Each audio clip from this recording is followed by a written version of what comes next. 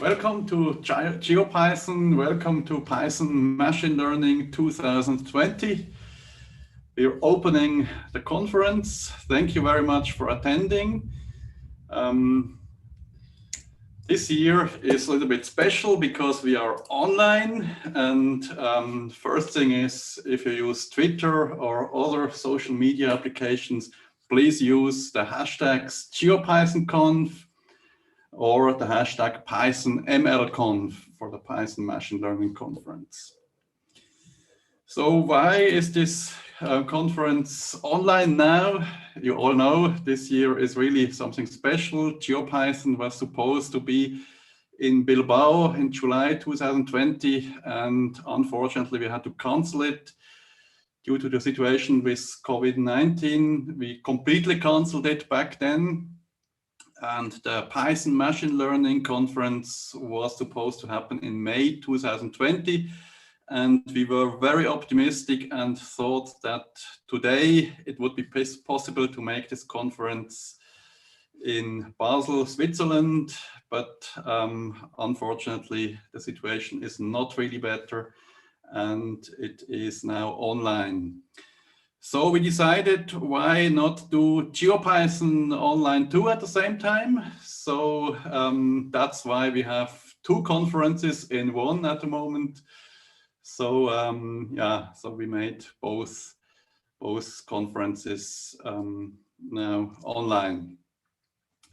So I think most of you hopefully found out how this conference works. Actually, I don't have to explain this because you are already in here. If you don't know how to register, you wouldn't be here.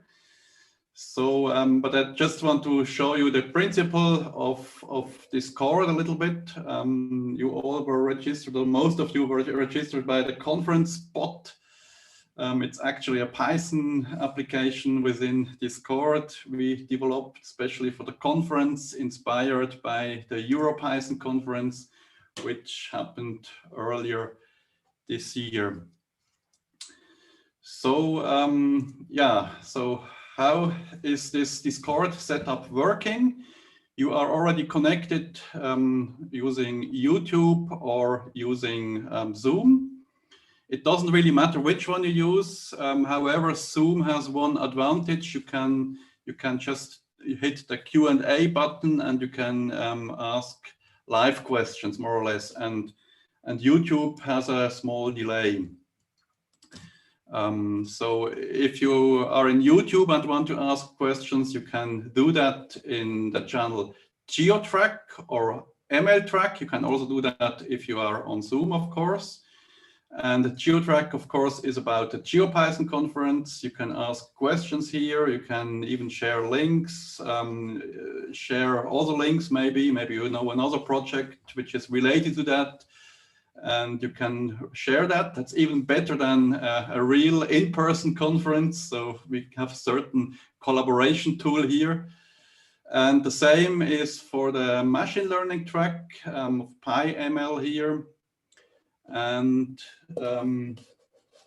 yeah, this is what happens sometimes. Okay.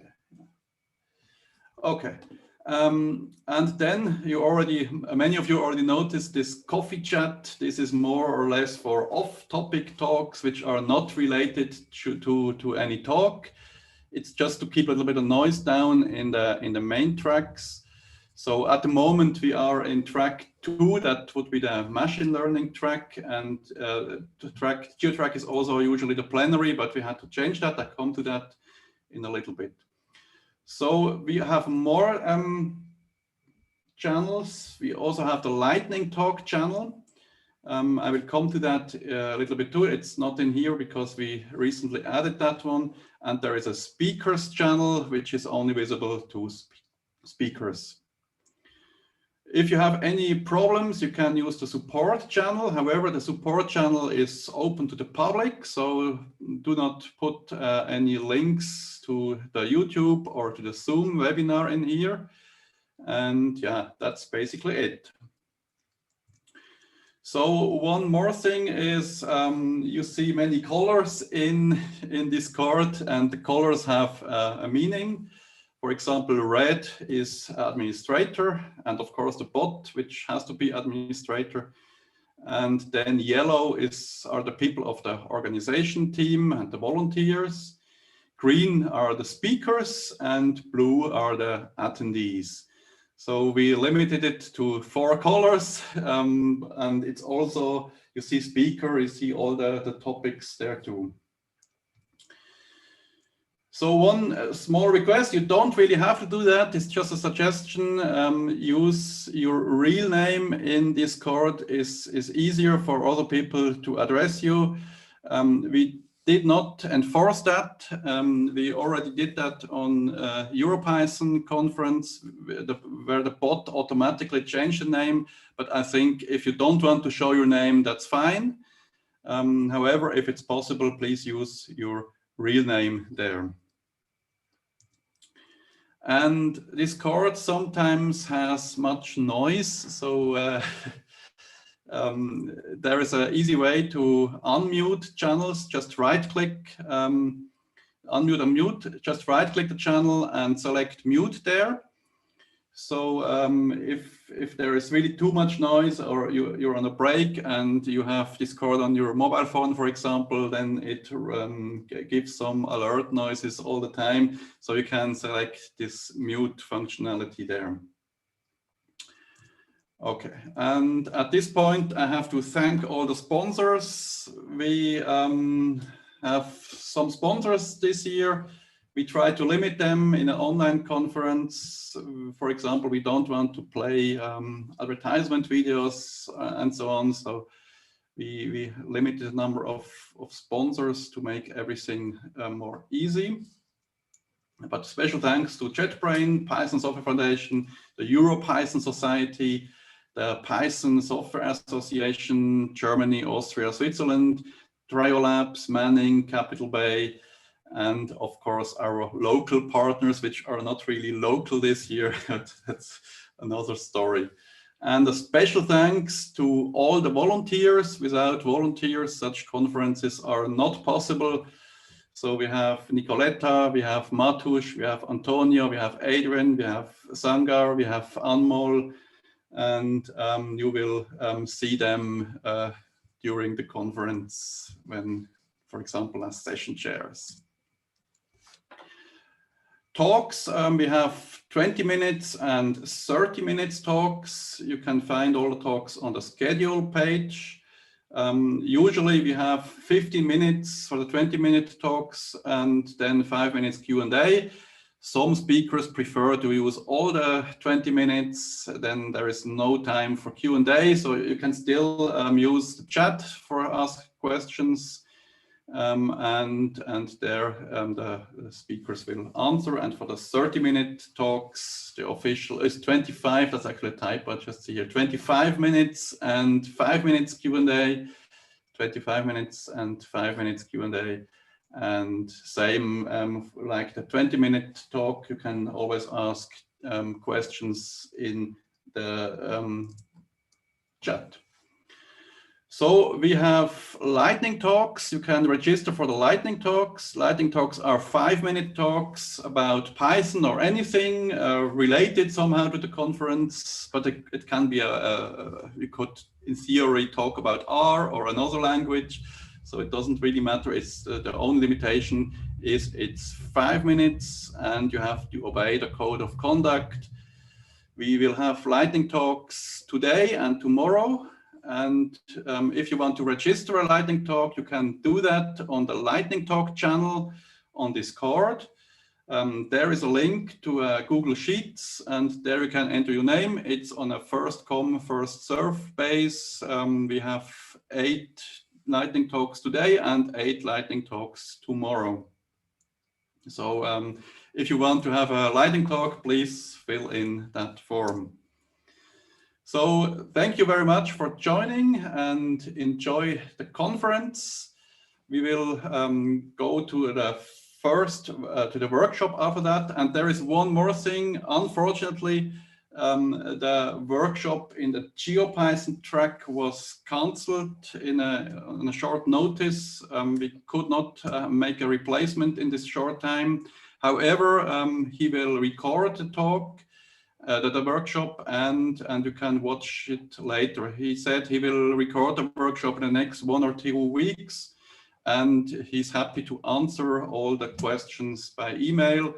As soon as the workshop is available, we will email to all attendees, and then you can watch it again. I'm very sorry about that. It was really on a short notice, and we had no time to find a replacement within 1 day.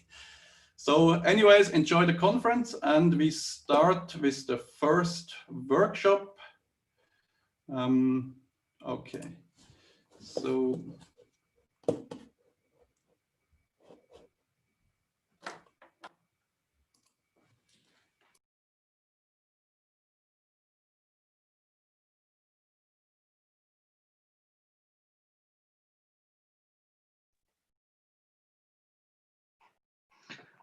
hello, everyone. Good morning, and welcome to the machine learning track. My name is Adrian Meyer. I work as a data scientist together with Martin for the Institute Geomatics at the University of Applied Sciences in northwestern Switzerland. So many greetings from that corner of the world as well. I will be your moderator for this first session today. And I'm very pleased to announce that we're going to witness a workshop on the exciting topic of applied machine learning, which is sort of something I'm working myself in. So we're going to hear about scikit-learn, MLextend, and pandas, and how to use this. Our speaker will be Ashita Prasad. A very warm welcome from my side to you as well, Ashita. Hello. Hi, Adrian. She is, next to many other things, a very active Python developer from India. And in her home country, she studied at the renowned Indian Institute of Technology in Kanpur and the Indian Institute of Management in Ahmedabad. I hope I pronounced it right. In her talk, she will focus on like the more classical machine learning approaches as opposed to the very omnipresent deep learning we have now. I'm very excited to learn about all these interesting sounding use cases that we found in your workshop description. And I would like to hand over the word and the screen to you now.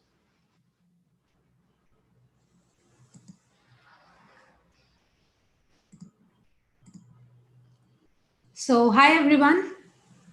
I'm Ashita, a consultant by profession and a product person at heart. I'm also the creator of fluttergems.dev, which is currently being used by more than 10,000 developers across the world.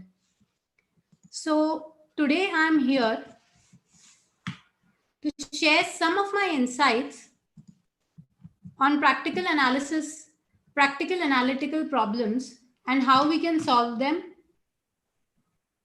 using machine learning in Python. Today, I'll also be demonstrating some of the popular machine learning algorithms provided in scikit-learn and MLextend, and we'll also witness how powerful pandas is for data wrangling. So to begin with, let's go through each and every aspect of the topic, starting with machine learning itself.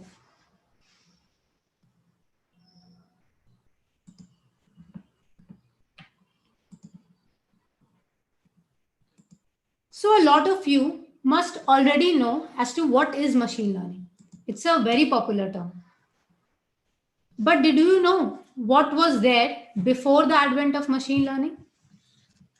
Classical programming. Sounds familiar, right? So in classical programming, a team would actually sit down, finalize the rules, and apply it on some data. Based on that, they would then take decisions. Typical example would be a series of if statements.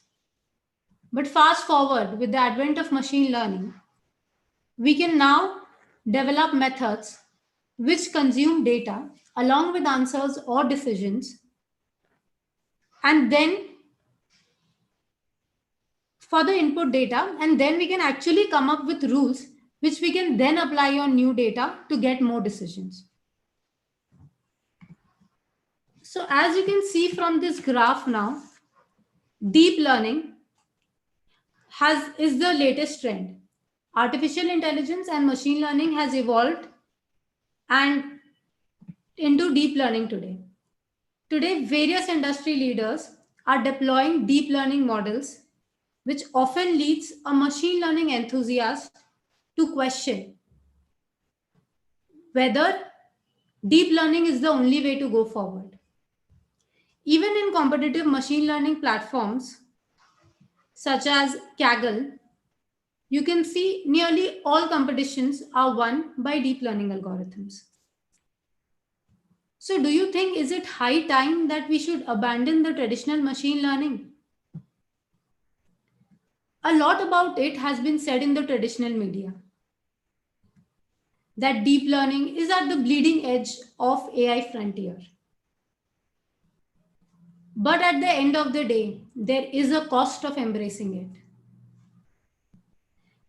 Deep learning models are data intensive. Scale drives deep learning models. More the data, better is your deep learning model. Whereas in traditional machine learning models, as you can see in the graph, there is a saturation point, post which it does not lead to an increase in performance. Deep learning models are very difficult to train, as it might take a lot of time to converge, which often demands a lot of patience.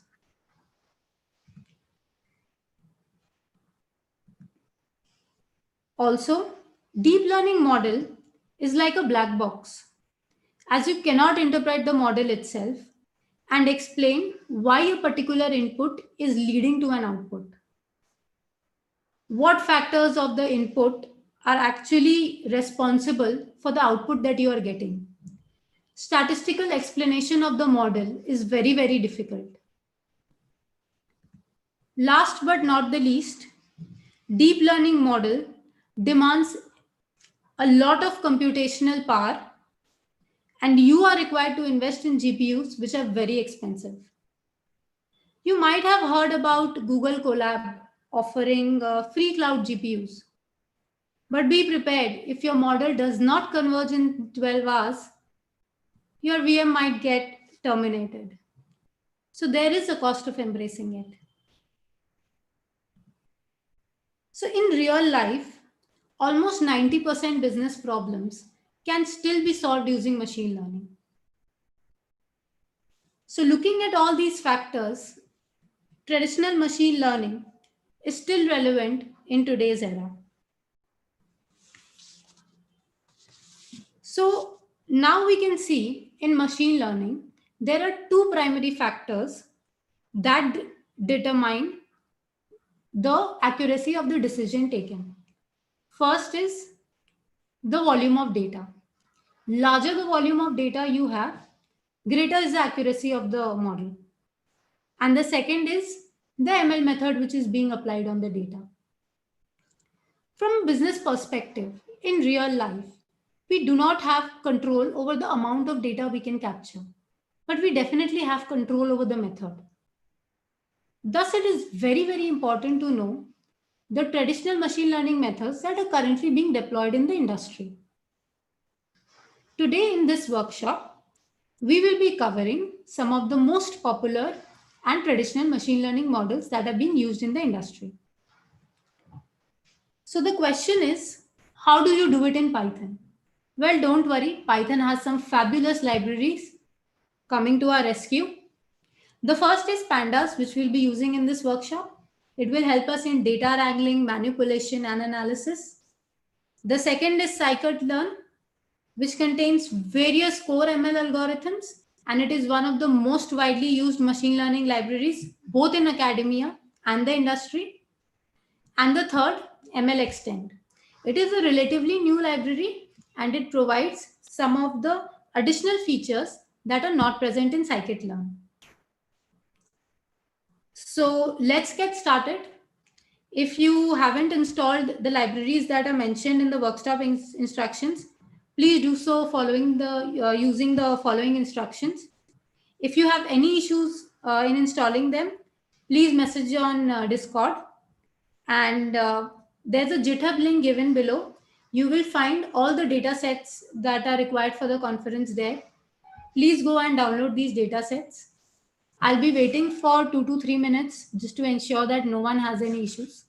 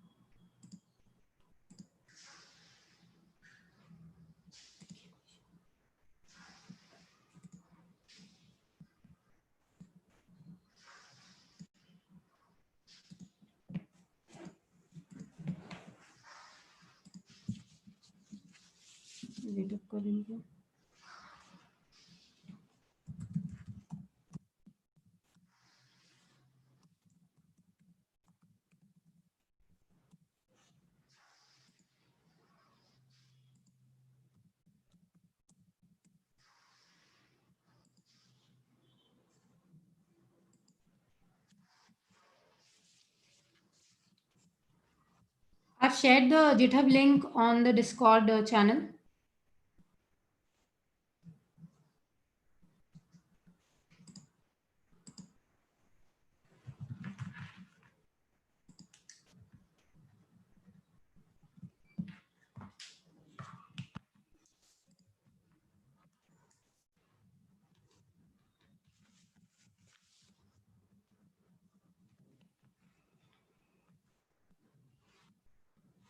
You have both the data as well as the Jupyter notebooks that we will be using for today's workshop.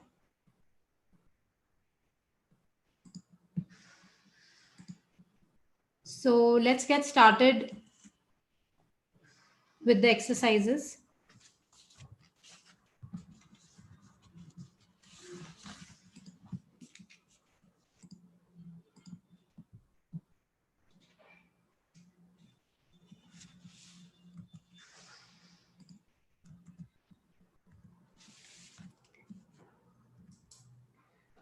So the first exercise that we'll be doing is the real estate valuation using regression algorithm. So the regression algorithm is actually one of the oldest machine learning algorithms. Before we begin with the hands-on exercise, let's go through the basics of linear regression, which many of you might already be familiar with. So the ordinary least squares is a regression method which actually seeks to minimize the sum of squared residuals. This means that given a regression line through the data, we will calculate the distance between each point to the regression line, square it, and sum of all the squared residuals. This is the quantity that the ordinary least square seeks to minimize. So in effect, in linear regression, you are just trying to fit a best fit line among all the data points together. So let's quickly fire up our Jupyter notebooks.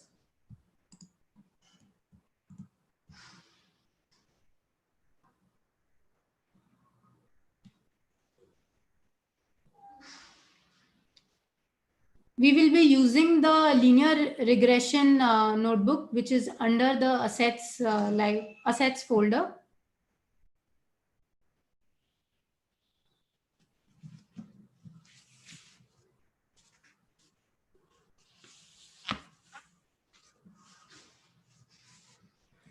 Okay.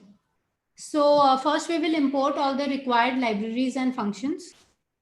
So we'll be reporting our pandas library to read and process the data.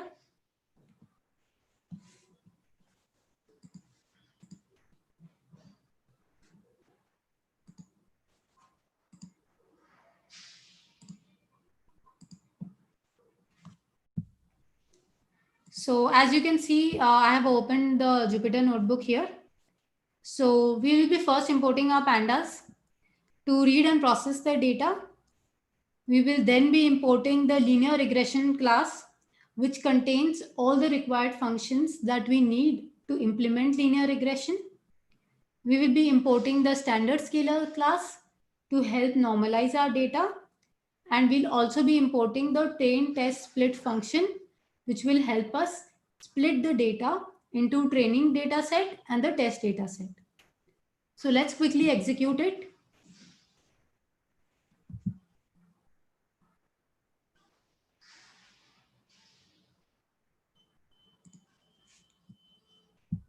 So we will be using the regr.csv dataset for the linear regression exercise. You can find it under the assets folder and the linear regression folder. So we'll be using the read CSV function to quickly load this dataset into a data frame.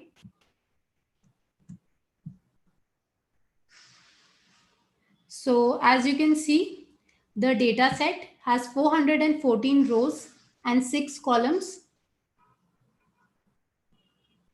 The dataset has 5 variables, which are named as x1, x2, x3, x4, x5, representing the house age, distance to the nearest MRT station, number of convenience stores, latitude and longitude. And we have a target variable y, which is the house price of unit area.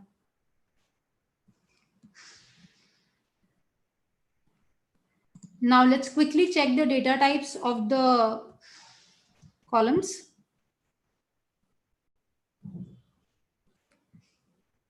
So you can see, apart from the number of convenience stores, others are in float. So now what we will do is we'll be normalizing our data. For that, I'm going to initialize the standard scalar. So the first step is initializing the standard scalar. Post that, we will use the fit transform function of the scalar object to scale the data. And the second part, which is columns equal to list df dataset columns, actually helps us retain the names of the columns because we will be needing them to determine our result. After doing this, let us quickly check the first 5 rows of the dataset. So the head function actually gives you the first 5 rows. So as you can see, we have the first 5 rows and the data has been normalized. Now let's split the entire data set into our x and y. So x is actually the first 5 columns, x1 to x5. So for that, we will just be dropping the y variable, the y house price of unit area. And our y, for y, we will only be taking the last column. So let's quickly execute it. Post this, we will be splitting our data into the training data set and the test data set. So as you can see, I have used the train test split function.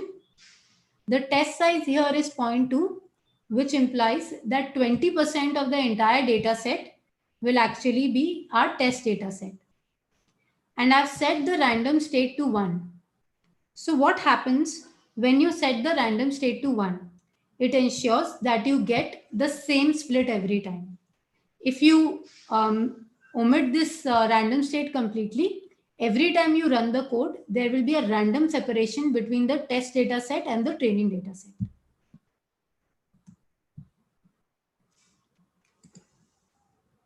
So let's now make the model. We are actually fitting our model on the training data set. We are using the linear regression fit function. So let's see how our models code on the training data set. So you can see it's 0.53. So basically the model reg.score actually returns the coefficient of determination R square. So the best value of R square, the value that you always aim for, is actually 100%, which ensures that there's a 100% fit between the data points and the line. Let us check the coefficients. So these actually return the attributes of the model. So for example, like in y equal to mx plus c, your m is the slope or coefficient. So all the m's corresponding to x1, x2, x3, x4, and x5 are actually returned by this array. Now let's check the independent term in the equation, which is c. So this is what is the value of that. Now after doing it on training data set, let's test the model on the test data set. So when we score it on the test data set, we get a value of 70%. Post this, let's calculate the y predicted value and try to find out the sum of the squared residuals as we mentioned earlier. So execute it quickly. And what we'll do next is using the matplotlib, we will be plotting matplotlib plot function. We will plot the error squares value for each of the rows. So as you can see, this is the graph that we get.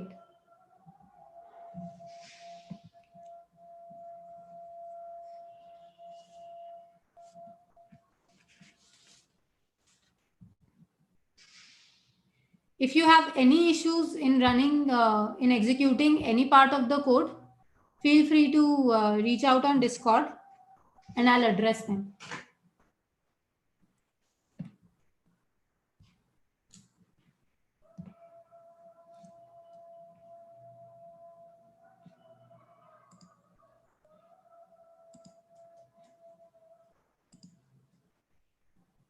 I'll be waiting for 2 minutes, just in case anyone has any issues.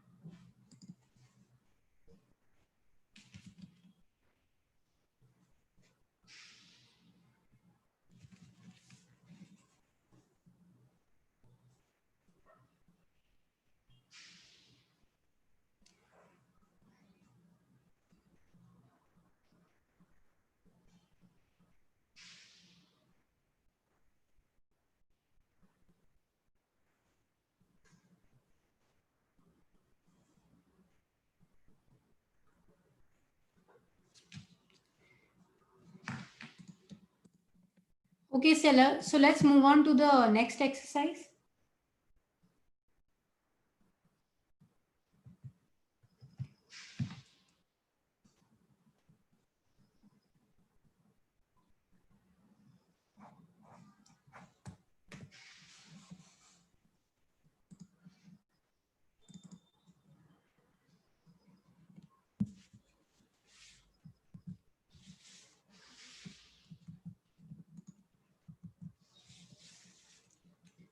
So our next exercise is that of an association rule learning algorithm. So when you go to a supermarket, do you often find yourself picking bread and eggs together, or say a snack and beverage together? Do you find it convenient when these two products are placed side by side, or do you find it convenient when they are placed at two opposite ends of the supermarket? For businesses, understanding these buying patterns can help them increase their sales in several ways. If there is a pair of items X and Y which are often bought together, as a business, you might want to place them close to each other. Uh, Promotional discounts could be offered only on one of the items, which will also lead to an increase in sales of the second item. Advertisements on X could be targeted at buyers who purchase Y. Companies have even gone as far as combining X and Y into a new product, such as Goober, a combination of peanut butter and jelly. Yes, that's an actual product.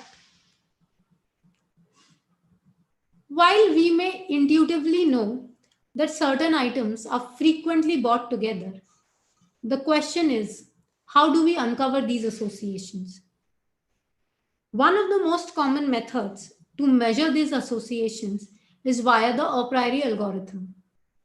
Using this algorithm, we find out how popular a set of items is as measured by the proportion of transactions in which that set of item appears. If you discover that sales of items beyond a certain proportion tend to have a significant impact on your profits, you might consider using that proportion as your support threshold. Using this approach, you can identify item sets with support values above this threshold as your significant item sets. So let's do an example to understand this better.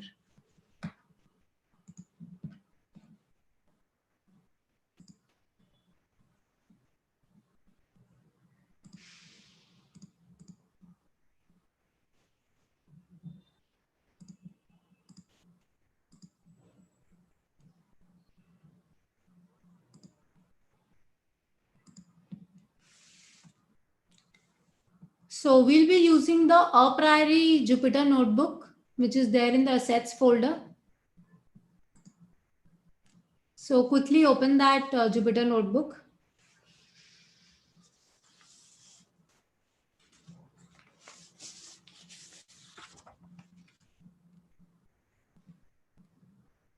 So we will be importing our the transaction encoder class. So what transaction encoder does is it basically converts a list of lists into a NumPy array. The second thing that we'll be importing is the a priori. A priori contains all the necessary functions that are required to execute a priori algorithm. And the third, we'll be importing pandas for doing data analysis. So we'll be using the baskets.csv file, which is under assets folder, under a priori folder. We'll be quickly loading it into a data frame using the read CSV function. Let's do that quickly and check the data frame. As you can see, we have 2,800 rows and 2 columns. So the columns are order ID and product type. So as you can see in the first 2 rows, we have the same product ID for soft drink and fruit veg. What this implies is that both soft drink and fruit veg were bought in a single order.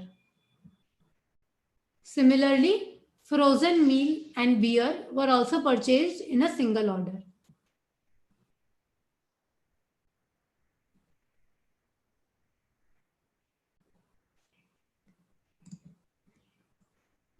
So now what we'll do is we will merge the data frame, we'll group the data frame basis the order ID.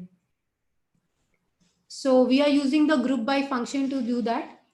And we are splitting all the products. That is, say in one order ID, you have soft drink and fruit veg.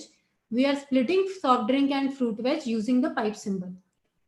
And we are also resetting the index for ease of calculation.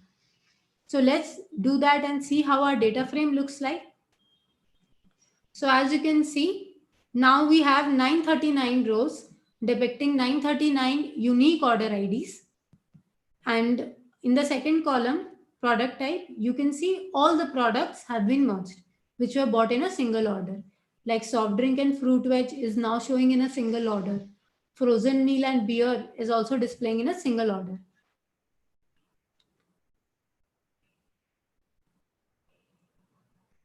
So the next thing that we'll do is we will split all these product type contents, that is all the products that were bought in a single order, into a list.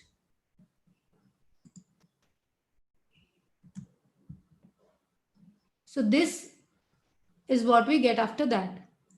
So like soft drink and fruit veg, which is list 1 in a list of lists, actually represents the products that were bought in the first order. So as you can see, we have the entire list made for 939 rows. So coming to the next part, we will be using a transaction coder. What transaction coder does is it helps us convert this list of lists into a format that is suitable for the execution of a priori algorithms, because the implementation of a priori that we are using requires our data to be in this particular format. So using the fit function of the transaction encoder, we learn the unique labels in the data set, and via the transform method, it is transforming the Python list of lists which we created in the previous step into a NumPy array. Post that, we are putting it into a data frame. So let's see how the data frame now looks like. As you remember, in the first order, we had soft drink and fruit veg, which were bought together. So if you closely see the first row, you can see all the products are false apart from soft drink and fruit veg. Similarly, for the second order, which had beer and frozen meal, apart from these two, all the other products are false. So this implementation is required, this processing is required for us to be able to use the implementation of a priori which was there. Now let's quickly build our significant item sets. So what we are doing here is we have chosen our support threshold to be 0.1, which means that as we discussed earlier, that support threshold is the proportion above which item sets impact your profits. So we have taken that proportion to be 0.1 here. So let's quickly execute it and let's sort it to see the results. We are sorting it based on support values. So if you see number 13 row, the number 13 index, you can see frozen meal and canned veg were purchased together. So what this implies is that many of the people who actually go for frozen meal also go for canned veg, which are of similar characteristics, hence should be placed nearby. Also, people who go for beer tend to go for frozen meal because they can make it quickly. So with this analysis, businesses can actually understand which products they need to keep side by side or what kind of promotions they need to run to impact their business significantly.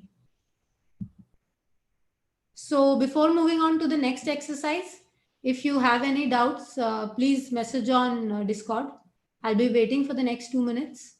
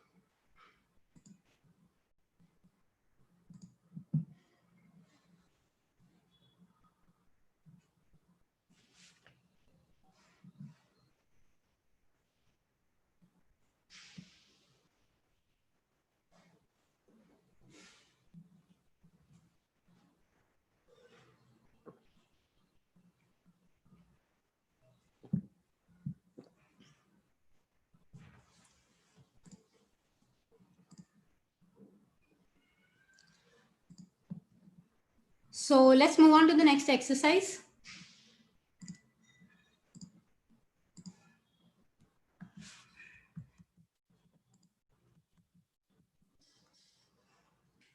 So the next ML method that we are going to do is an instance-based ML method. So this class of algorithms assume that similar things exist in close proximity to each other. KNN is one such example, where K is the number of nearest neighbors. In KNN, we try to find the K most similar instances that have occurred via distance calculation of feature vectors, and based on the results of these instances, we predict the output for the input dataset. So one very important factor in KNN is the value of K, which is the number of nearest neighbors. So let's try to understand it via a business example. Say Netflix. Say for example, I am a product manager at Netflix for the recommendation engine, and I want to predict whether a user would like to see a movie as a recommendation.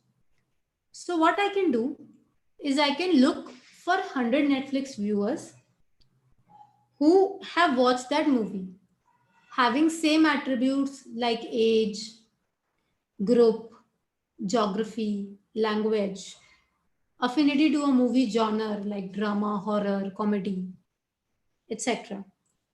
And based on whether they like the movie or not, I can actually recommend or show the recommendation.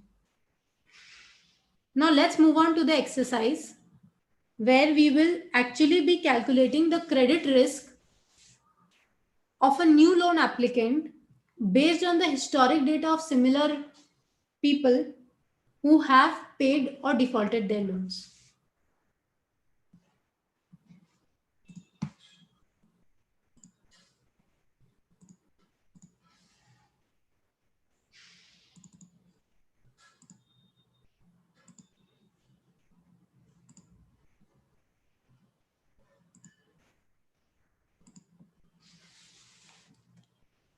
So we'll be using the KNN and decision tree Jupyter notebook for this exercise. So let's begin with importing pandas for our data analysis. We will be importing K-neighbors classifier, which contains all the required functions that we need to implement, that we need to use for implementing KNN. And we'll be importing the train test split function, similar to what we did in linear regression, for splitting our data into training data set and test data set. Let's quickly execute these statements.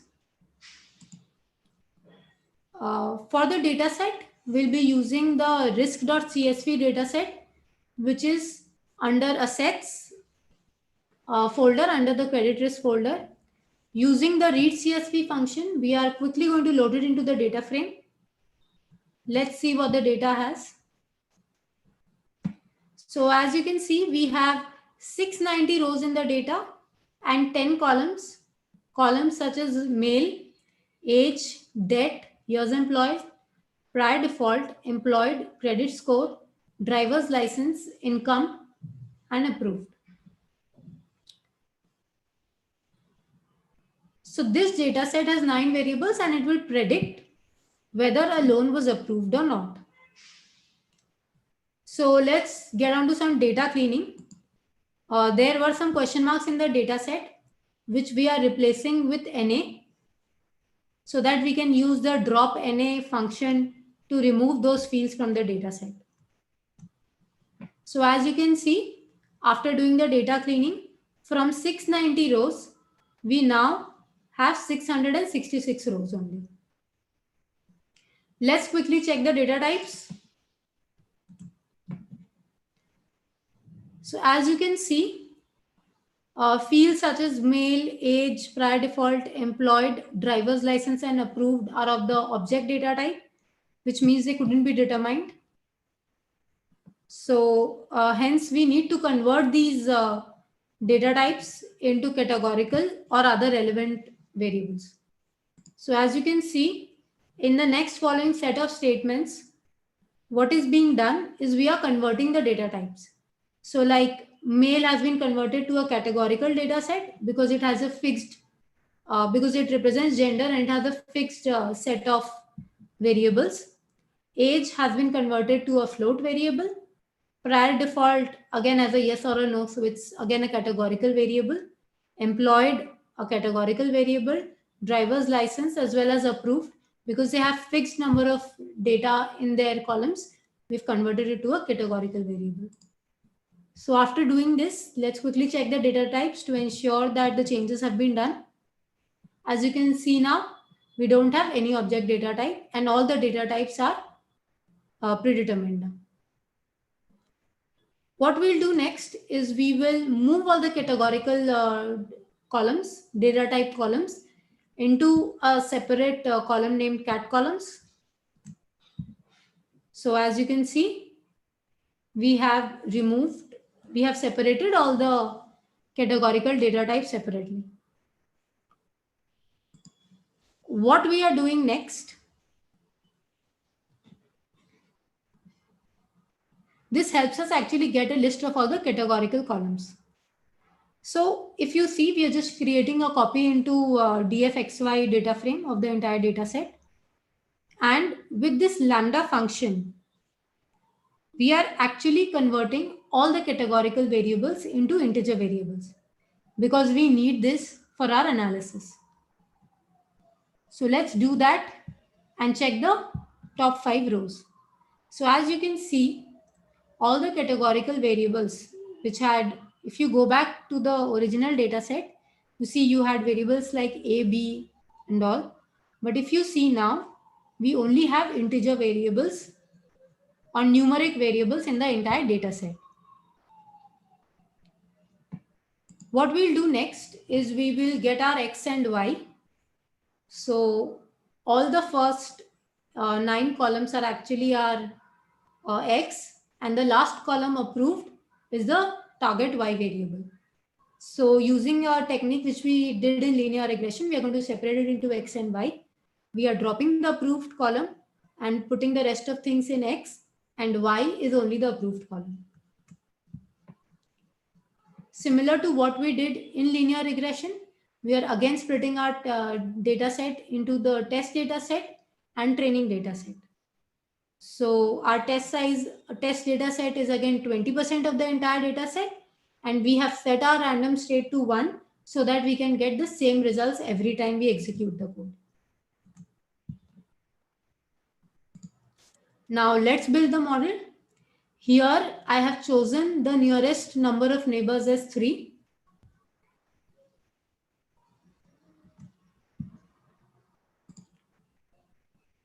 The next thing that we do is we'll fit our model on the training data set.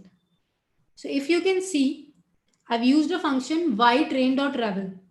Now what Ravel does is it returns the underlying data as an n cross 1 array, as a ND array of n cross 1.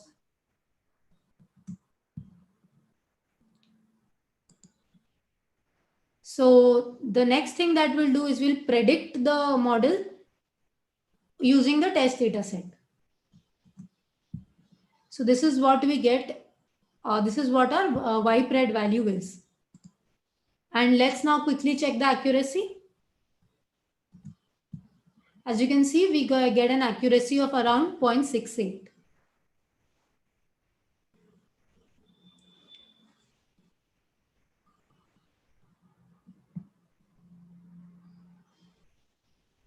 So before moving on to the next exercise, I'll wait for 2 minutes. If you have any issues, post it on Discord.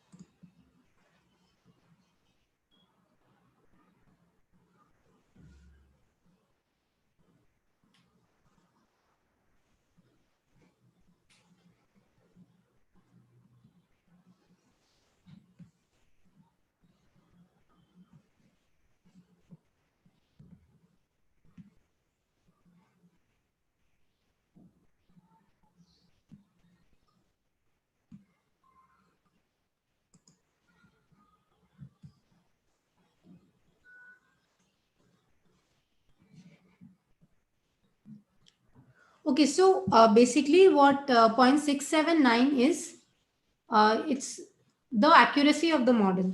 So let me just go through the steps one by one.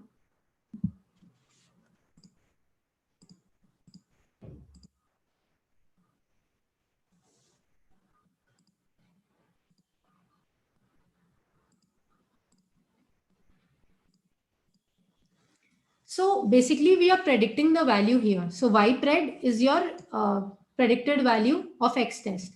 So in the next step, what I'm doing is I am converting the y test value, which if you see when we were splitting into the training and test data set, we actually converted it into y test as well. So I'm just converting into an n cross 1 array, ytest.ravel, because ypred is also in the n cross 1 array format. So after doing that, I am just finding the square of it, and then the sum of the entire squares divided by the total number of values. The length is just the total number of values. So in mathematical terms, it is just summation of y I minus y bar whole by n, the error value which we use. And when I subtract it by 1, I'm just getting the accuracy of the model.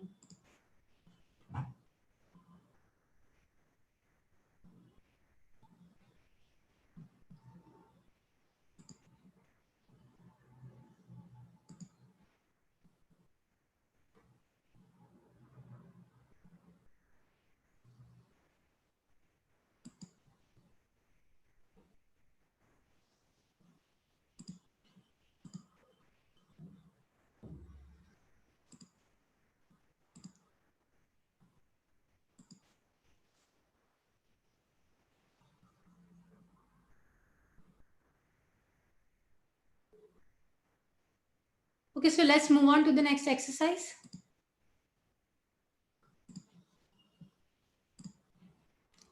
So in the next exercise, we'll be doing a macroeconomic analysis of countries using the clustering algorithm K-means.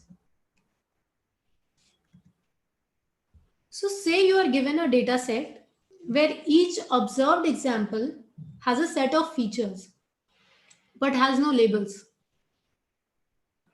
What are the things that you can do with such data set? So one of the most insightful tasks that you can do on this data set, which does not has any labels, is you can find groups which are similar to one another, something which we refer to as clusters. So K-means is one of the most popular clustering algorithms where we iteratively calculate values of K centroids until convergence, which is used to define clusters. A point is considered to be in a particular cluster if it is closer to that cluster's centroid than any other centroid. So let's start with the exercise.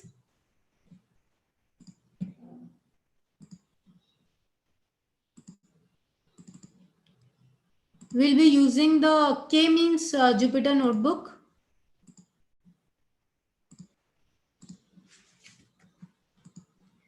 Quickly fire it up on your consoles.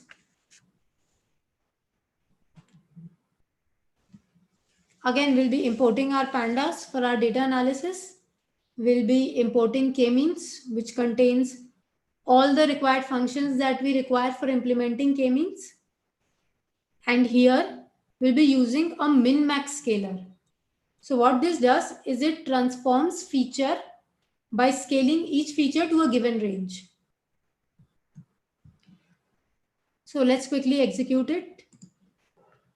For the data set, we'll be using the med.csv data set, which is there in the sets folder in the K-means folder. Using read.csv, we'll be importing it into a data frame. Let's quickly check what the data set is. So as you can see, we have 217 rows and 5 columns. Columns such as country name, country code, GDP growth to 2017, high-tech exports 2017, and unemployment ELO 2017. So as you can see, we have 3 features here: GDP growth, high-tech exports, and unemployment ELO. So as you can see in the data set itself, we have a lot of NaN values in the data set. Now we need to remove this before going ahead with our K-means implementation. So we'll use the drop NA function and we'll be dropping all the NA values. And we are also resetting the index here using reset index. So after doing these operations, let's quickly see how our data frame looks like. So as you can see, all the NaN values are no more there. And from 217 rows, we have come down to 131 rows. So let's quickly check the statistical summary of the data frame. So the describe function actually helps you get the statistical summary. If you execute it, you get features like count, mean, standard deviation, minimum, 25 percentile, 50 percentile, 75 percentile, and the max value. So if you closely observe, you can see that high-tech export ranges from the value of to the power 10 to the power 11, whereas GDP growth and unemployment ELO are quite small. So we will now transfer our features into X, and we need to drop country name and country code to do that. We have 3 features as discussed earlier: GDP growth, high-tech exports, and unemployment ELO. So with this, we just separated them. So the next thing that we are going to do is, as we discussed earlier, our values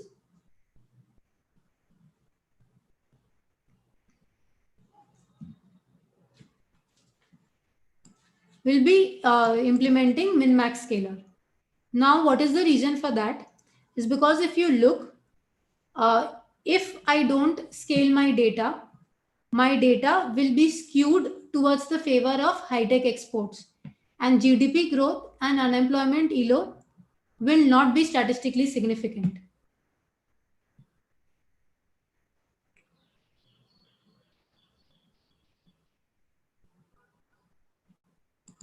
So using the fit transform function, we are actually transforming it and we are avoiding the skewing of our contribution, of our computation. So if you see now, all the values are statistically significant. And they have been adjusted accordingly.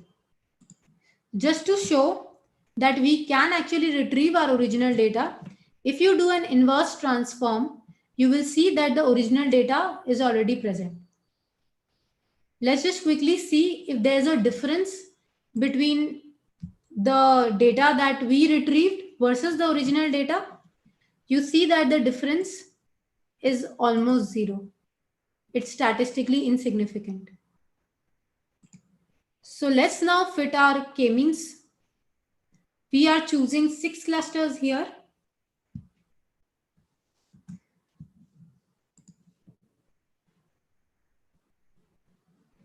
So what 6 clusters here implies is that we are generating 6 centroids in the dataset. So this model n iter will actually give us the number of iterations that were run. So 11 iterations were run. Let's quickly check the labels of each point. Now what this implies is that each country has been assigned a label. Now we chose 6 clusters, which means we have labels ranging from 0 to 5. So as you can see, all these values are between 0 to 5, and each and every country has been assigned a centroid. Let's check the cluster centers.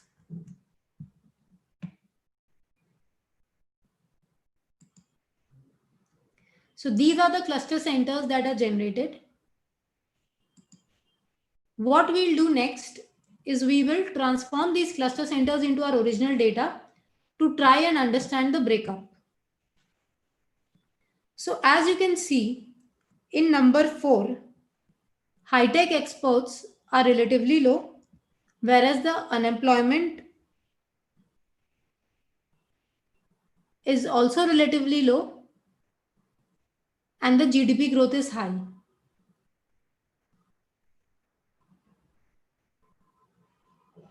In number 5, you can see high-tech exports are high, unemployment is low, as well as GDP growth is high. So as you can see statistically, if you see column number 1, you will see your high-tech exports are low, your GDP is low, and your unemployment is pretty high. So you can see that statistically we get 6 different characteristics.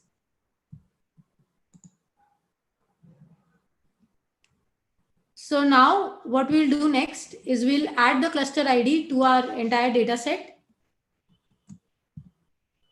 And let's quickly check what we get when we execute cluster ID 4. So as you can see, all these countries lie in cluster ID 4. Countries like Ghana, Ireland, Maldives, Malaysia, India, Nepal, Pakistan, Philippines. Countries that have pretty high GDP growth rates.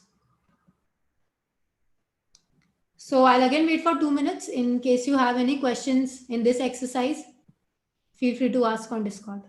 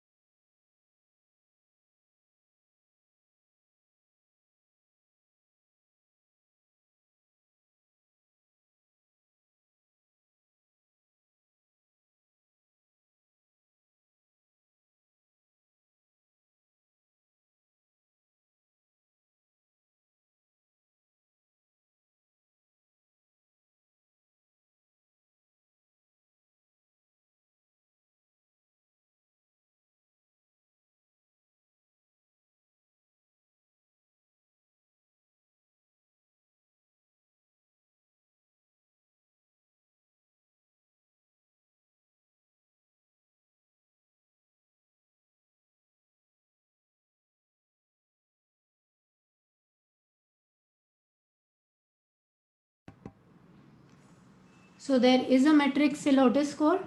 It is actually calculated using the mean intra-cluster distance and the mean nearest cluster distance for each sample. Why does the result show China only? So this is because it is a very peculiar example where the high-tech exports is very high. If you see the data set, if you see the high-tech exports is exponentially high compared to the rest of the 5 clusters. At the same time, the GDP growth is also high. And the unemployment as per ILO is also quite low. So this was a very separate identity, and that's why in cluster 5 you only have China.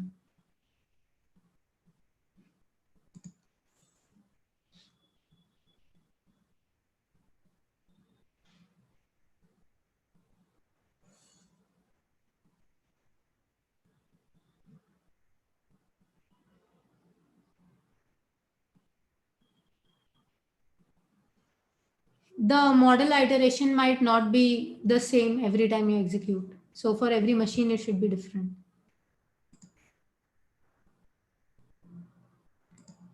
So let's move on to the next exercise.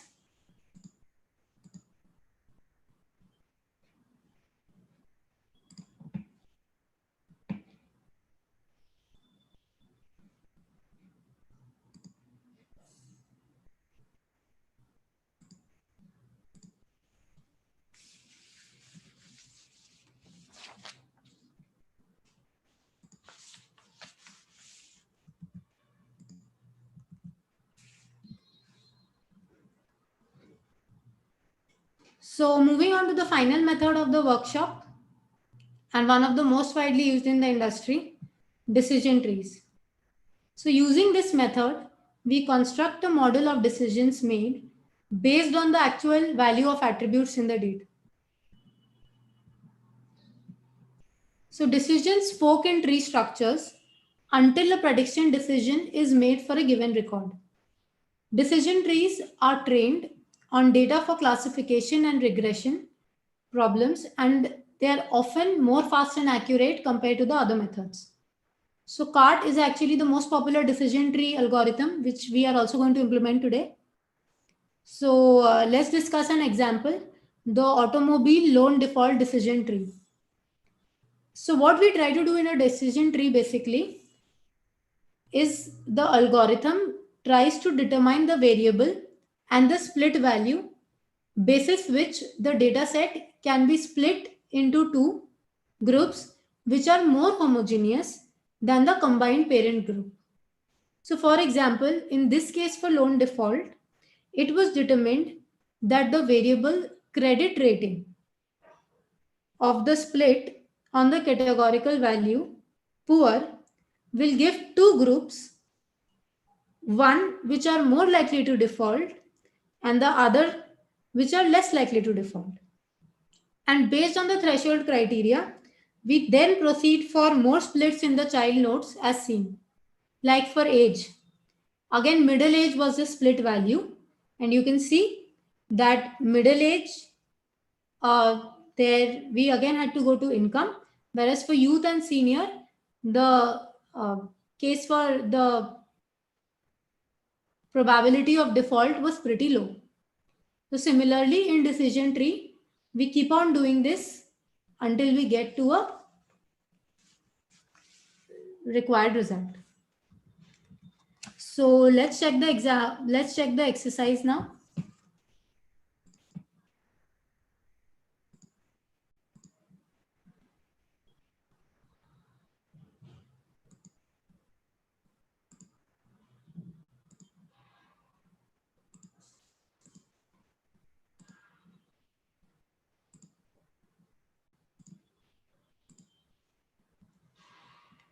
We will be using the KNN and decision tree Jupyter notebook which we used earlier.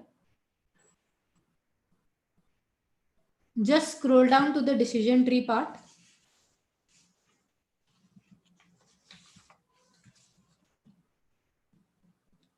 So we'll be importing tree.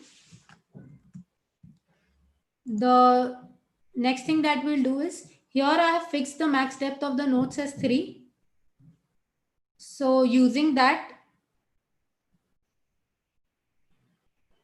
we'll create our model and then calculate the Y predicted. If you remember in KNN, we had already split our data into train and test data set, and we had also covered the Ravel function. So let's now check the accuracy of the decision tree model. So it's 0.80. So if you see, in this case, we have got a higher accuracy of the model compared to KNN. So if you want to see the decision tree itself,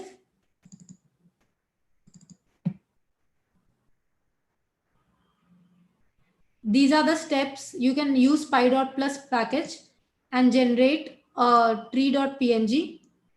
So I'll quickly show you how it looks. So if you see, this is the decision tree that got generated. We have the depth of nodes as 3 and the values of, we have the Gini coefficient which is given. So Gini impurity, it actually measures the degree of probability of a particular variable being wrongly classified when it is randomly chosen. So the degree of Gini index actually varies between 0 and 1, where 0 denotes that all elements belong to a particular class, or if there exists only one class, and 1 denotes that the elements are randomly distributed between various classes. So whenever we actually build a decision tree, we actually prefer choosing a value which has the least Gini index as the root node. So we are done with today's workshop. If you have any questions, feel free to ask on Discord channel and I'll reply.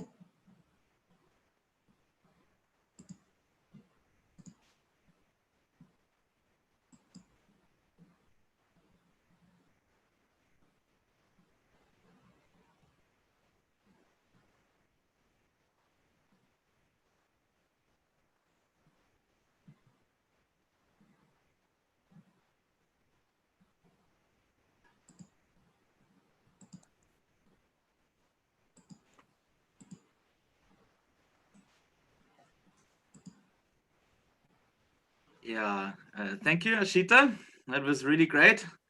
I enjoyed performing the workshop with you. It all worked except for the very last cell. I had an exception error, graph with executables not found, but I guess it's because I installed it in the wrong order. So for others it might work. But it was cool, and I think we can keep the Discord channel running. You can answer the questions there if you want to, if there's still something coming up. And we thank you very much for the workshop and the talk. It was enlightening. Sure, thank you. And we're gonna continue with the conference at 11, all on schedule. So we are all going to probably have a bit of a longer coffee break now. Sure. Yeah. Thank you. Thank you.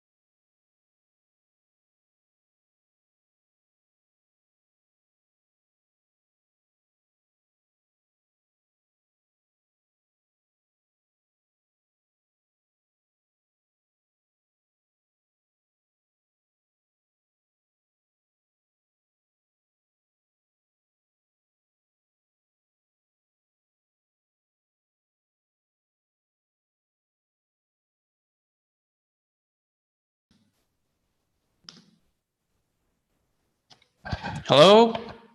Hi, everybody. Welcome to this session. Welcome, everybody. Hello. My name is Antonio Ercole De Luca, and I'm going to... Hello, Ahmad. Yeah. Yeah. I'm going to introduce Ahmad Firmansyah. Yeah. Syah, right? Is that Yes. right? All right. Well, which is going to, is going to present his work. Well, maybe it would be better if I go the word to him. So welcome, and let's start. Okay. First, I will share my screen.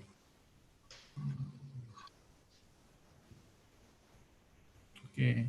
Is this clear to see or not? I hope it's clear for everyone. Okay. Good morning, everyone. Yes, it is. Thank you for. Okay. It's okay. Yeah. Okay. Perfect. Okay, good morning, everyone. Thank you for attending this talk. First, let me introduce myself. My name is Ahmad Fauzi Bagus Firmansyah from Jakarta, Indonesia. Here, I will talking about my work about the using Google Earth Engine Python API and XGBoost for build-up classification.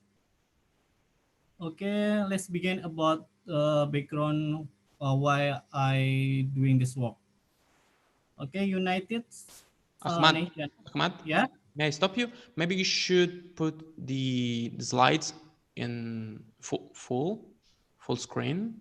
Let's try. Yeah, probably because you are focusing the wrong screen at the moment. Is already full screen or not? Okay. Perfect. Well, the right side is not showing. Well, there is a dark frame on the right side. It's okay. Is that okay? Perfect. Yes. Okay. Okay, let's begin. Let's continue. The build up area. Okay, United Nations in 2015 has already checked that build up area is a significant area in land cover, although it's covering less than 1%, but growing significantly due to human population and economic activity. So it is important to observe the built-up area by measuring area that classified as built-up area. By measuring the built-up area, we can use this information to developing a sustainable city. But how to measure the built-up area? Several steps can be used. The first one is the field study, but it is a high cost. And the next one is we can use supervised learning by make the machine learning about the data we provided. Okay, and here is I want to show you how my work about the in classified web area using the open imagery data. Okay, next talking about the open imagery data, Google have been provided a service to process the imagery data. It's called Google Earth Engine. Google Earth Engine, with Google Earth Engine, you can perform geospatial processing at scale powered by Google Platform. Okay, next, after preparing the dataset, I use XGBoost as a classification algorithm. XGBoost is a novel supervised algorithm that emphasizes the gradient boosting of several decision tree. Okay, and the objective of my work is the performing supervised learning of build-up area using XGBoost algorithm in one of Indonesian region is called Jabodetabek, Jakarta, and its surrounding. Okay, let's talk about the satellite imagery data first. In my work, I use three kind of imagery data. The first one is the Global Human Settlement Layer, or GHSL. It is imagery of settlement layer that consists of the value that consists of the pull-up class, and I use it as a reference. This imagery can can be accessed from this link. You can Google this link. And the next one, I used Landsat 8 that contains several bands, and by calculating the several indices from the bands, this is the bands I use, the NDVI, MNDVI, SEVI, NDVI, and land surface emissivity. We can describe the surface condition. These indices will be used as the feature of classification. And the last imagery that I use is the VIRS day-night band. This imagery contains bands that measure average radiance of light from day or night time. This can be used as the reflection of human behavior. Okay, those imagery will be prepared and processed using the Google Earth Engine with Python API. Okay, next I want to explain the Google Earth Engine. What is Google Earth Engine or GEE? GEE is a code-based platform for planetary scale geospatial analysis that brings Google massive computational capability to bear on a variety of high-impact societal issues, including deforestation, drought, disaster, disease, etc. And then, what are common use of GEE? The first one is operate on petabyte of imagery on cloud, and then embed the output in the application. Next is import and export our own data, own raster data set. And then what is GEE not designed for? It is a GEE not designed not for the cartography and duty vector operation. Okay, let's talking about the how it works. Okay, this is how it works. First, we write some bunch of codes, and we send the request to the Google Earth Engine, and the Google Earth Engine will perform several process that we already request, and the result of the request will be sent to us by this kind. Okay. Maybe next is the data preparation workflow. This is the workflow that I use in my work for data preparation. The first one is the import the GHSL data. The next one is the mosaic the GSLL data. Next is preparing Landsat 8 and VIRS. Next is filter the period, and then get the median value from the collection. And the next is the calculate the indices from Landsat 8, and then combine GASL, Landsat, and VIRS, and then export the imagery for classification. If you're interested with this code, you can check this code on here. Oh, so sorry. This is okay. Sorry. You can check the code here. I will try to show you the code for this one. Okay, this is the code for the preparing data using Google Earth Engine. Okay, before you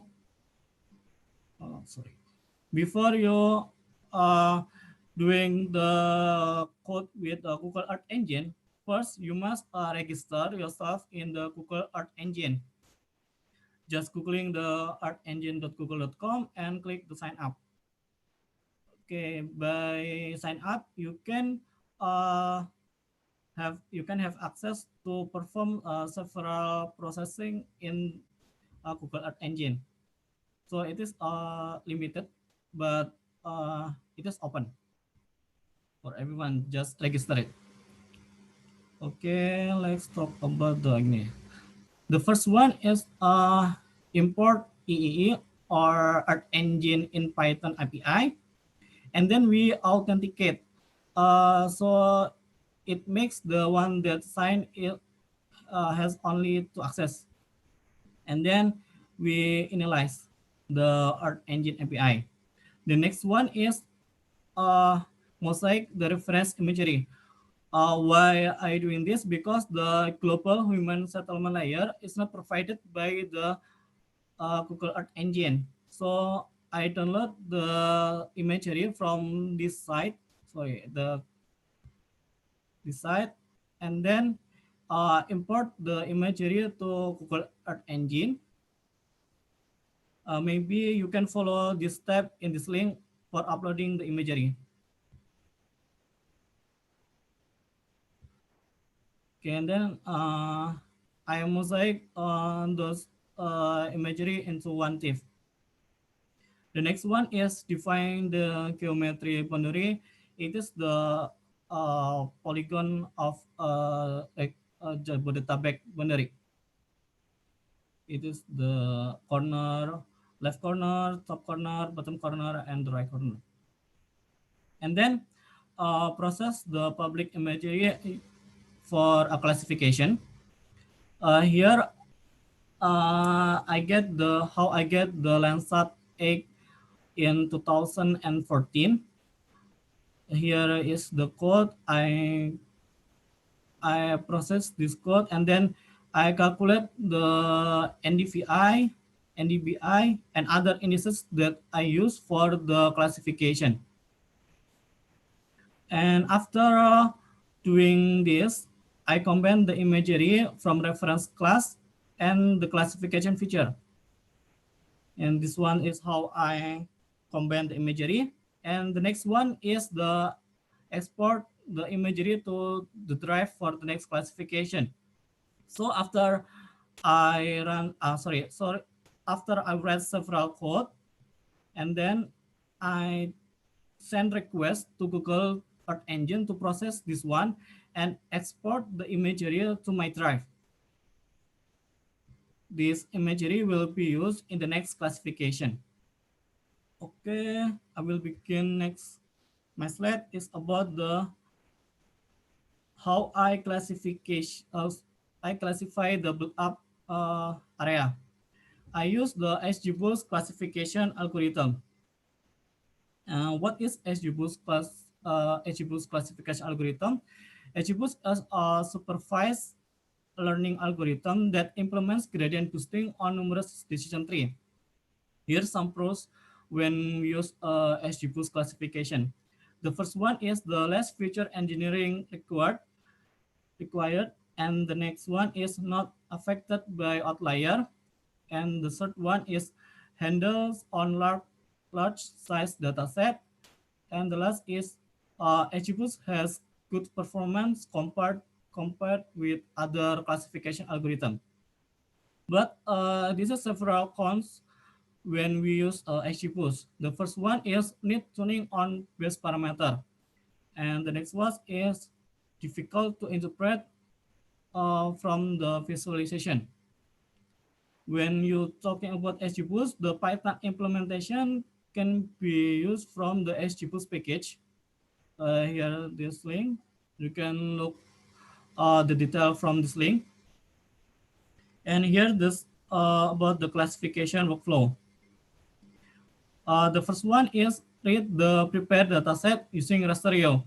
Rasterio is a package from Python to read the raster into a NumPy ND array.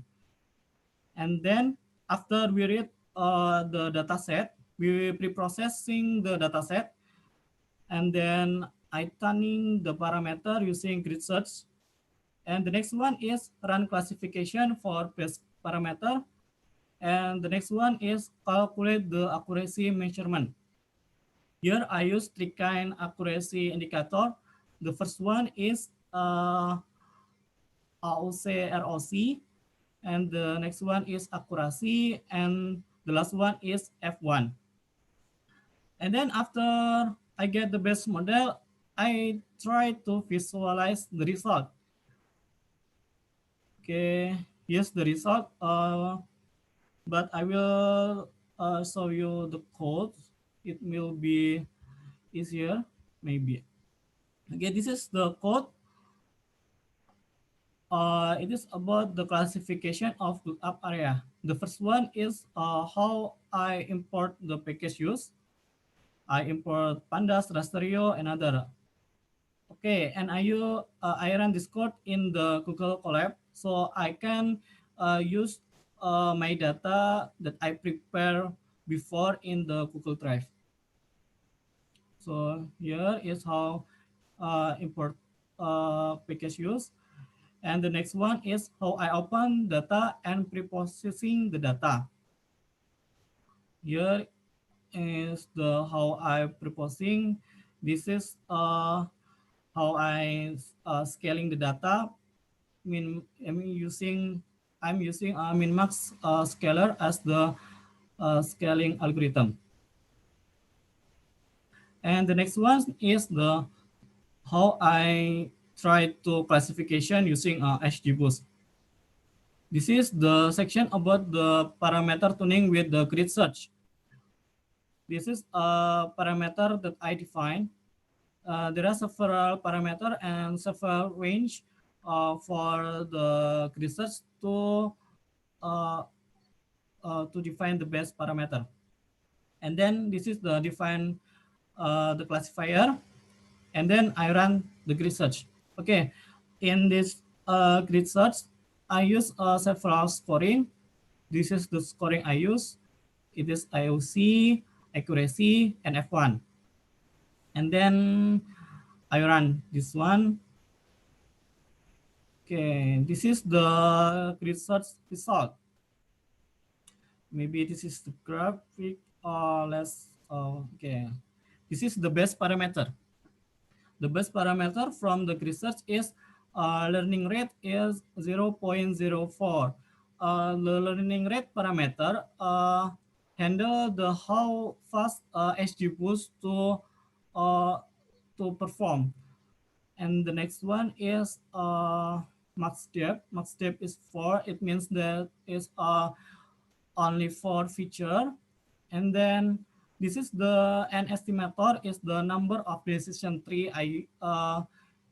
The number of decision tree of XGBoost, it is 500. And then the objective of the XGBoost, it is binary logistic, because I just classify 1 for boot up and 0 for non-boot up. And this is the best score. It is about 0.96. And then I run the classifier with the best parameter. And then let's look the XGBoost tree. Oh, this is so small, but you can view this one. Okay. This is the tree, how the XGBoost perform. And then this is the nice step is about the feature importance. This step is show us what is the feature that have a more importance than others. And then from this graphic, we can share that the NDVI Landsat and the RAD VIRS is have the importance than other. Okay. The next one is I use the cross-validate to make sure the accuracy. And this is the AUC, accuracy, and F1 from my base model. Okay, the next one is after I run the classification and get the base model, I try to visualize the result. Okay, this is the how I visualize the result. This is one is the plot of the result. Okay, the left one is the reference class or GSSL, and the right one is the classification result. As you can see, it's not slightly different in the center, but in this area, similarly that more built up in the reference class. And then what is the difference between the reference and the result? I try to visualize here the difference between the reference and the result. The white color indicate put up on reference, but the classify non put up, and the black is the opposite. So as you can see that several area is classified built up in reference, but the class in my model is classified as a non-built up area. So this is my work. If you want to the code, you can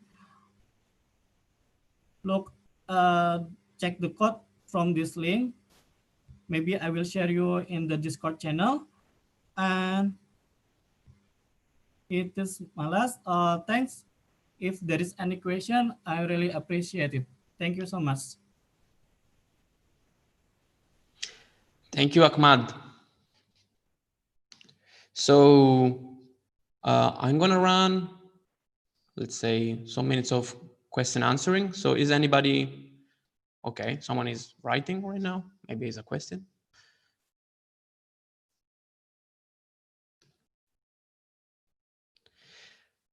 So maybe I can ask a question before Agatha finishes. How many gigabytes are we of data we talking about? Okay, for the it's not it's about just 2 gigabyte. I think the 2 gigabyte for all of the data, but you don't need to worry about the size because when we use Google Earth Engine, we make the Google platform doing our algorithm. So we just write the code and send requests to the Google Earth Engine, and it's done. But for the maybe in the SGBoost, it is some kind of worry. But in my case, it performed well.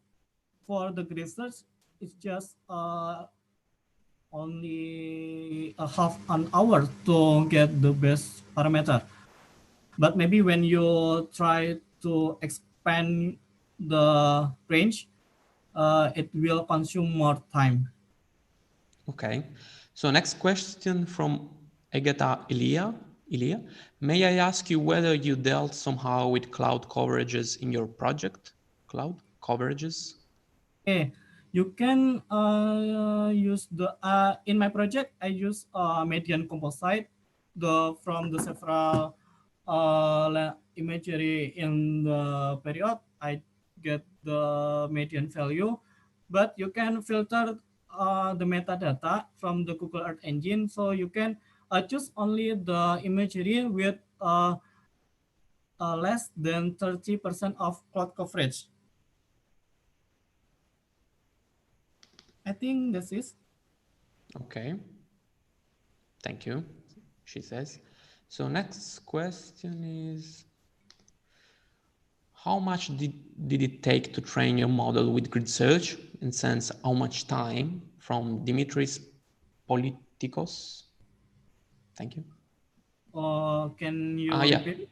How much did it take? But probably you already replied to that question because you already said that it takes 30 minutes. How much time to train your model? How much I try? How long? How long? Yeah. I just try this code for the 30 minutes for the grid search, but for a flow it's maybe you can try. Maybe I don't know the specific value. It's kind of hour maybe. Do you mean the entire ETL process, or because you kind of simplified the grid search, so it took 30 minutes? Oh no, it's all the process. Perfect. The 2 hours is just for the classification process. For the Earth Engine process, maybe you will wait in some of minutes to give a time for the Google Earth Engine process your data and export the data into your Google Drive. but in my work it's just 5 minutes. Oh, I'm sorry. Yeah, it's just 5 minutes for the Google Earth Engine. For prepare my what is my data set, my imagery data set, and then export it to my Google Drive account. Okay. Next question is from Corina Navarrete Macedo. Do you try to use Bayesian optimization? Oh, no. I do not try the use of Bayesian optimization. Maybe I will try to use the optimization. Thanks for Corina. Thanks for the advice. Thank you. Maybe I will. Okay. Is anybody out there want to make another question? So,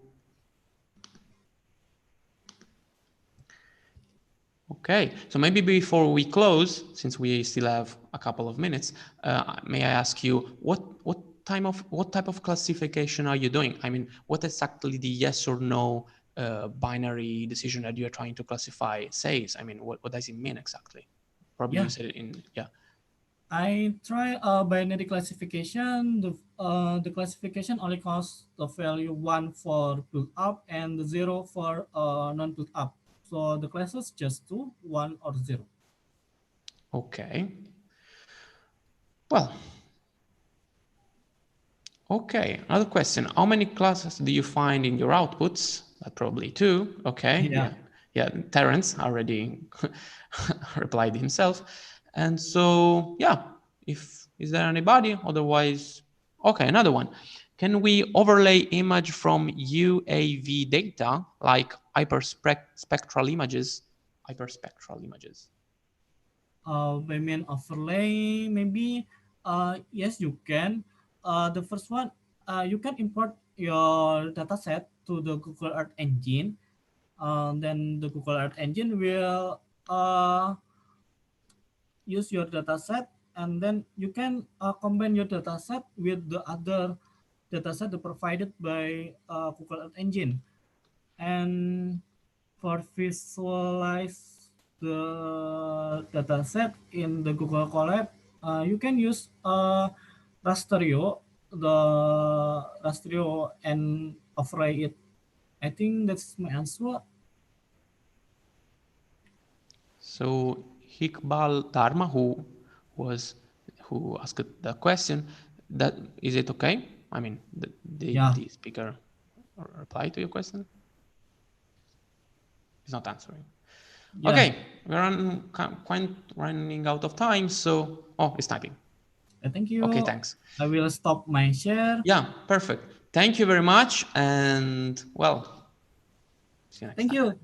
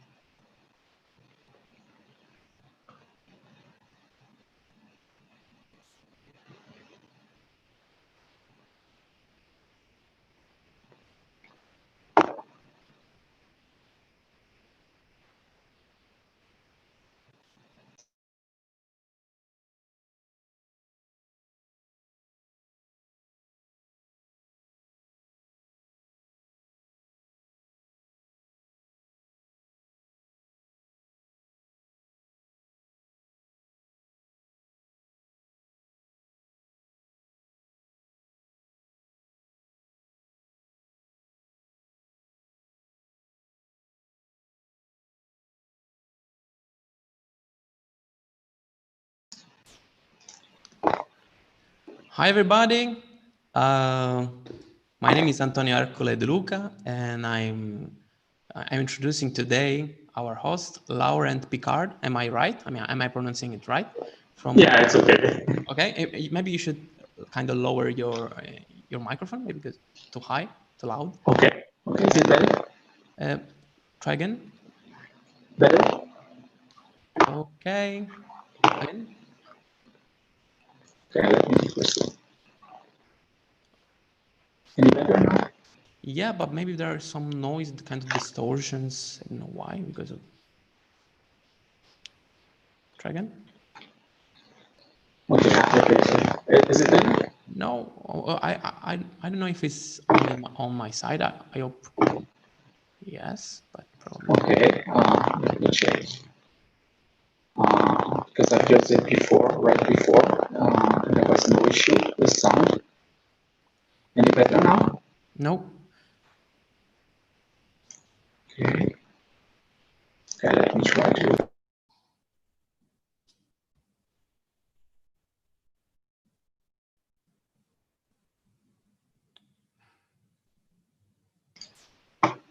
Okay, I join again. Is it? Yeah. Perfect. Okay, so, good. Yeah. So here's Laurent Picard from Google Cloud. Is that correct? Okay. Yes, exactly. Yeah, is gonna introduce us building smarter solution with no expertise in machine learning. So great.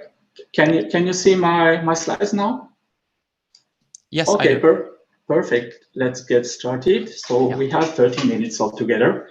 Hello, everyone. Thanks a lot for having me today. We are going to talk about machine learning, but from the point of view of a developer. So my name is Laurent Picard. As you can hear, I'm French. You can follow me on Twitter at Picard Paris. And so quickly, I've been working in the past. I've been an ebook pioneer. I've been working on the ebook industry for 17 years. So I made one of the first ebook readers in '99 and created my own company since then. So maybe some of you know the SciBook device in Europe.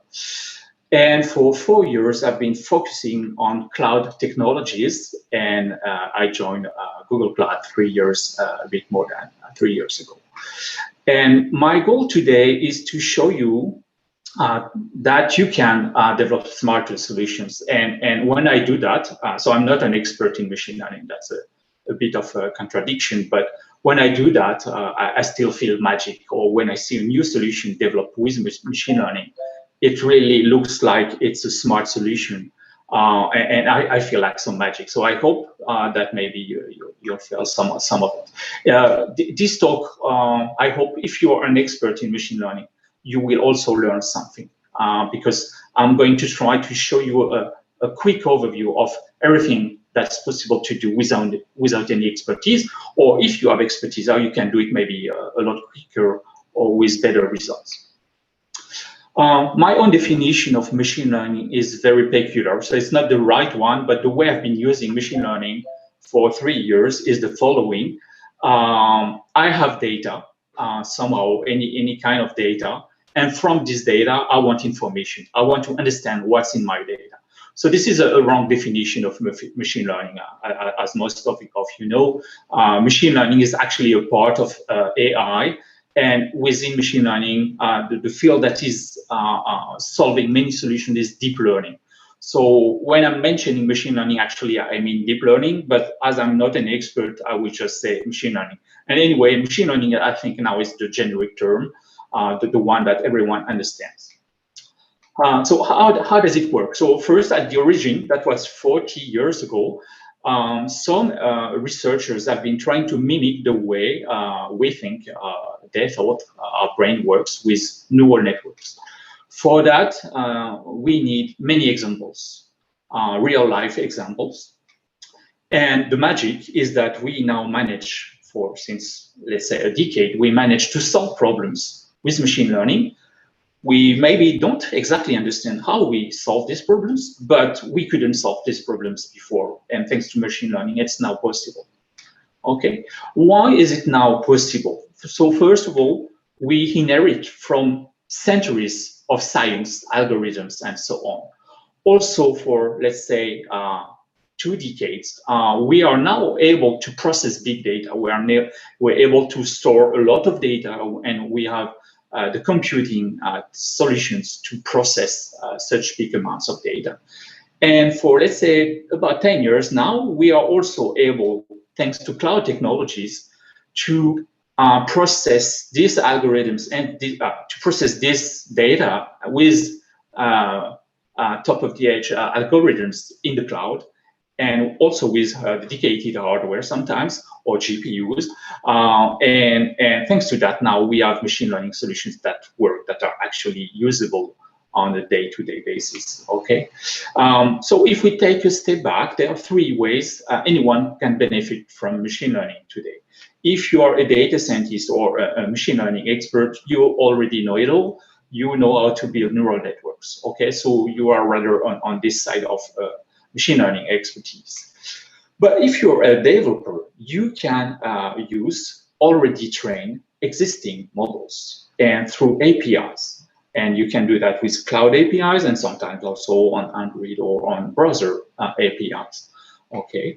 And filling a big gap in between expertise and pure developer skills, you can even build your own custom machine learning models now. And that's the big magic for a few years now. So this is what we call AutoML techniques. I think AutoML is catching up. This is a term now that many companies are using. And if you don't have expertise, or if you want to build something quickly with state-of-the-art machine learning techniques, maybe AutoML is the solution for you. So my goal in this presentation is to show you what you can do with APIs and with AutoML. It's a big field now. I've been doing that for a couple of years. It's always expanding, so I will go a bit quickly, and feel free to ask me questions after the talk. This presentation is online, so you can focus on what I'm saying. You will get the link at the end of the presentation. Okay. So let's get started with the APIs.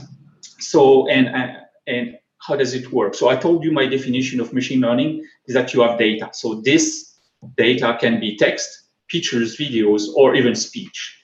And what you get from that, I told you, is information. You can understand what's in your text, pictures, videos, and sometimes also the information you want is actually your input transcribed into something else as an output.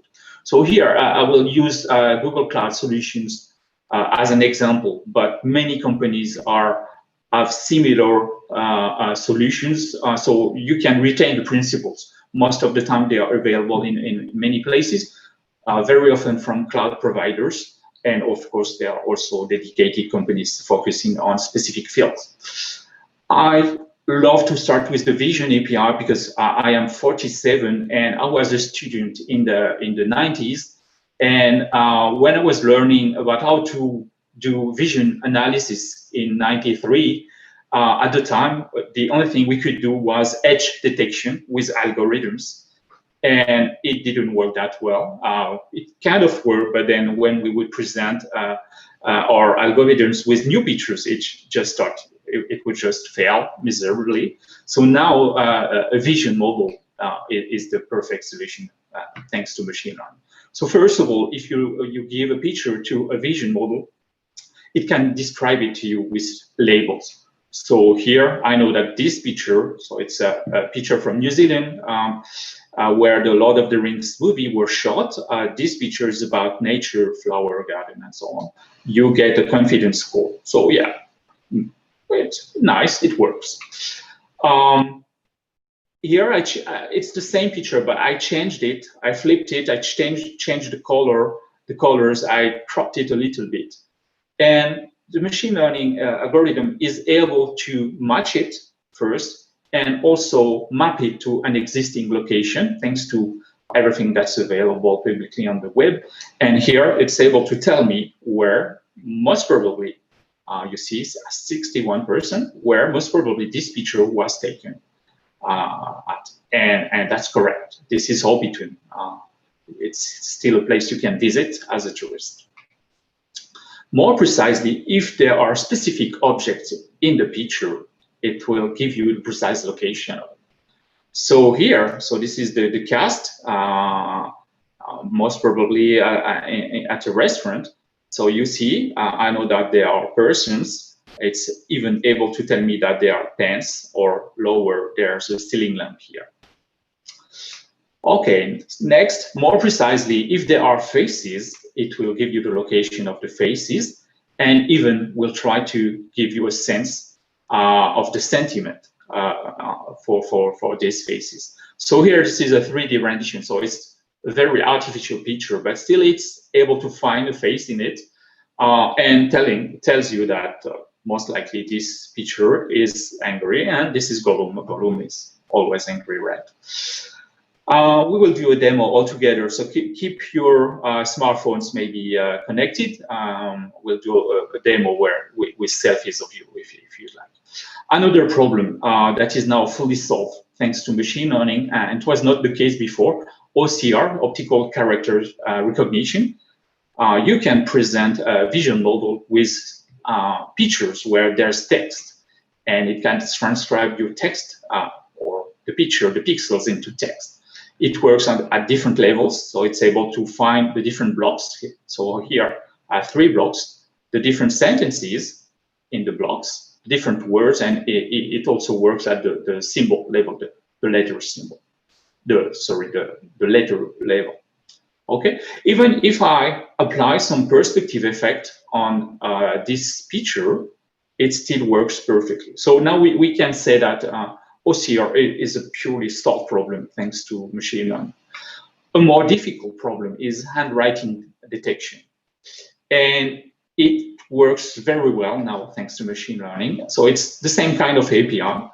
You can provide a picture with handwriting, and it will try to detect the different blocks. So here, ideally, I would have preferred a single block for the Lord of the Rings, but this is a kind of this is a layout like a poetry, right? But it almost makes no mistakes. I think there are 2 mistakes here. Shadows is shadows with a V, but yeah, handwriting is hard. So, and I could witness in over 2 years that the machine learning model improved and is, as of today, doing a bit less mistakes than before. Okay. Maybe the limit would be a doctor handwriting. You know, they write very fast, or maybe now they use computers for it. And finally, if there are famous entities, so a famous entity is someone or something that is publicly found on the web that you can crawl for, and you know Google is good for it. Then it will tell you so. So here, this is a unique picture that has been used once on a Spanish newspaper. And I took the picture, I flipped it, cropped it, zoomed in again, and changed slightly the colors. So there's nothing in common with the original picture. But it's able, like at the beginning with Orbiton, it's able to match the picture with something existing and tell me that likely this picture is about Tolkien, J.R.R. Tolkien. I get an identifier about it, and this is really correct. So this is matching this picture with an existing picture on the web, and of course the article that is next to the picture. You can also find matching images that are visually similar or that are partially similar if someone took a part of your picture. Okay. So those are APIs, but you can use Python to use these APIs. There are open source client libraries that are wrappers to call the API online. And it's always the same principle, or at least in our case, you create a client, you provide the content. So here I want to provide pictures. So if I have 2 pictures here, then I can call face detection, and that's it. In most of the time, less than 1 second, I have my results. I can have hundreds, dozens of faces in my picture, and then I can parse here my annotations, my results, and do whatever I want with the results in these few lines. So this is also the magic here. You can do something very smart in a very small number of code lines. Okay. So similarly, there are models for videos, and you can extrapolate what you've seen on pictures with videos.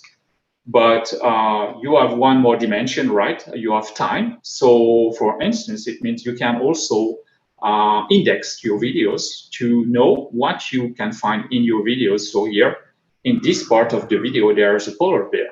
So this is a similar use as for pictures. Here, you get labels with the position in your videos. You can also track objects in videos. So here, this is a code sample from a tutorial I've written on the CodeLabs platform. So if you'd like to, if you're interested in tracking objects or finding out about all the different features about the Video Intelligence API, here, this is so the few lines needed to track objects. So like before, you create a client, you specify the feature you're interested in, you provide the content. So here, I'm, for instance, interested in some segments from my video. I give the URI of my video, and then I can annotate video. Of course, here, the time you need to wait for the result depends on the length of your video. Roughly, let's say it will take half the time of your video to get results, and also it depends on the features you're asking.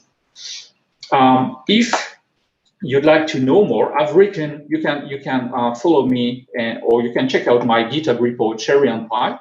I've written 2 articles about how to use, or about how to do something smart with videos. One of them is video object tracking, and you'll find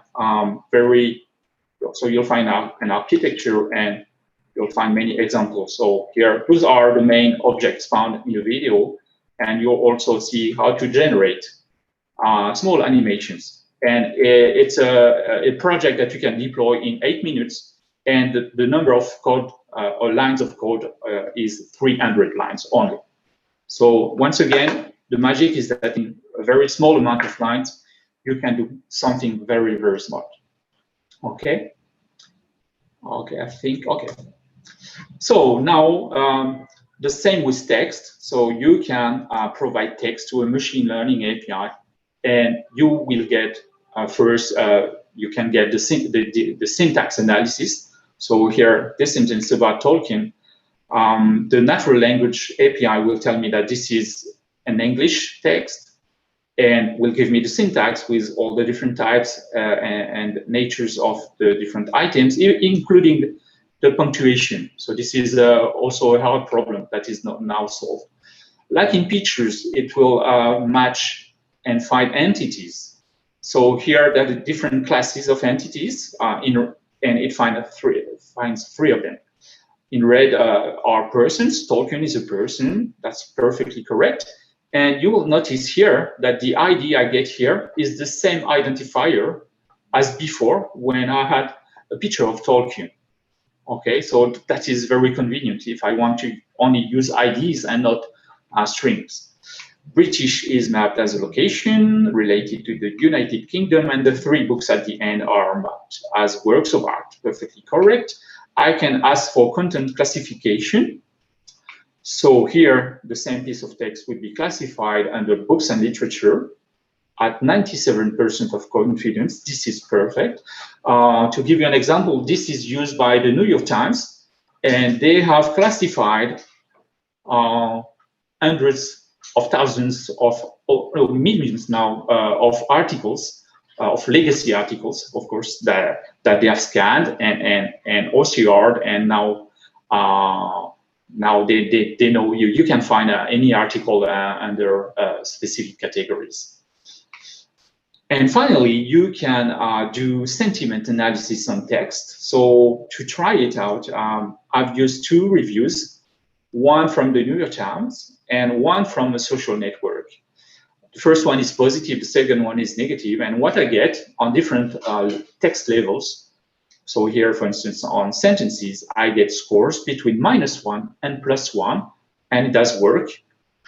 These comments come from the negative review of Pauline. She really hated the book.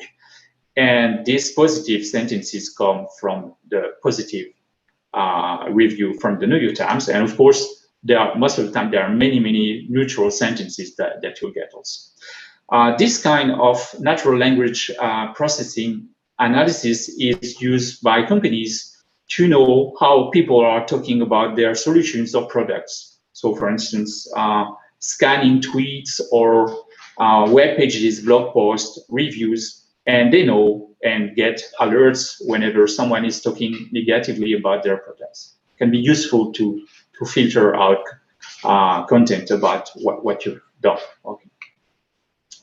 Again, if you wanted to use that in Python, you create a client, you provide the contents or document, can be plain text, can be HTML, and you can call analyst sentiment. And then you get the results at different levels with a score, a magnitude, and you can do whatever smart you feel like to do. Okay. Similarly, now translation is a commodity. You can do translations on text, any text or almost any text from over 100 languages to over 100 languages, thousands of combinations. This is Google Translate. I'm pretty sure all of you have used it. What I can share with you is that in 2016, I was not working for Google, but I was already using Google Translate for my own company. And I noticed that the quality went a lot higher in 2016, and I could understand what happened at Google with internal documents about it. There were also public communications about it. In 2016, Google actually switched the translation model from, let's say, a statistical model to a machine learning model. And thanks to that, the quality since then just kept improving and is giving very human-like results now. It just takes 2 lines of Python code. You create a client and you call translate, and you indicate the target language you'd like to translate the text to. Now, the 2 last APIs are about speech, either speech to text or text to speech. You can transcribe speech into text. It means you can index any audio stream where there's voice and understand what words are in your audio stream, at which location also. So very useful to index that. But this is also the core component of any voice assistant, right? You can speak to your assistant, your voice is transcribed into text, and the text is analyzed with the natural language API or similar, and then can even talk back to you.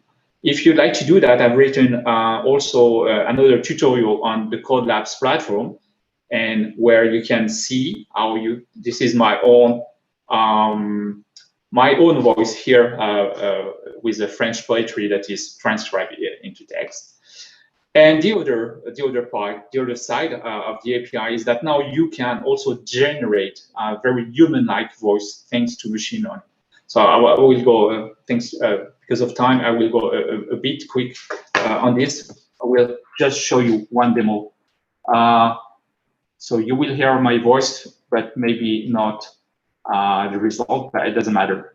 Okay, so let me search with voice. Okay, I'm going to, so I am in English. Let me switch to English, and I'm going to try to speak in English, but with my French accent, right? What is the temperature in London? So you see, it worked perfectly. It's able to understand what I'm saying despite my thick accent in French. And with the usual algorithms, it wouldn't work. So let me skip. Time is limited, so let me go to the next part. But you can do the opposite. You can I can actually speak French with a British accent, and it works also pretty well. If you're interested in sample code, those few lines allow you to generate sentences with different accents, Australian, English, and so on. Okay. So now let's move on to the other part, AutoML. So you've seen everything you can do with existing models, but sometimes it will not fit your needs, and AutoML is is one solution, a great solution with that. Let me give you an example.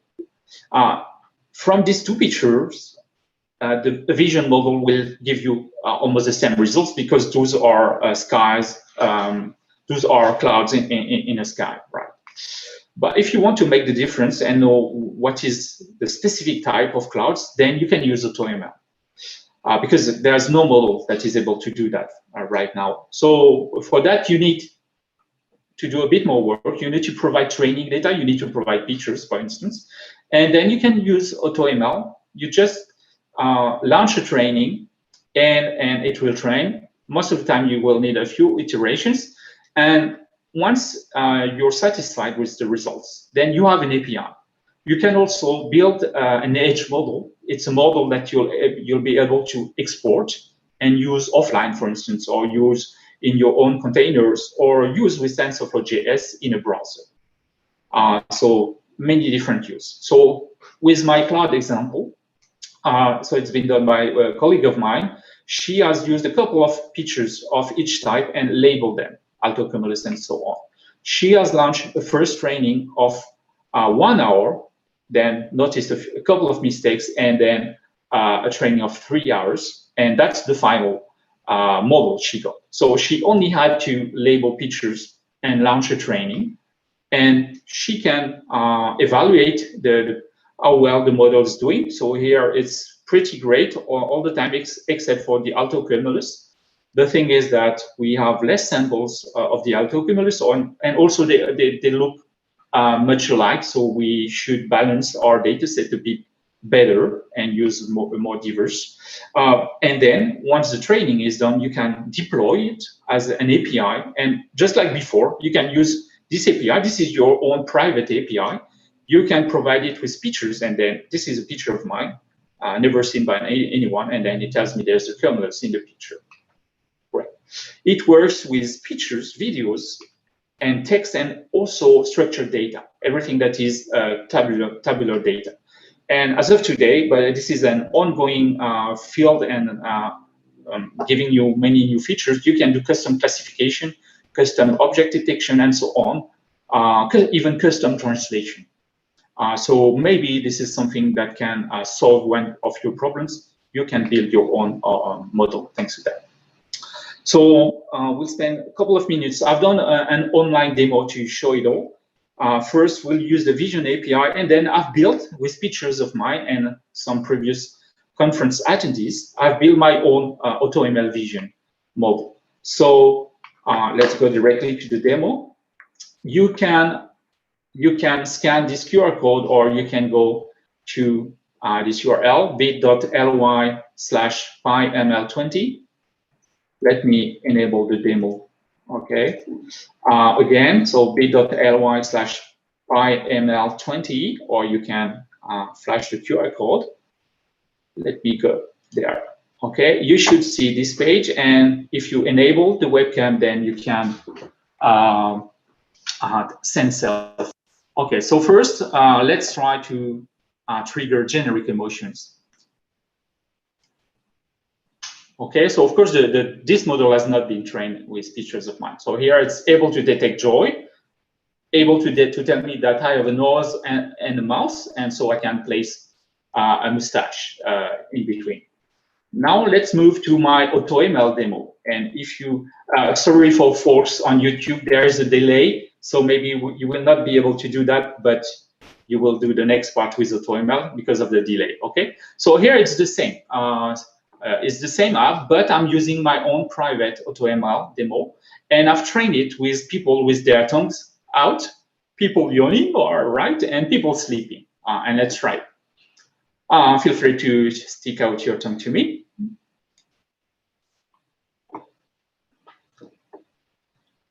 Okay, so it's the same. The selfie is uploaded, faces are found, and it's calling my own API, and here it's able to find that I am sticking my tongue out.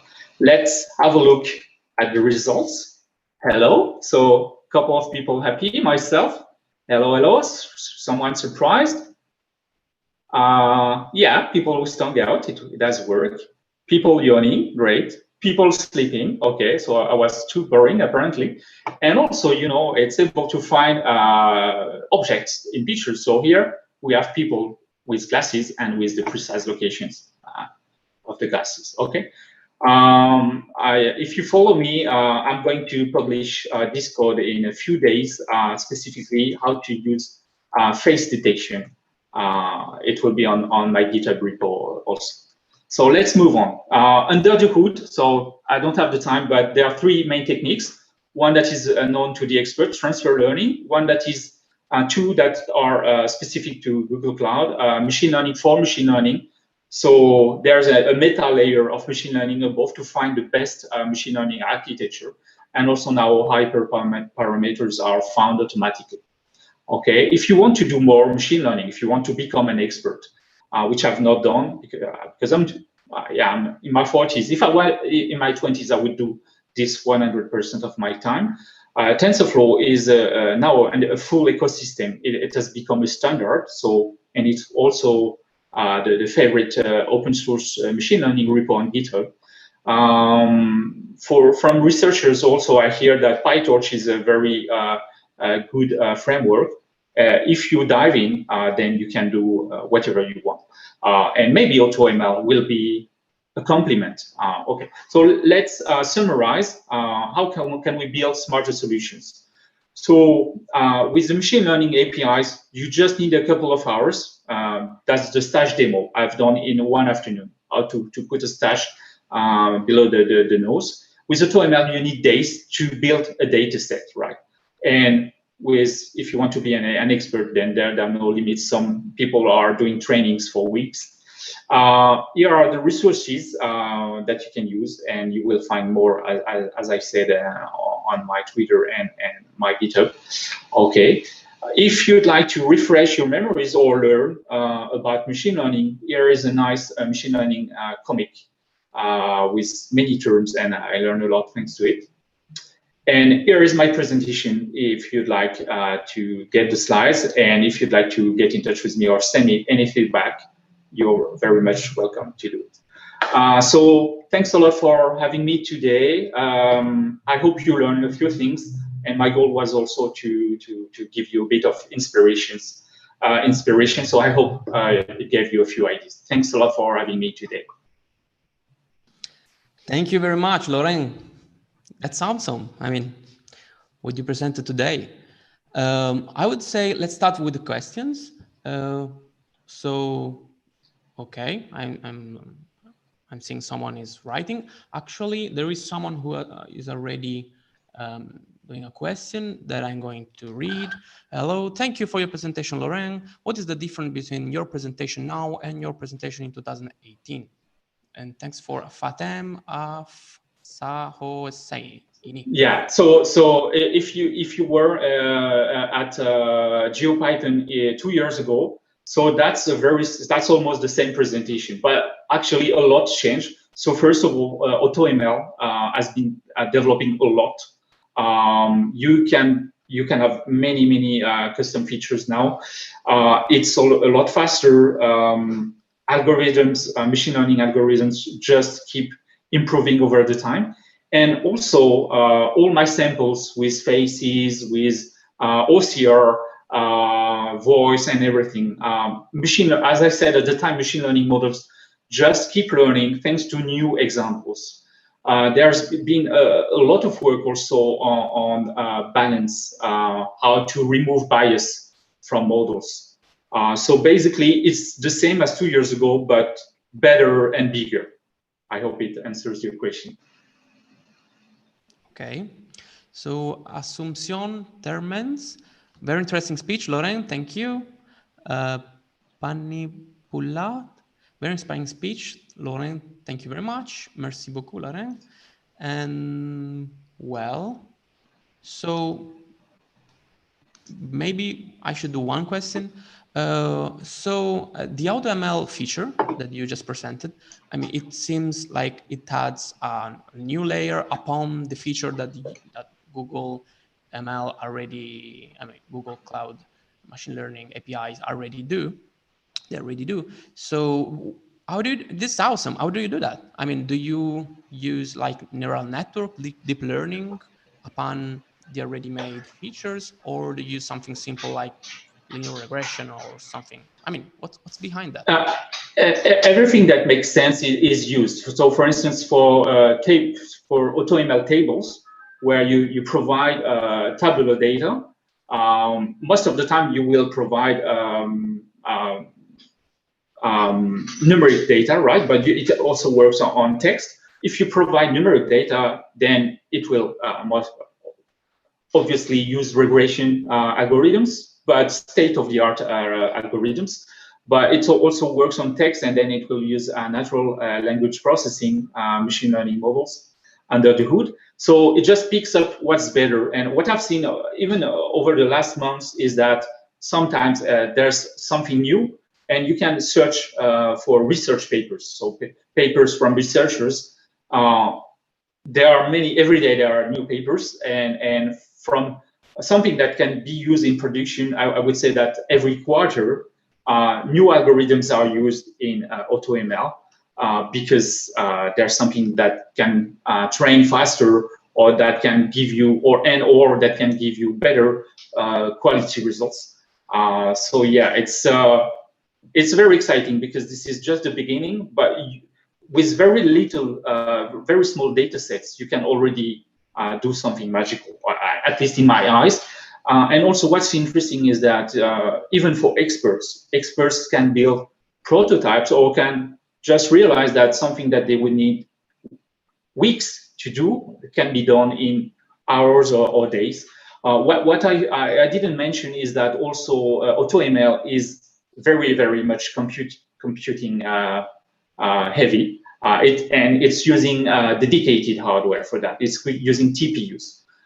So historically, and still as of today, data scientists are using GPUs, not for gaming, but to do training and to do inference, to get results faster. So it still works, it's still up to date. But we have built dedicated hardware for that we call TPUs, Tensor Processing Units. So it's like GPUs, but dedicated.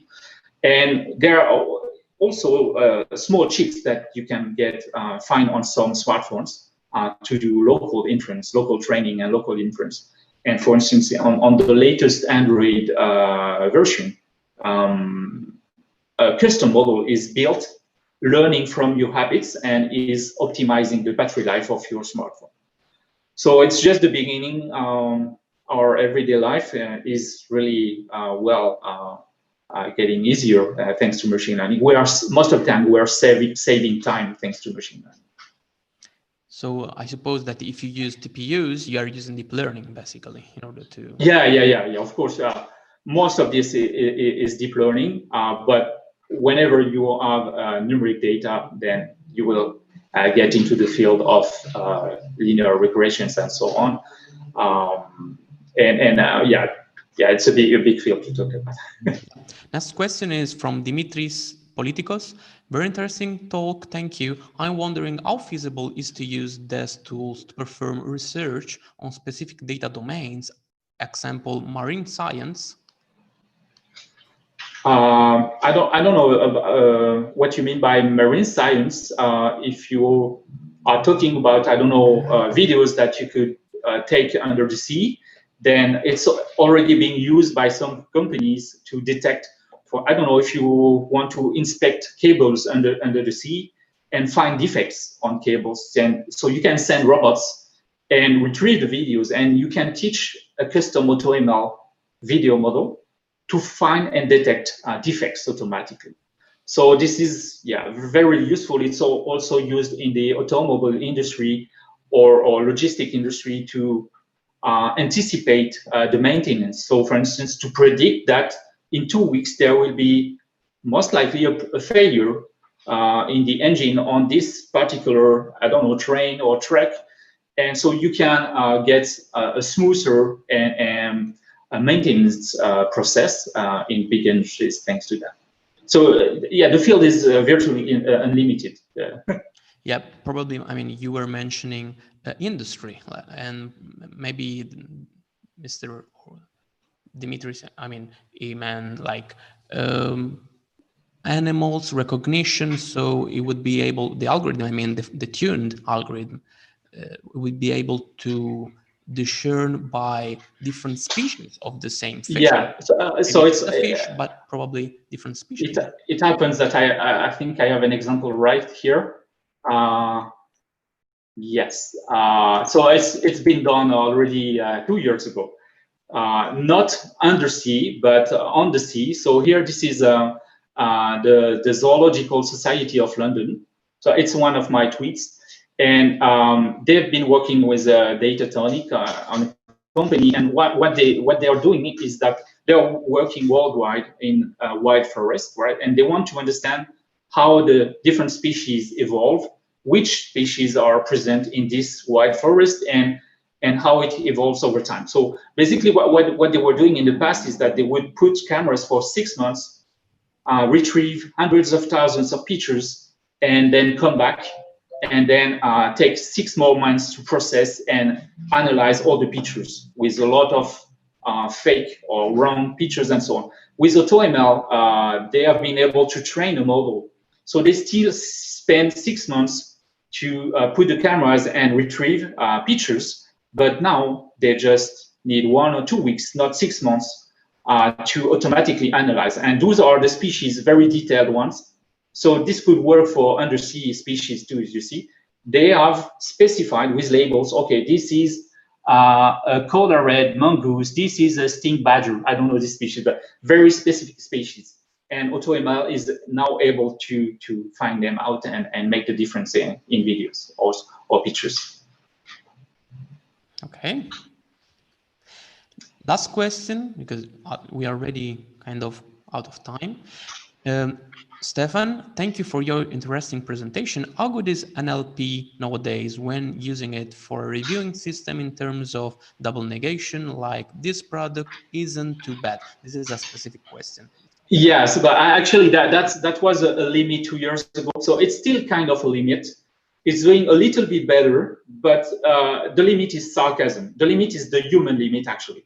So double negation is something that we understand most of the time. So it's doing better now. There are still some caveats, but sarcasm, you know, you are going 1 degree higher. So even humans most of the time are failing understanding sarcasm. They need to know the person or to have different hints.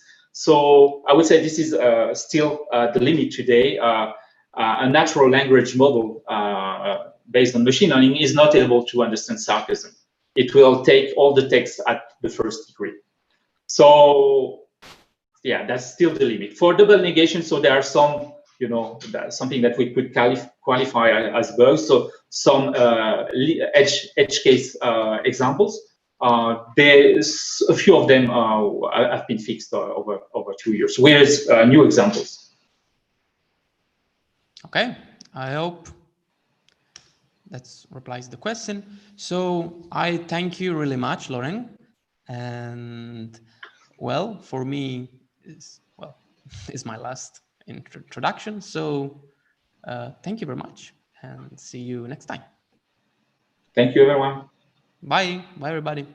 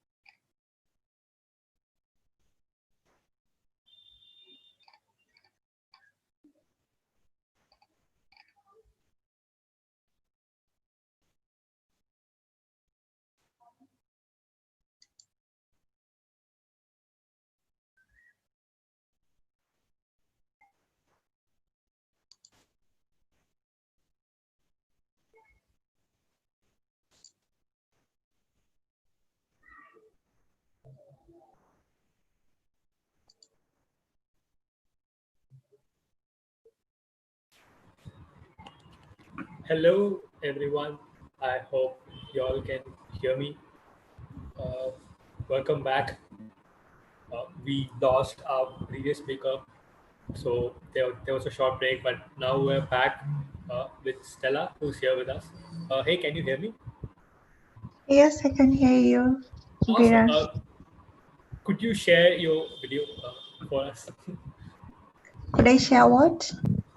Your video, your face, Okay, okay, your fine. camera. Yeah. Yeah, just a minute. Awesome. Yes. Yes, we can see you. Okay.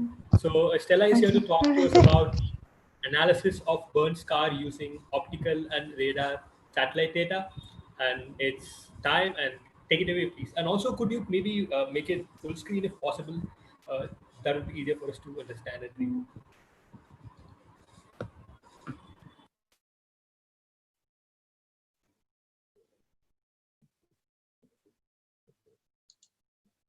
Just a minute.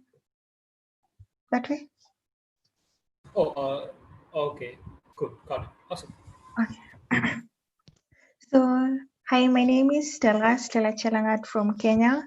I am a geospatial analyst. I work with IFA, that's International Fund for Agriculture Development. I am a recent MSc graduate of University of Twente. That's why I did my analysis of burn scar in my thesis.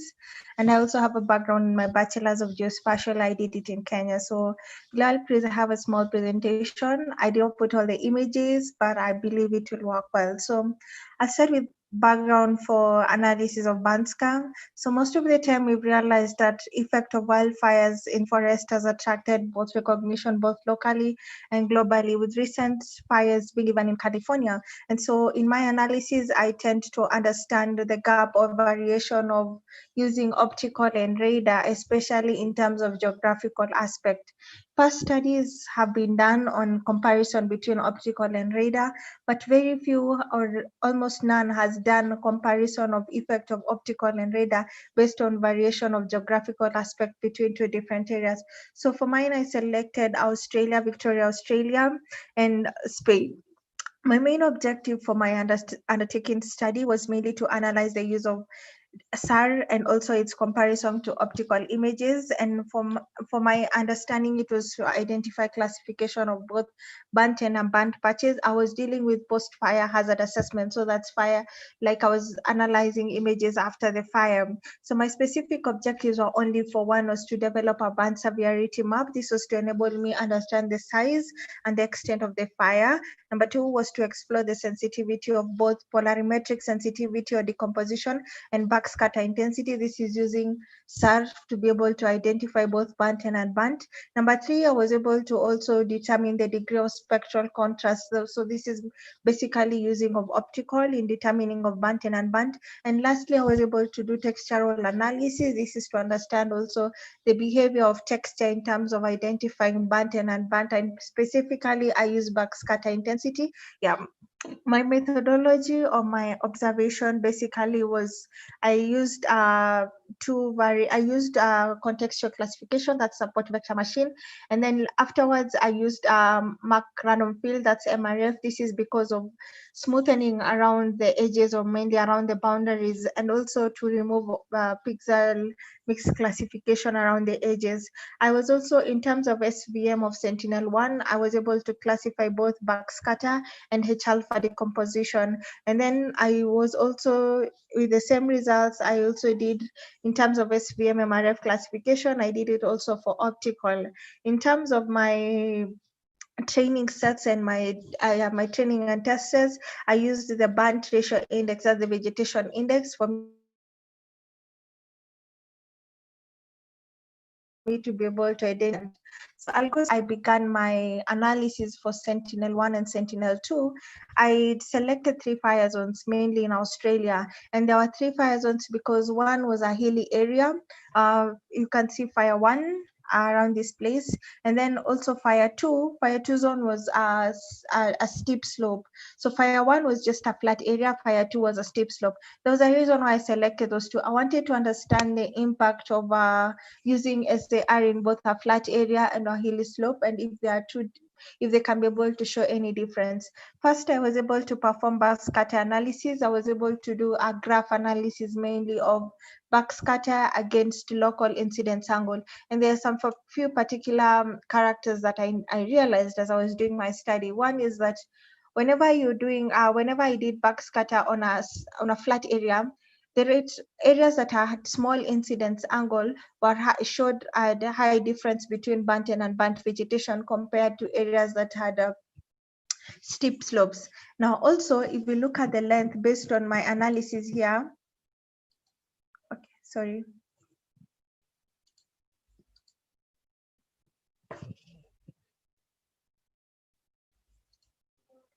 Okay. Okay, sorry. So based on my analysis, initially when I do the backscatter mapping against the local incidence angle, I could look for fire zone 1, which the area was a little bit flat.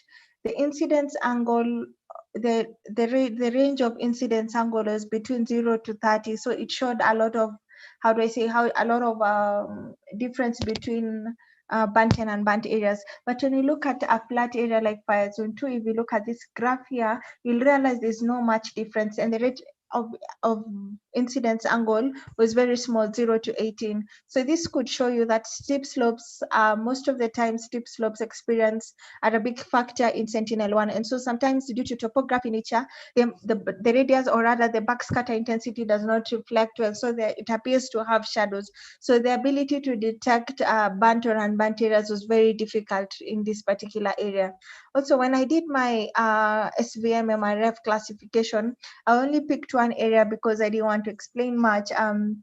This is for fire zone 1 and 2. You'll realize for optical, which is Sentinel-2, it tends to depict the picture a lot. You'll realize most of the burnt areas, which is red, and unburnt, which is green. But if you look, you can't see much difference with Sentinel-1. So one of the things I realized, areas that were unburnt in optical were burnt in Sentinel-1. So this could show you that optical mainly selects only, because it's based on spectral capabilities, it only selects vegetation, crown, or crown field. But however, when you look at Sentinel, it normally selects branches and crown leaves. So it was highly removed. So that's why mostly in Sentinel-1, or rather in radar, it tends to classify the unburnt, it tends to classify those areas that are, some parts that are burnt in optical, unburnt in optical, as burnt here. And most of the time when I did a vegetation index, the areas, because it came out into 4: burnt, highly burnt, medium burnt, and lowly burnt.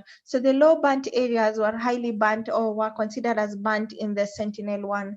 Also, another thing when I was comparing the vegetation index is that I noticed when you compare between classified and the vegetation DNBR, you'll notice that when I did my classification analysis, areas that had houses and buildings appeared as burnt, because they were carrying the same, how do I say, spectral color or spectral index with areas that were burnt in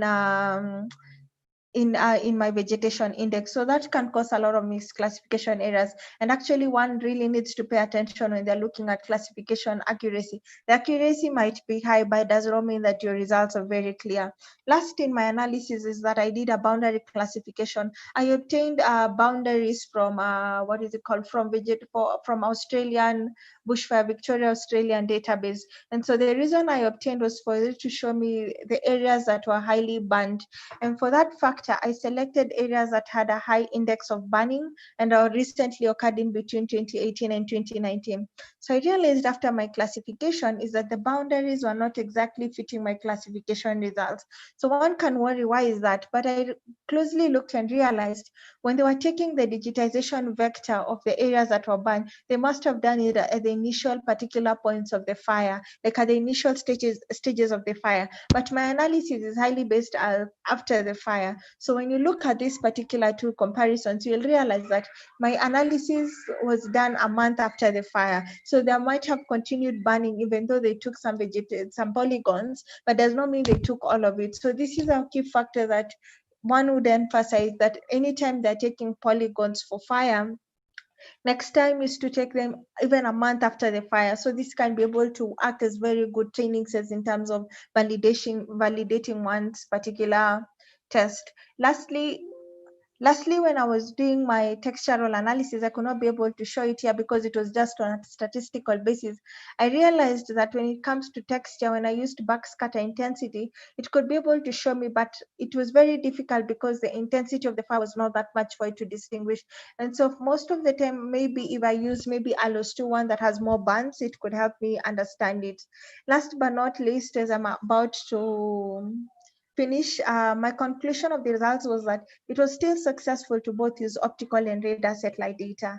Now, the difference that I want to note out is that when I used Sentinel-1, that is SAR, in Australia, it was able to map out for me a fire, a burnt and unburnt in all the 3 fire zones. However, when I used Spain, it could not be able to show me anything. And that could be as a result of the intensity of the fire. In Spain, it was not that much as compared to Australia. And so that's also a factor that needs to be considered when you're doing forest fire analysis, how much the intensity of the fire is, because if it does not remove vegetation, crown of vegetation, leaves and branches, then SAR cannot be able to really map it out contextually, while as it did in Australia. Also, another thing I'd like to emphasize is that the sensitivity of SAR for me had a lot of hampers because one, the vegetation structure in both areas were different. Number two, the geographical aspect of both areas. As I told you, in Spain, it was not able to map any part of it,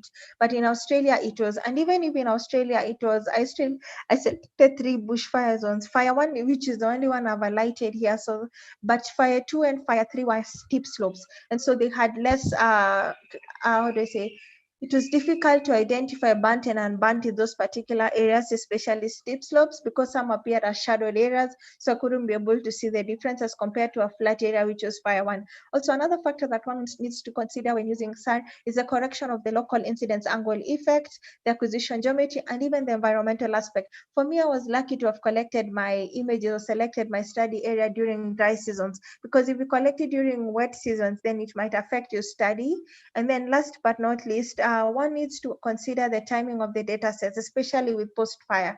One of the things that I did when I was selecting my images, I selected images before and after the fire. However, just a month before and after the fire, so that if I did it like 3 months after the fire, so there would be this post-regeneration of vegetation. So I would not be able to get a clear aspect about how much has changed. Considering the fire has occurred. Some areas grow very fast after the fire, and so it will not be able to be a good analysis for me. Last but not least, I realized sometimes if in consideration of Spain, where SAR does not work out well, one can be able to combine both optical and SAR in the analysis.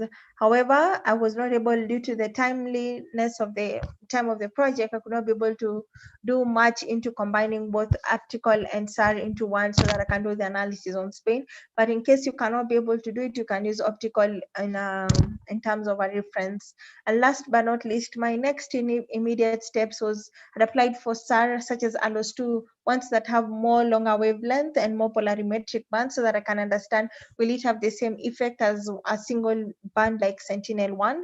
Also, the last is using L or P band, which are longer wavelength bands than C band. So with that, I can be able to, because using C band, I was not able to perform band severity levels. So I was hoping if I use L and P band that have more bands, I would be able to perform band severity levels.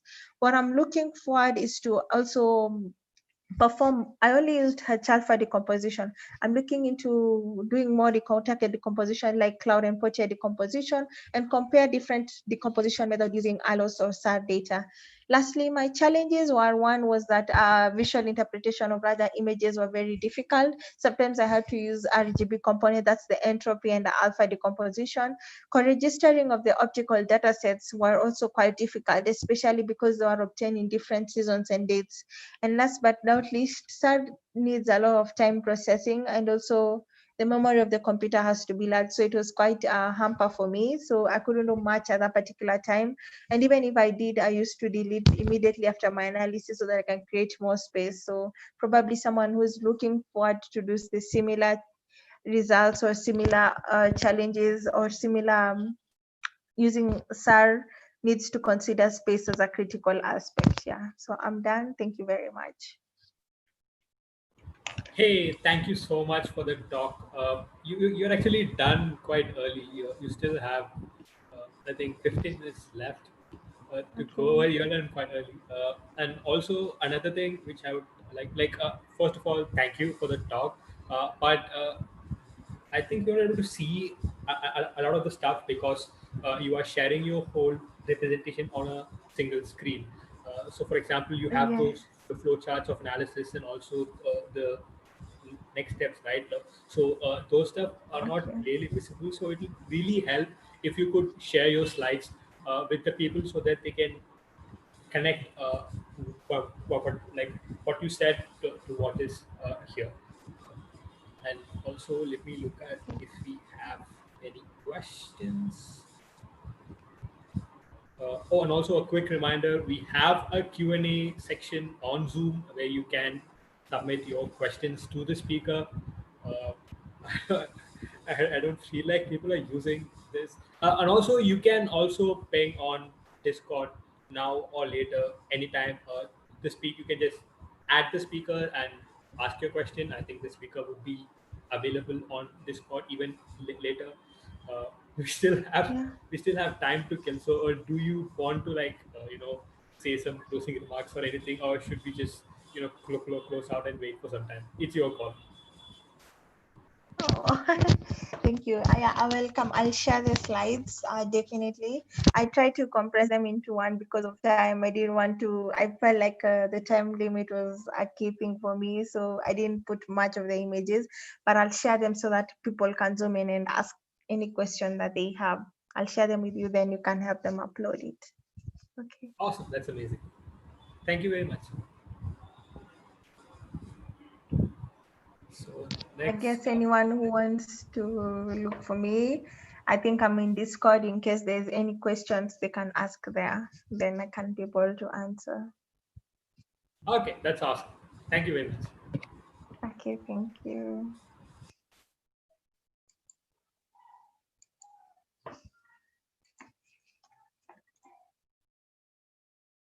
Cool. So that was done quite early. So guess we'll be starting the next presentation in about 15 minutes from now. So I guess I'll see you guys then.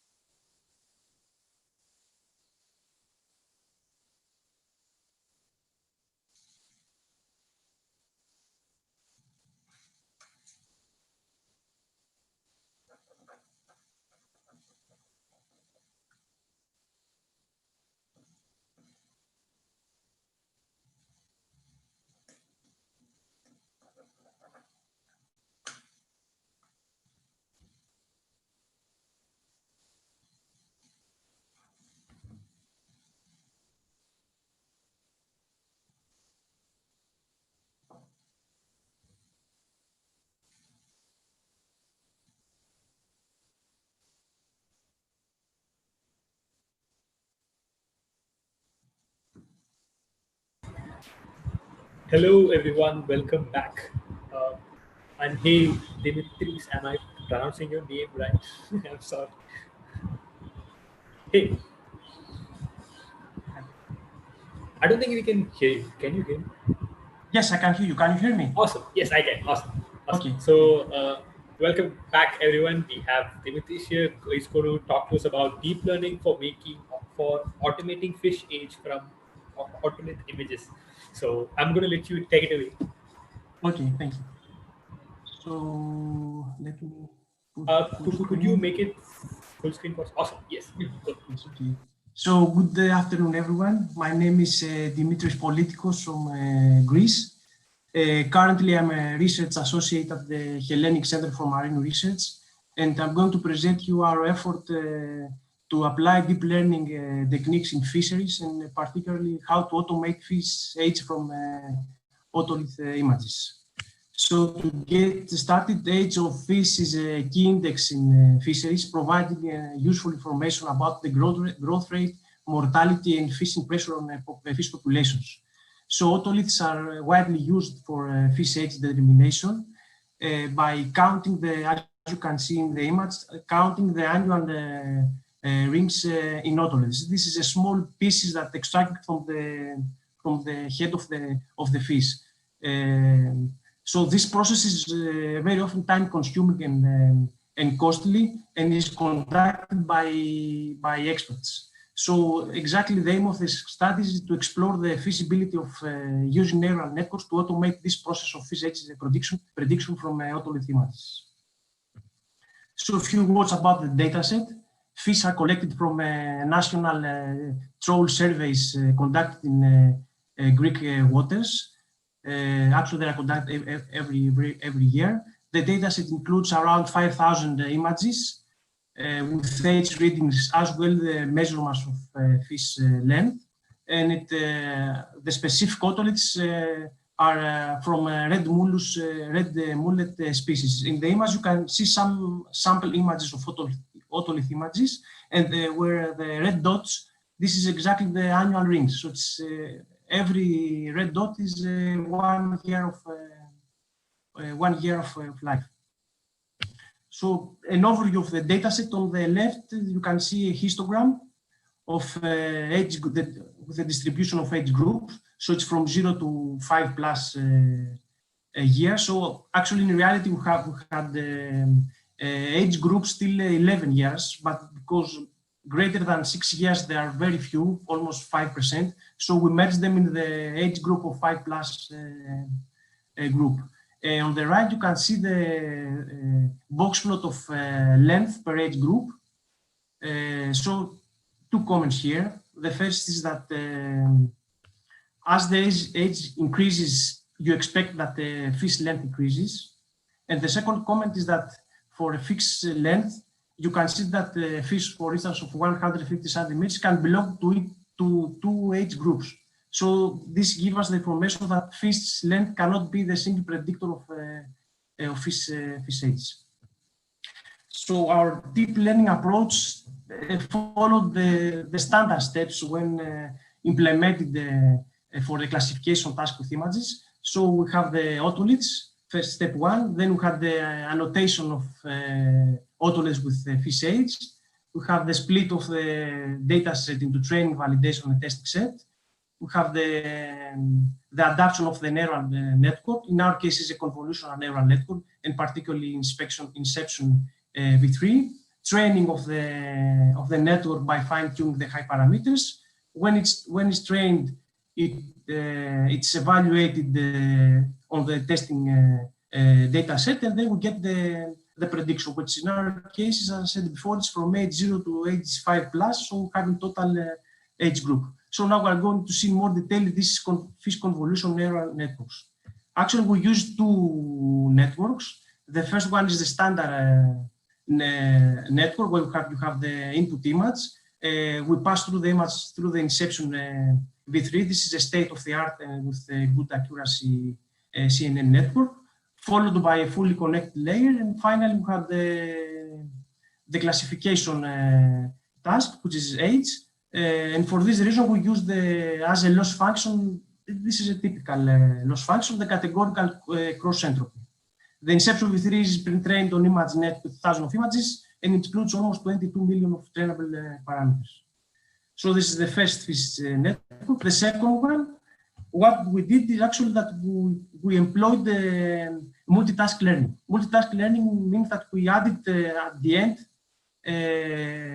an auxiliary task of predicting fish length, except from fish age. So the total loss here is the sum of two losses, of loss age and loss length, and we have two high parameters that they are fine-tuned during training, and actually they make the interplay between the two tasks. Here I have a quick review why multitask learning is an important technique for those that were not familiar. So what you have the neural network, and at the end you have a multiple task. So the basic idea is to join multiple tasks related, so to achieve better results. The main idea is that when you have multiple tasks, one task acts as a regularizer of the other tasks. So by this reason, you make the network, you give them harder work in order to achieve better performance. And actually what you do in practice is that you reduce the risk of overfitting. However, tasks should be relevant and properly fine-tuned, otherwise multitask learning may not be succeeded. So this is not a straightforward approach. You have to choose related tasks, and also fine-tuning. It needs a lot of effort. So this is an overview. It's a technical slide, an overview of the configuration. Just for instance, you have the six classes I said before. You have the high parameters, but they were more important: learning rate, batch size, and the loss weights. The 17, 15, 15% of training validation testing sets. We applied regularization techniques, dropout and L1 for reducing the overfitting, and also the loss weights that I told you before, that they were one against the 475, these two values, to balance the multitask learning. So for the evaluation, because we have a classification task, we use the standard metrics of accuracy, precision, recall, and F1 score.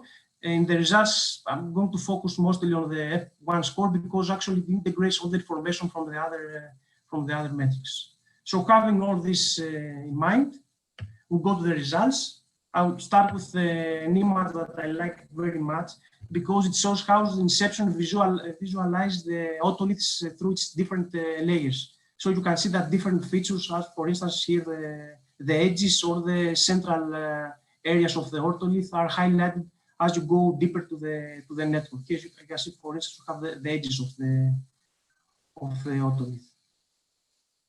So going to the classification reports, what you can say is that both networks were very good at predicting younger age classes.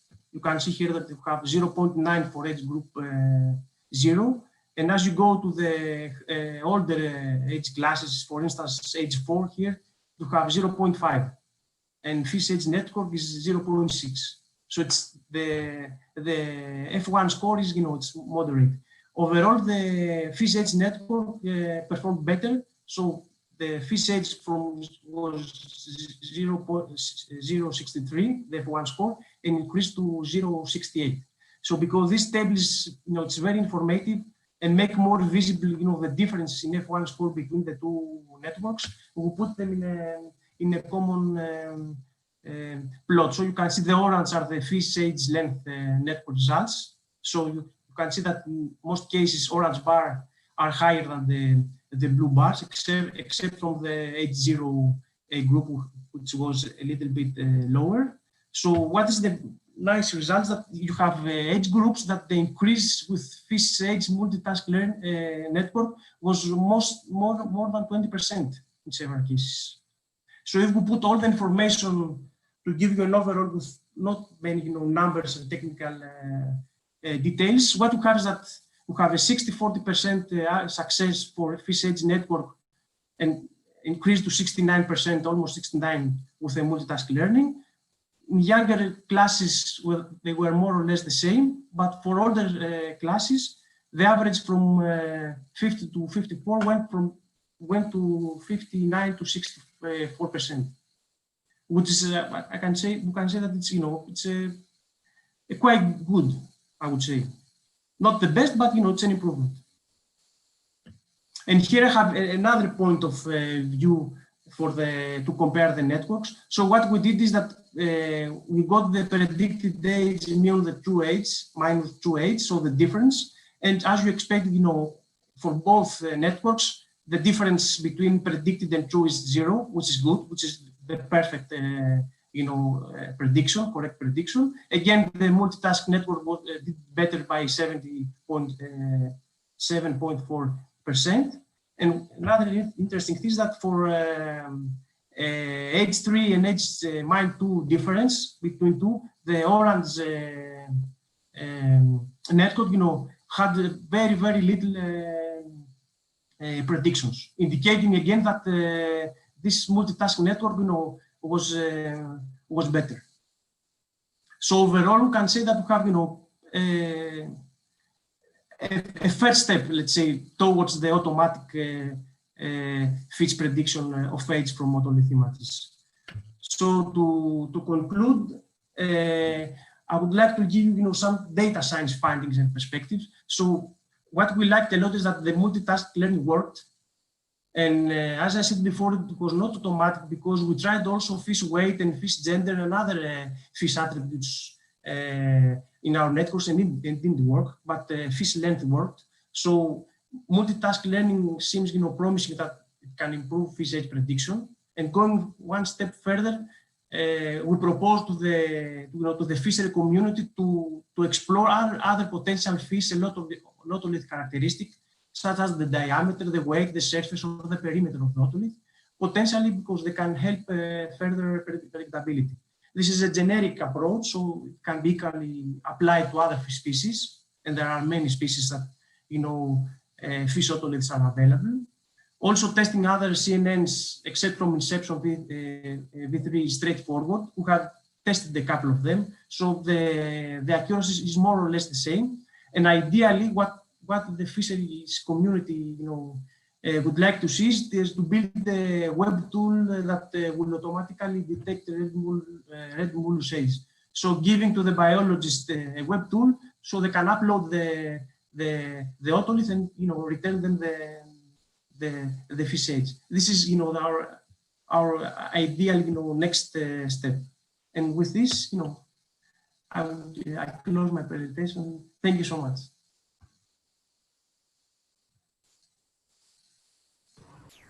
Hey, thank you very much for that presentation. It was amazing. So let me actually check for a sec if we have any questions. There's none on Zoom. Let me also check Discord if we have anything.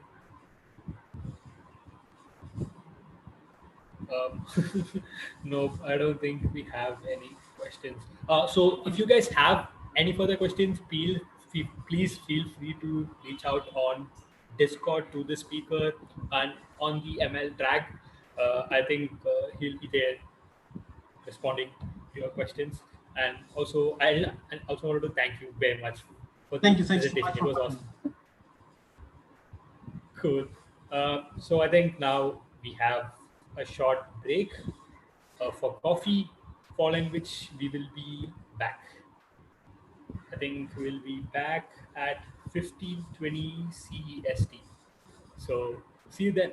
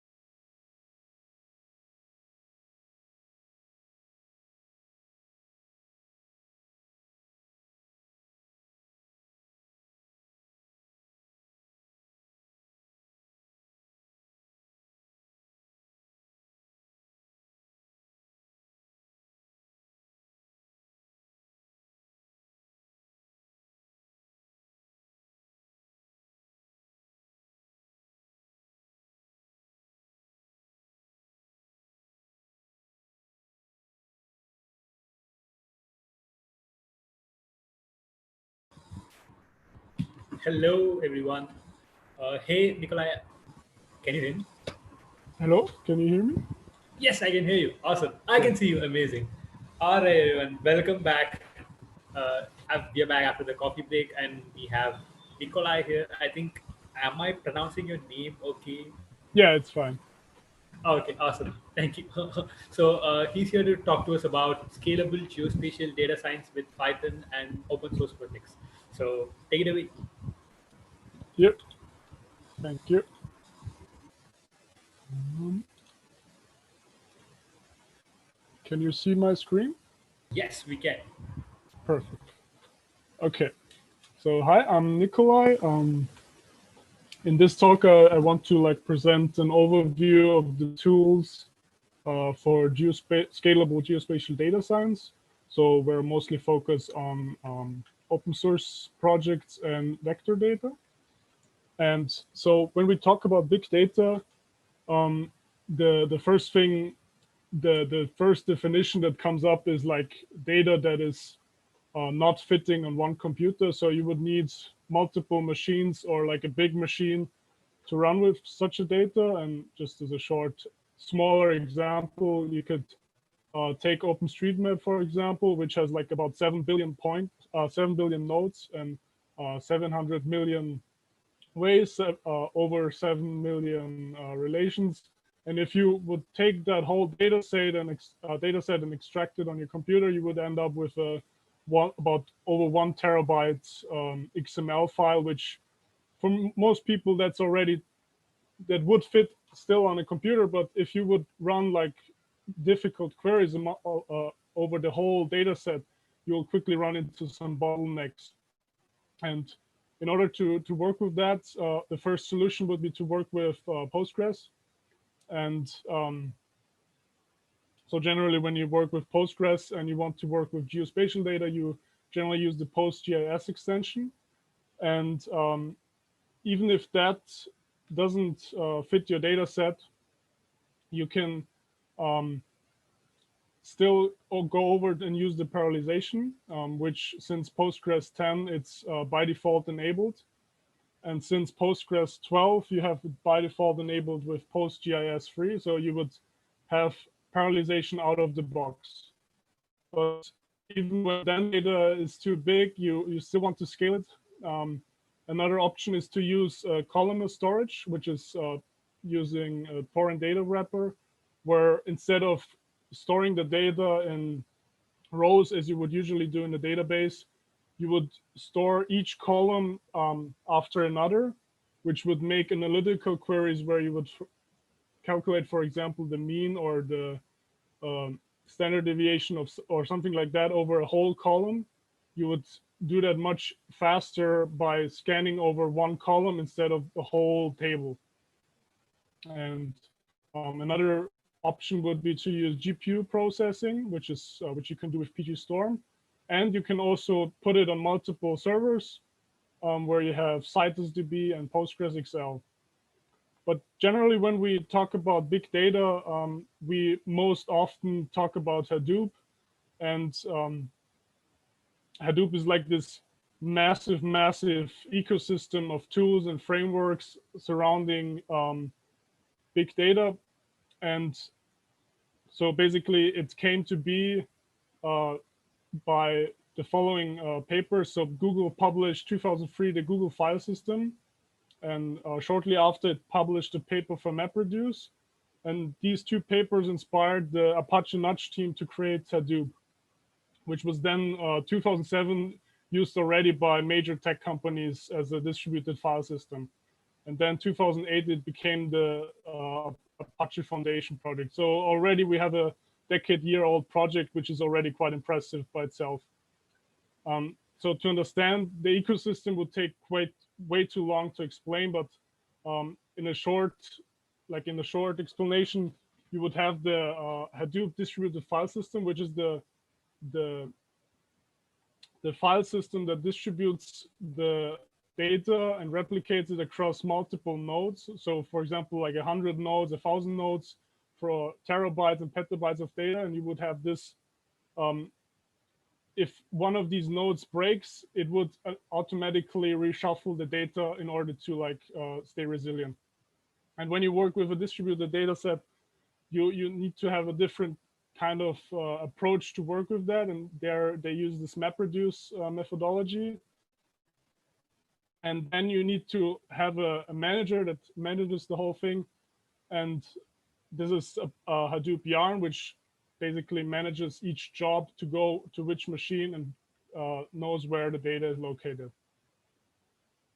And since this ecosystem is quite, so working with MapReduce is quite difficult, and writing these jobs and these queries takes a lot of time, and then optimizing it is even more difficult. That's why this project, Apache Spark, came to be, where which was created in 2009.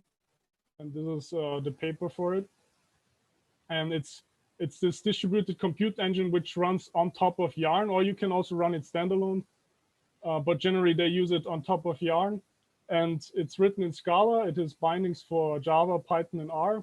And you would run their queries with Apache Spark, which would look like an SQL query, for example.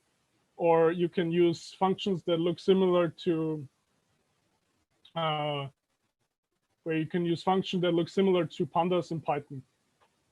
And Apache Spark itself doesn't offer any geospatial capabilities by itself. So that's where GeoMesa comes in. So GeoMesa is a tooling for geospatial processing, where you have indexing and spatial functions that you can use.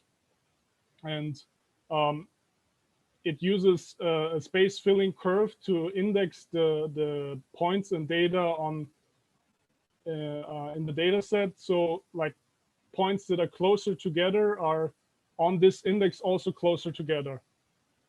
And just as a short example, so this is how Hilbert curve will look like. So you can see points that are close in a similar region would also fall in the similar index of the curve. Exactly. And commonly it's used with Accumulo, HBase, and Cassandra, but it has a bunch of other databases that can be used for that too. And also, as I said before, you can use it with Apache Spark, where you have like a bunch of functions that you can use for it. Just as a quick note, here you would see like you have all the common functions that you would use in PostGIS also. And you can also integrate it with GeoServer to display the data on a map then later. So we talked about the two major elephants in the space. So what are the solutions that are not using Postgres or Hadoop? So one project that uses also Hadoop and other databases is called Presto, which was quite easy to set up. And it works in a very similar fashion to Apache Spark, where it's a distributed compute engine where you can have multiple nodes on multiple servers, where the Presto would calculate a query plan for your queries and optimize it in a similar way as Apache Spark would do. And you have a lot of connectors to all kinds of databases like Postgres, MongoDB, Elasticsearch, and of course also all various different Hadoop connectors. And it also offers a bunch of spatial temporal functions, and also uses R-tree indexing. So I can also show here the various different. So you have also the similar functions that you could use like in PostGIS, with some restrictions since you're working with the distributed data. And then you have Dask, which is a Python project. It's also it also can run on one node, on multiple nodes, or even on the GPU. And so it's basically quite easy to use. It's you can basically directly use the pandas functions that you would use normally, but it would automatically parallelize it over the cluster. And then you have GeoPandas, which you can use together which is basically the go-to library for geospatial things in Python. And it's by itself already very optimized to run quite complicated queries quite fast on a single machine. Of course, you also have the R-tree spatial index for Python too. And then there's this project that I found where Dask and GeoPandas work together. So far I haven't tested it yet, but this would basically run spatial joins on a distributed machine. And then we have Elasticsearch.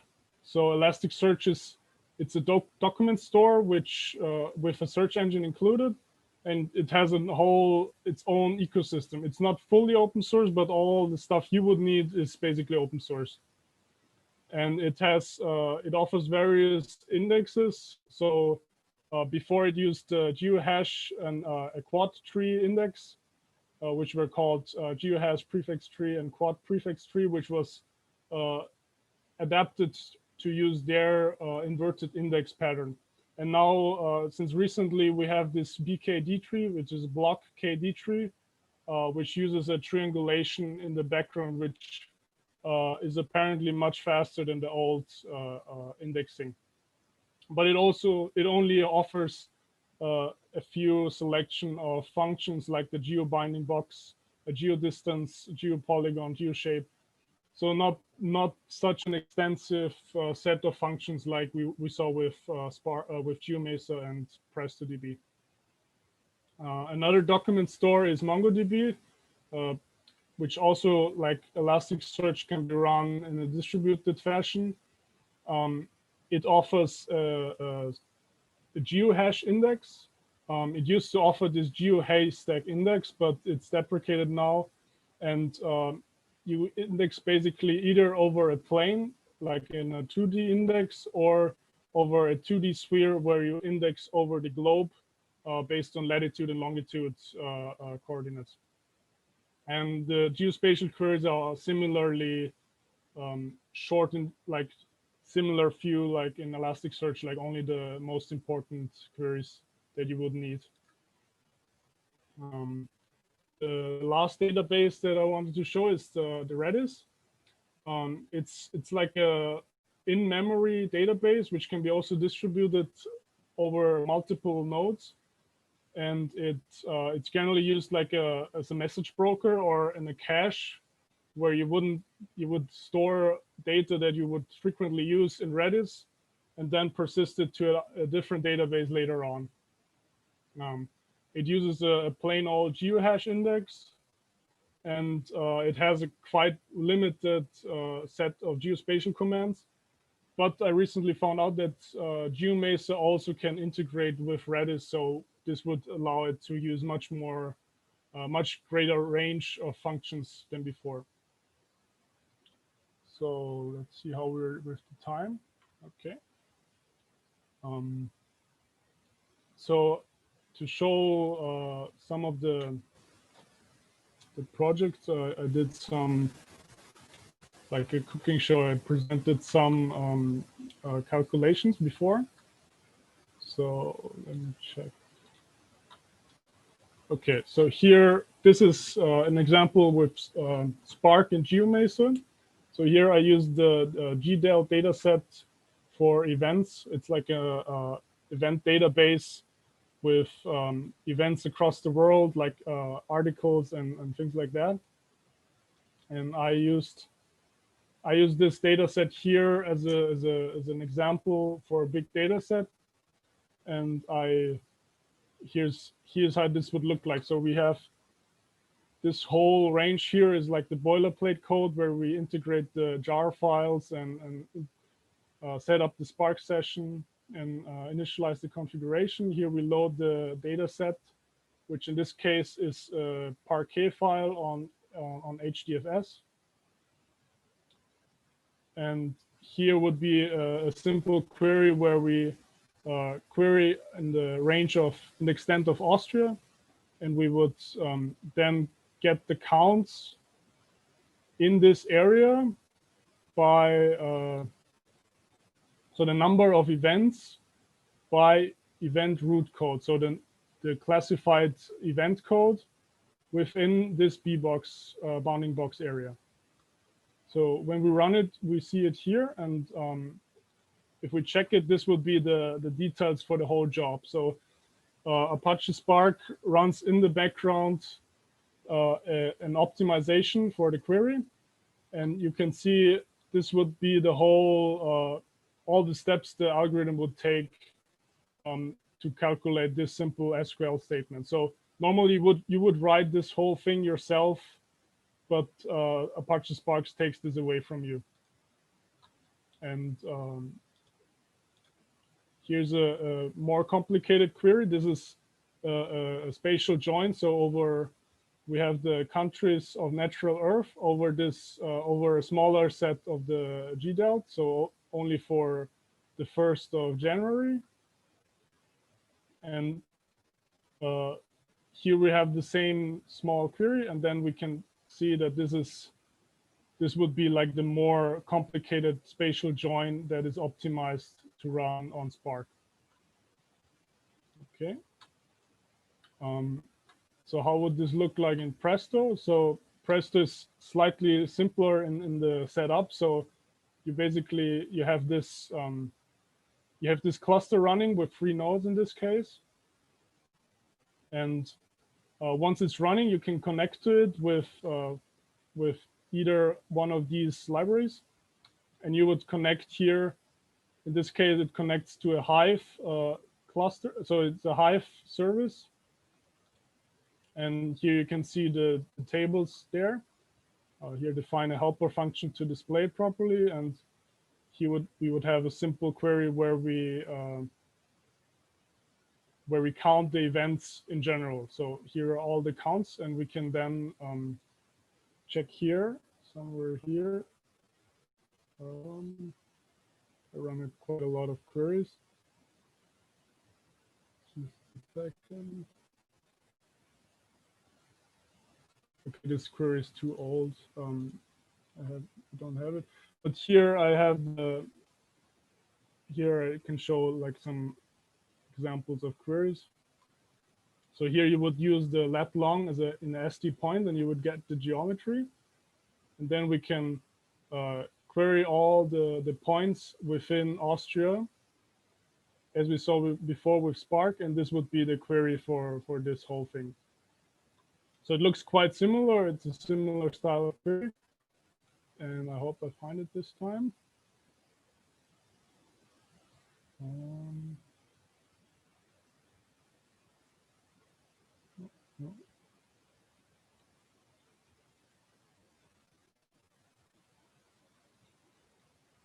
Okay, I think this was a different session.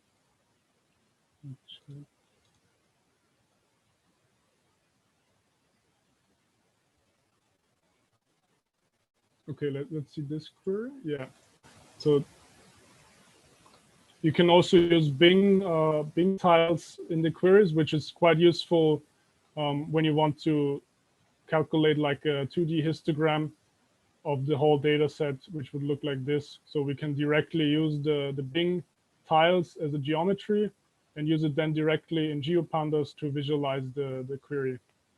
And here is like a more complicated query where we have a spatial join over the countries where we later get back the geometry of the country.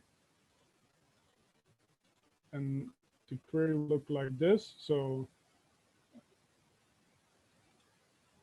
you can see here's similar like in Spark, we have a live query plan where we can see that here he uses this spatial inner join here, and then he uses all kinds of different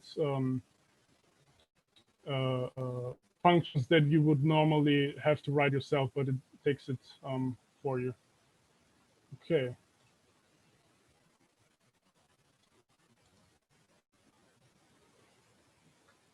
Just 1 second.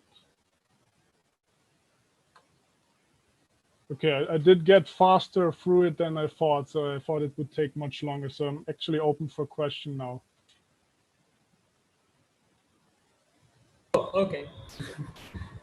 So we have a question from Gabriel.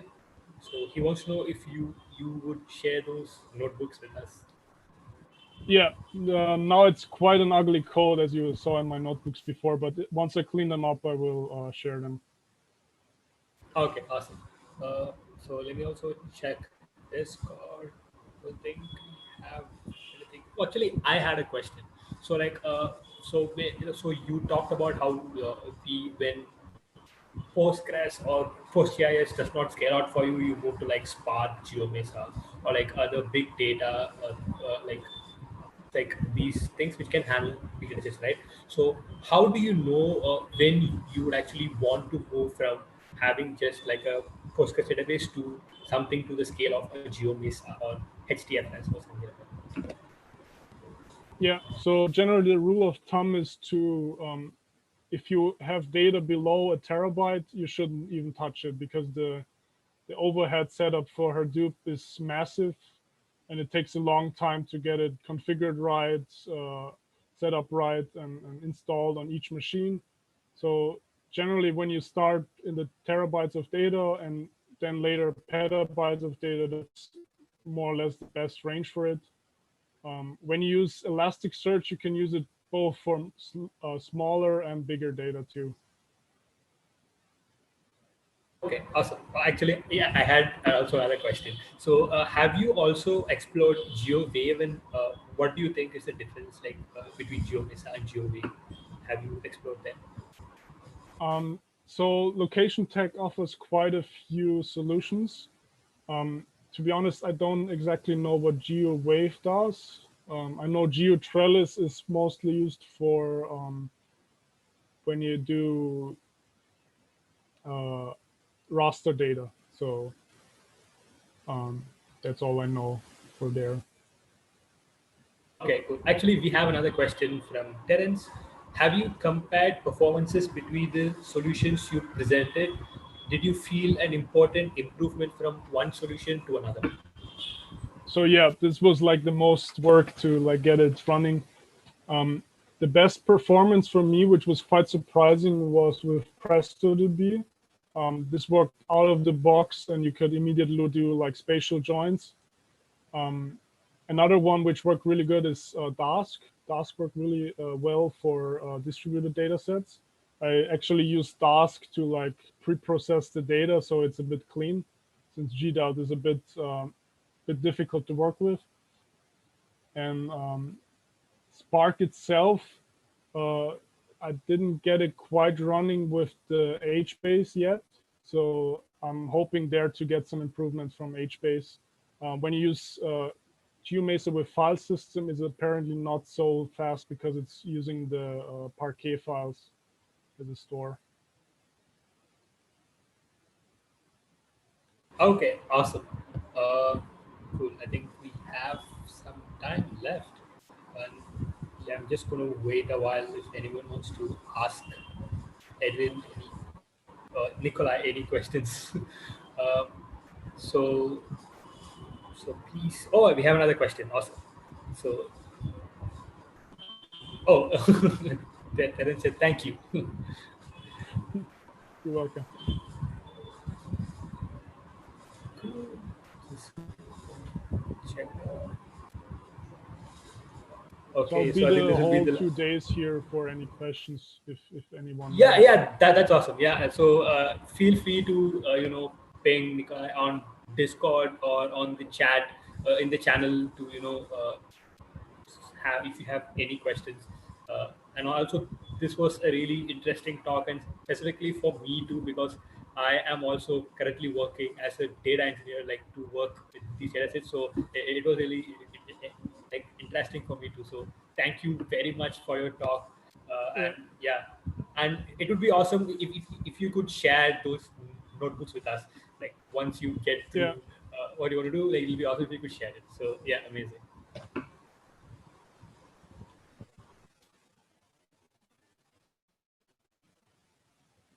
I think we will be coming back in 5 minutes or so. So I'll see you guys then. Bye. All right, bye.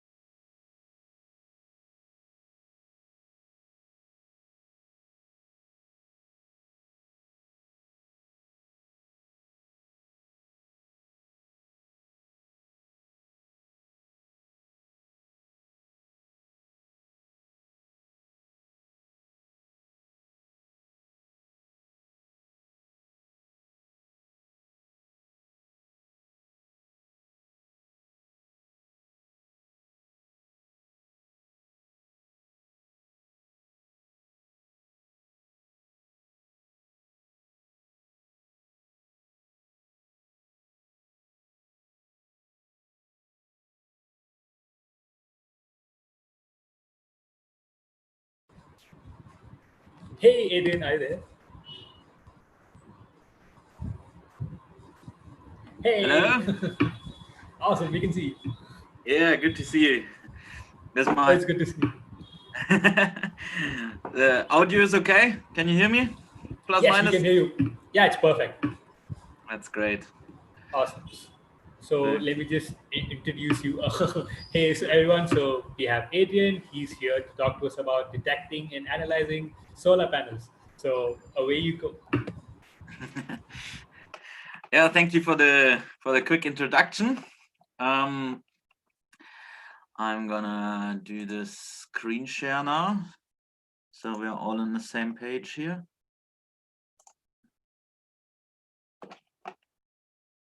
Perfect. Yeah. Okay. Does it work? Yes. It's amazing. Yeah. Okay, perfect. I'm gonna talk for the next half an hour about our research project called Soul AI. It's about solar panel detection in Switzerland using aerial imagery. And I've worked together with Martin on this project for, I would say, about 2 years now, plus minus. So if you want to see, I got this little slide here with our team. So Martin is our professor for geoinformation, and Döni, he's my professor for statistics. And we work on this project together with the Swiss Confederation, especially with the Office for Energy. They have this pretty awesome map layer already, where they have an LOD2, I think, model of all the buildings of Switzerland, containing the various roof surfaces. And out of that, they calculated like basically a shading model to find out how much potential energy is in this roof for solar panels. So this is 3D based, and you can even make a little calculation out of this, how many Swiss francs you're going to earn in this running year if you would use your whole roof with solar panels. So this is the 3D data set that is the basis for this. And a further base for our research was the Swiss Image dataset. This is from the Federal Office for the Topography in Switzerland, and recently they advanced their ground resolution to 10 centimeters per pixel, and you can see, hopefully, on the video transmission, how much of a difference this makes, going from 25 centimeters to 10 centimeters. Those are stitched ortho photo imagery. They are corrected partially, even manually, if there's bridges or really high mountains. So it's a very good data set to start detecting solar panels with. We have these various data models, like it's all coming a bit together, which sets it a bit apart from similar projects. For example, in 2018, there was this publication from Stanford where they already used a type of segmentation network to detect solar panels on Google Maps imagery. This was more for a census type of study. And the difference is now that we have like massively more precise data than this as a background. When we go back to the tasks of object detection, there's these various types of forms that you can get. I'm sure a lot of you are familiar with this already. And what we are going to try in this project is not just a mere object detection, but we want actually instances for every single solar panel. So the base of this workflow comes from the faster RCNN architecture.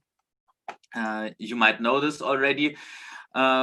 This is a pretty typical network that draws bounding boxes. This is a past project of mine where we detected animals on thermal drone imagery, but essentially the process is the same. You label a lot of data with bounding boxes, and then afterwards you get nice bounding boxes out of it for with pretty high precision.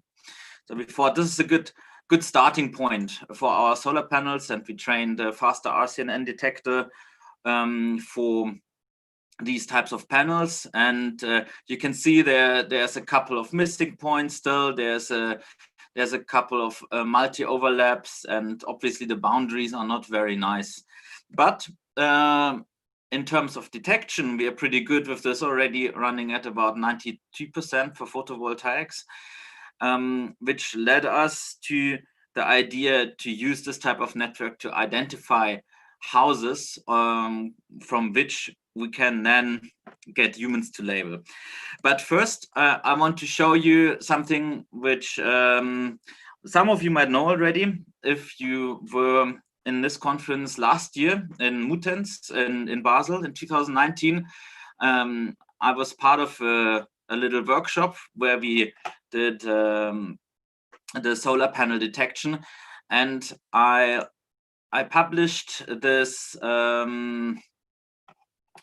this notebook for you. I'm trying to open it quick, because there's a little hack you will have to do when you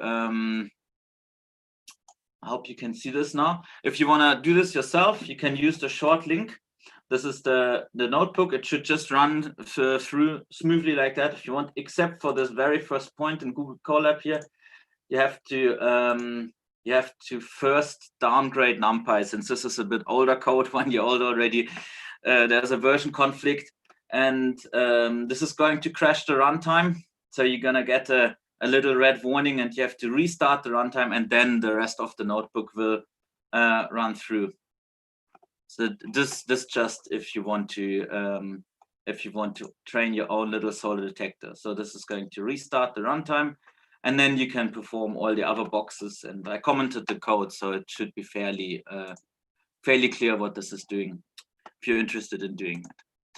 So let's come back to the workflow, or what we have been doing since last year was to let trained professional experts specify the geometry of a few thousand solar systems. And then we wanted to train mask RCNN on it. And this is a nice, powerful technology. In our case, we use a ResNet 50 kernel, but we're also experimenting with other kernels. And it allows full instantiation. So we can basically say which panel is which, more or less, like, or at least which field array of panels is which. There was also a cloud contribution client and a couple of other things that were.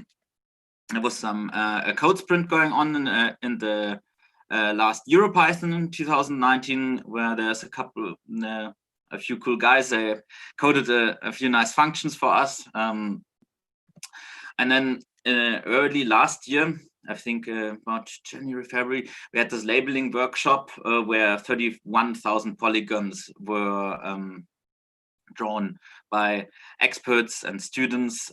But as you can see, we didn't cover the whole of Switzerland just by labeling it through. There's still a lot of white areas doing that. So this is the images 1 and 2 of almost 8,000. I'm gonna spare you of looking at the rest.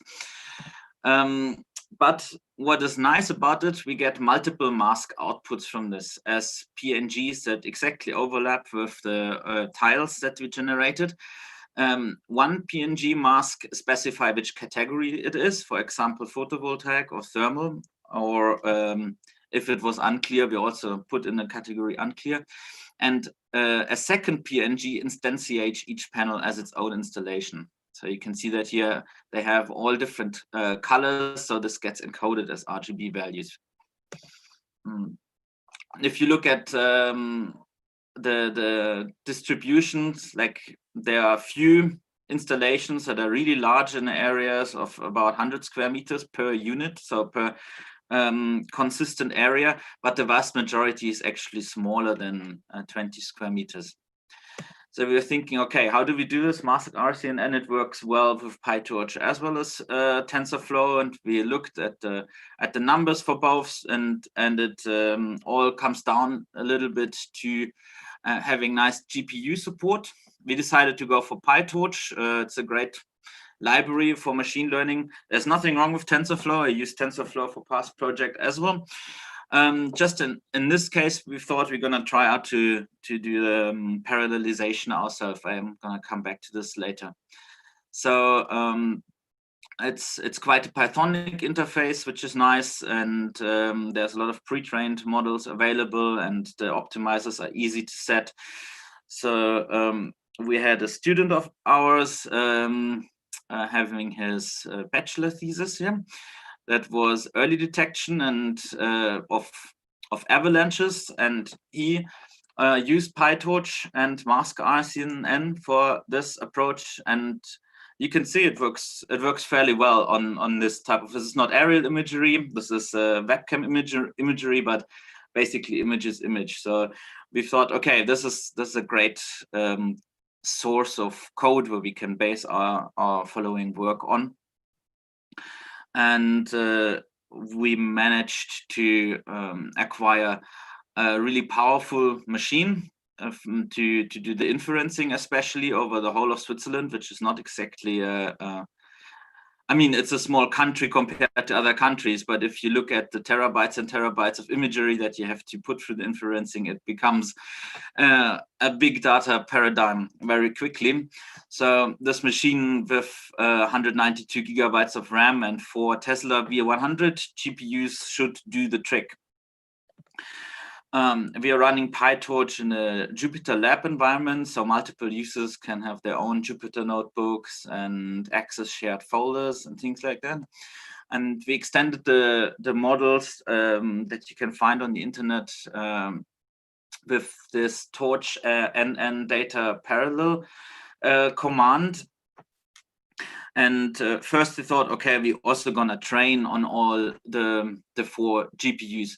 But it turned out that this is actually still quite a coding effort. So for us, it was more important that we actually can run the inferencing on parallelized platform options, whereas the training didn't take too long anyway. I'm gonna have some data for you right now about this. So you can see how I define here a couple of directories, and that the PNG masks and the object masks are joined with the label masks and then drawn over the images, and you can load all of this into PyTorch and run it. And when you look at the loss graph, this is now a model run with 3 separate classes. So the photovoltaic panels are separate from the thermal installations, or the ones where the labeling experts were unsure. You can see that at about 5 or 6 epochs, so this is this area here in the middle of the graph, you're hitting sort of the glass floor in terms of the loss graph. And glass ceiling, you would say, yeah, but it sinks. So this is about the time that it needs, and we would have 1 or 2 hours per run on this data set of 8,000 images. So that is fair enough. We didn't actually need the parallelism for the training. What was very interesting to see, though, if we pooled the labels together, the photovoltaics and the thermals, they are not even for humans, they are very easy to tell apart, especially also when with this class other, where it's not completely sure. Sometimes you have a glass roof, sometimes you have something that could be a solar panel.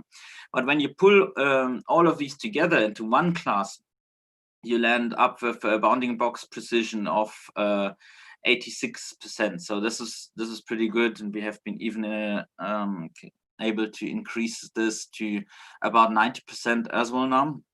The segments are a little bit weaker, but I'm gonna explain strategies now how we can increase the precision on this one as well.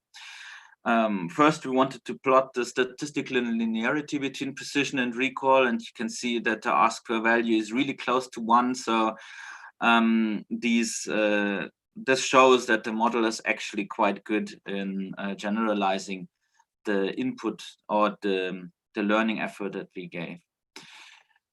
And some well-working results here, just graphically shown that, for example, this dark blue installation in the right bottom here, this is indeed thermal. You can see that as a human by being a slightly narrower and longer and having sometimes like white pipes sticking out of it. And the rest is photovoltaic.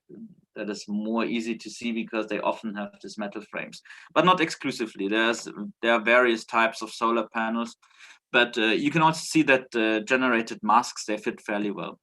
Still, we ran into a couple of challenging options. You can see roof windows here. You can see that sometimes the solar panels are arranged in a like sort of triangle setup. So there's more power generated in the morning and in the evening, even though the absolute yield might be a little bit smaller over the whole day. You at least have more distributed power generation of the day, and this type of setup gets easily confused with other roof windows or like these light windows that can be in roofs. So our question was, is it maybe the small panels that are the issues that are easily confused with roof windows? Like, but once we took all our the modules or the installations out of our training that were smaller than 3 square meters, precision nor recall increased. So it was this really wasn't the issue. So we had to go back into the labels and look at them. Especially the ones in the class other are interesting and somewhat difficult. You can see there's some panels that are clearly rightly labeled as such, but because of glare effects and reflection, they look completely different than other panels. And then here's some other installations that are most likely not solar panels. Here, this is clearly a glass roof, but it fits the common type of segmentation that you would expect for a solar panel installation. So we also had to get a couple of experts that actually mount these things to validate our data sets for us. What is a panel, what is not one?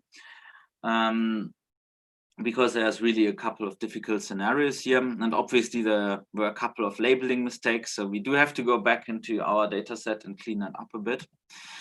But let's come to the interesting part of the high performance computing here. What did we do with our 4 million images? Because once we have a good model and we cleaned the labels a bit, it was still a massive problem to run it over the whole of Switzerland. Obviously, you can leave a couple of areas out straight away already, like the lakes. It's unlikely that there's going to be any solar installations there, or the alpine spaces in Switzerland. But the interesting part is now how do you do this efficiently? Because if you would just run it on the CPU, even with normal CPU parallelization with hyperthreading, you would face like 100 days of just, most of it is actually input-output operations, like writing and reading it. And you can decrease this already if you parallelize the GPU usage with it, because inferencing is faster, but it's still a continuous running for 1.5 months to do this on 4 GPUs. So our setup here was a job scheduler that actually uses NoSQL or MongoDB database, and then we basically cram the GPUs full with processes for detections.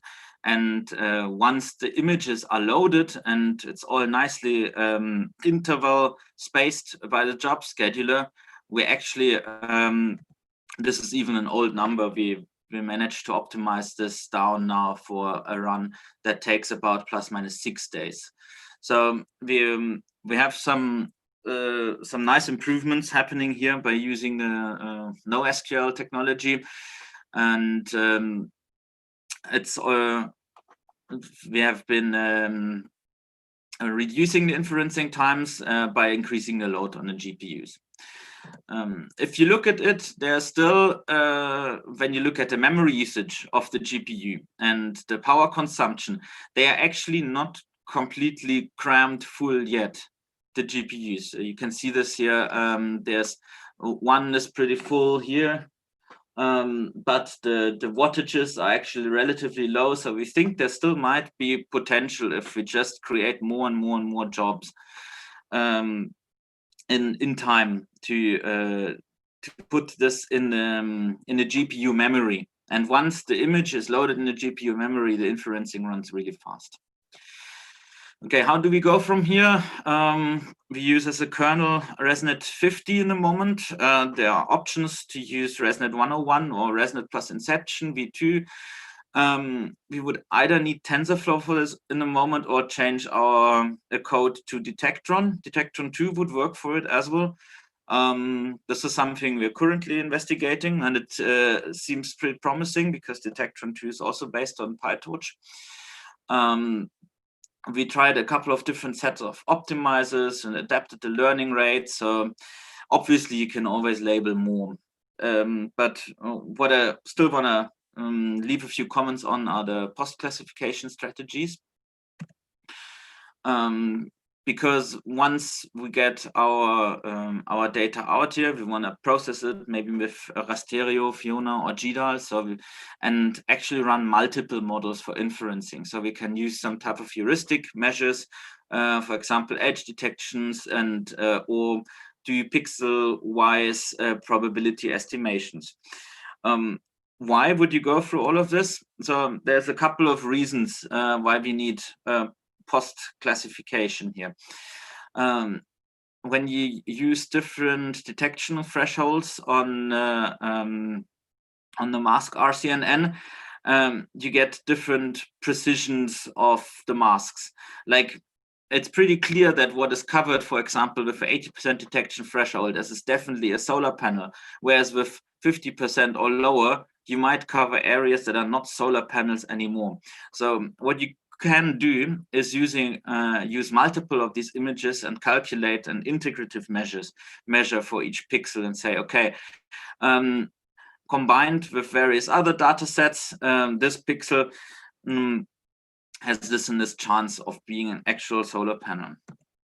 Another critical step for geoprocessing was the labeling boundaries as well as the inferencing boundaries, because right on the edge of the tile, you're going to land up with edge problems like small missing pixels destroying the actual instantiated segments. So one option to go past this is to like shift the type of grid that you're using to tile or to make tiles, or to segment the big virtual raster tile into smaller ones, and shift it by a half vertically and horizontally, and then overlay these images. And together with some edge smoothing and filling operations in GIS, we, or for example, taking the rounding of edges off and making it more rectangular, because this is the general shape of solar panels, we arrive at better masks. There's still some inconsistencies between the cadastral data, which is interesting. This is probably due to the different temporal timestamps of the input sources, but one idea was to use cadastral data together with the other pixel-based information, for example, to validate if something is part of a building at all or not, and then only count these areas to exclude some false positives. I got some graphics here still for optimization, like how we did some tests on the learning rate, and we used different optimizers to generate the bounding boxes. So this gave us another increase of about 2 or 3% in overall precision. And the next step that we're going to take now is to include the near-infrared data into this approach. There's new 10 centimeter data sets available over a large part of Switzerland already, at least the most inhabited spaces, the most populated spaces. And the labels that we have, they are already geolocated, so we can just use them for the infrared data at the same time like we used it for the RGB data. So this is going to be interesting for us to find out where we land with our precision if we use it exclusively on the infrared data, or if we even merge in the post classifier later the infrared data with the RGB data.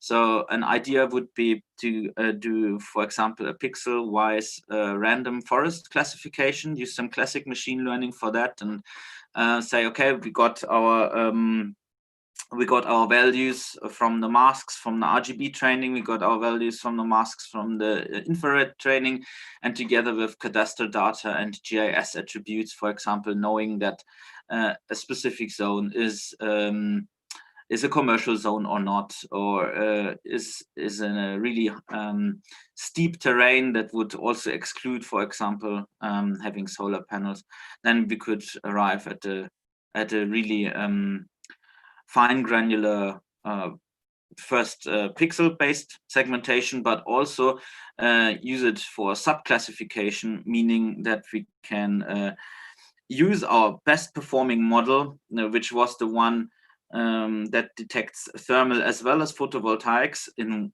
one go. Use this for deep learning, and then let the random forest decide if it's more likely, based on various different input variables, if it's photovoltaic or thermal. Okay, so that would be the end of my talk, and I'm very happy to answer a couple of questions.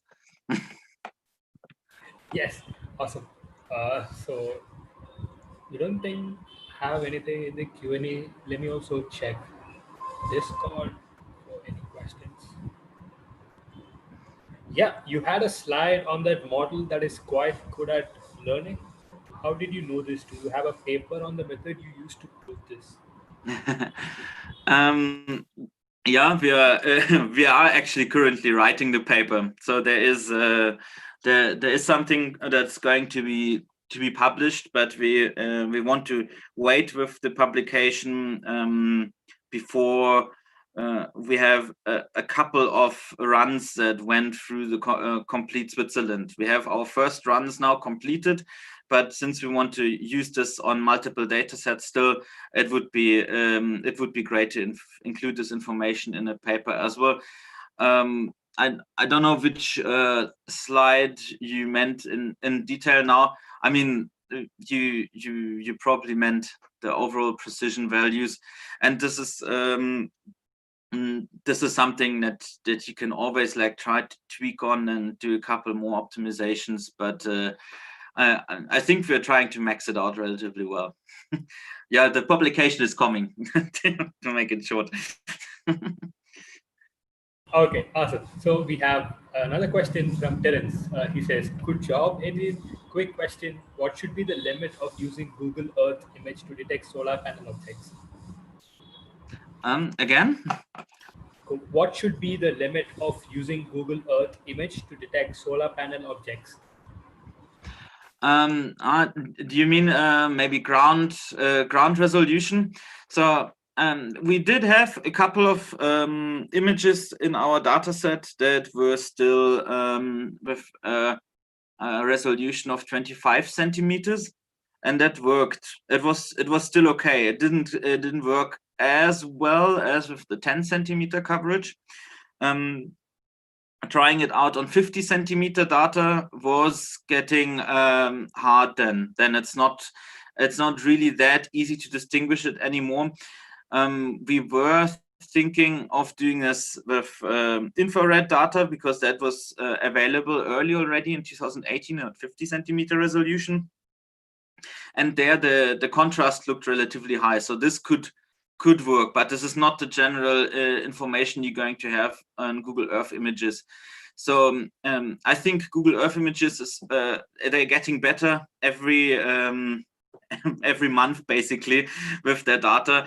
So I think I would put the limit at about 20 centimeters to do successful solar panel detection and still have masks that are relatively close to the truth. Awesome. Thank you very much. So the next question. With the availability of 3D point cloud data from surveying agencies, would it be possible to include them to aid the detection in such projects? I wouldn't see why not. It all depends a little bit on the resolution that you have. Like a lot of the landscape level LiDAR data that gets used for such purposes is at a meter resolution, which is fairly coarse. But what that could help with is, for example, decide on the angle that a roof is tilted at. So if we wouldn't have this beautiful basically modeled data set of the cadastre in Switzerland already, using LiDAR data in a different scenario would definitely allow you to do this task of post-processing and saying, okay, the roof is at this and this angle, at this and this specific spot, so this is that and that likely. For example, solar panels on steep roofs will only be on the south side in the northern hemisphere of a building, or on flat roofs. And that is something you could definitely tell with LiDAR data. So I think, yeah, it definitely has potential to be used. In our case, where we have the high precision 3D model of all buildings in Switzerland, this is so nicely pre-processed for us that going for LiDAR data is would just increase the amount of noise that we have in the data set, I guess. Cool, amazing. I think we just reached time. Thank you so much for your talk, and thank you for answering all the questions. And also, we just got the last question. Can you share the last slides? Sure. I think there's going to be a recording of the whole conference anyway. But I can make an export of a few slides and send you the PDF as a link that in the ML track at Discord. Yeah, awesome. Yeah, cool. All right. Perfect. Cool. Okay. Thank you very much. See you all in the lightning talks part. Yeah, thank you too. I'm gonna take this off now. Bye.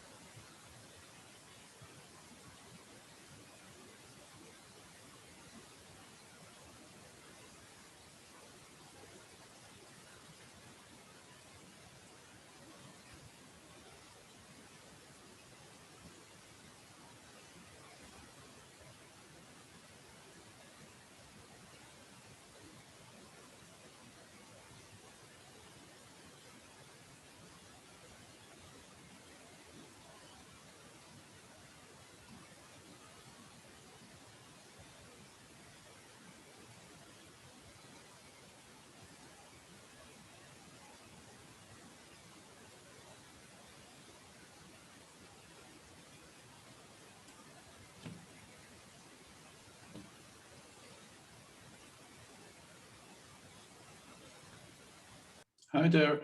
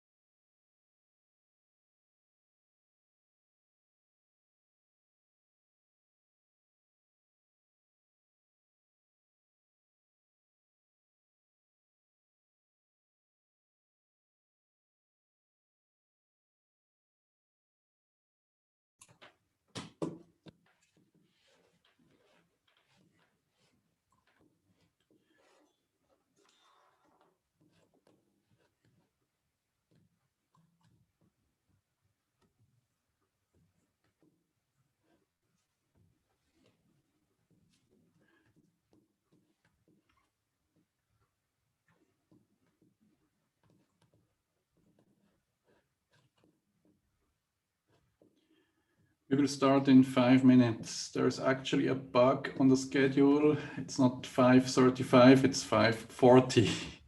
Sorry about that.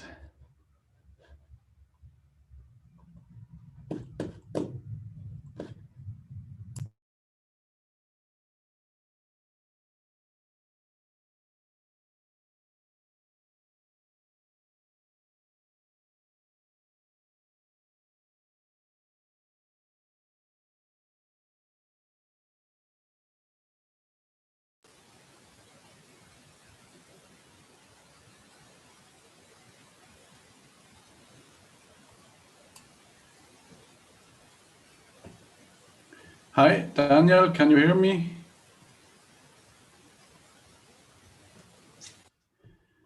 I only hear a little bit of noise sound.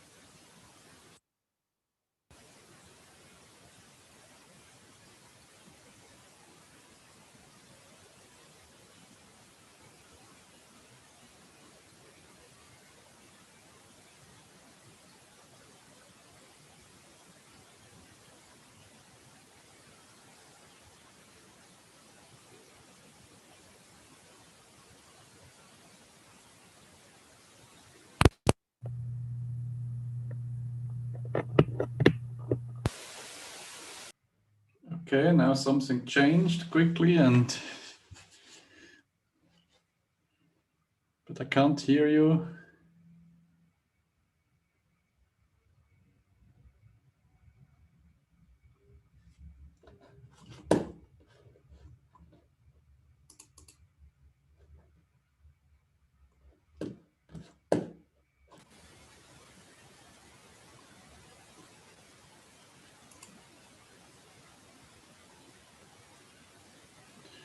Maybe change your microphone setting to another microphone.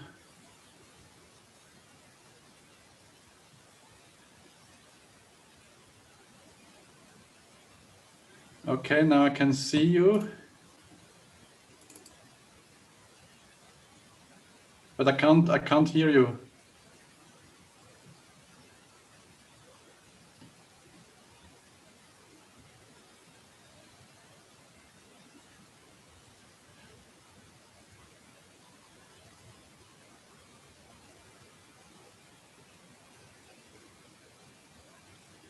Maybe you have an internal microphone in your laptop or something.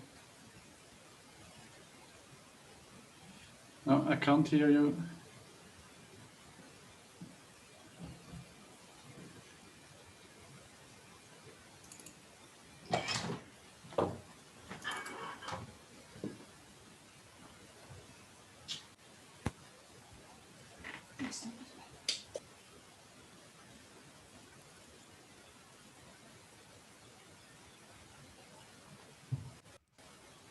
Now, can you hear me now? Now I can hear you. Perfect.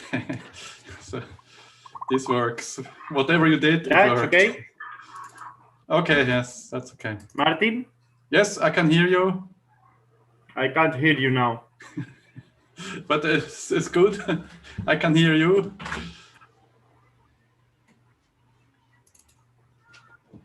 Now, can you hear me now? Yes. Now I can hear you. Perfect. This works. Whatever you did, it worked. Okay. Okay, yes, that's okay. Martin?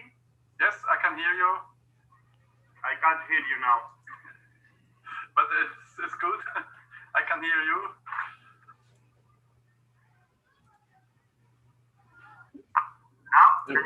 There is a huge delay. Do you have YouTube in the background or something?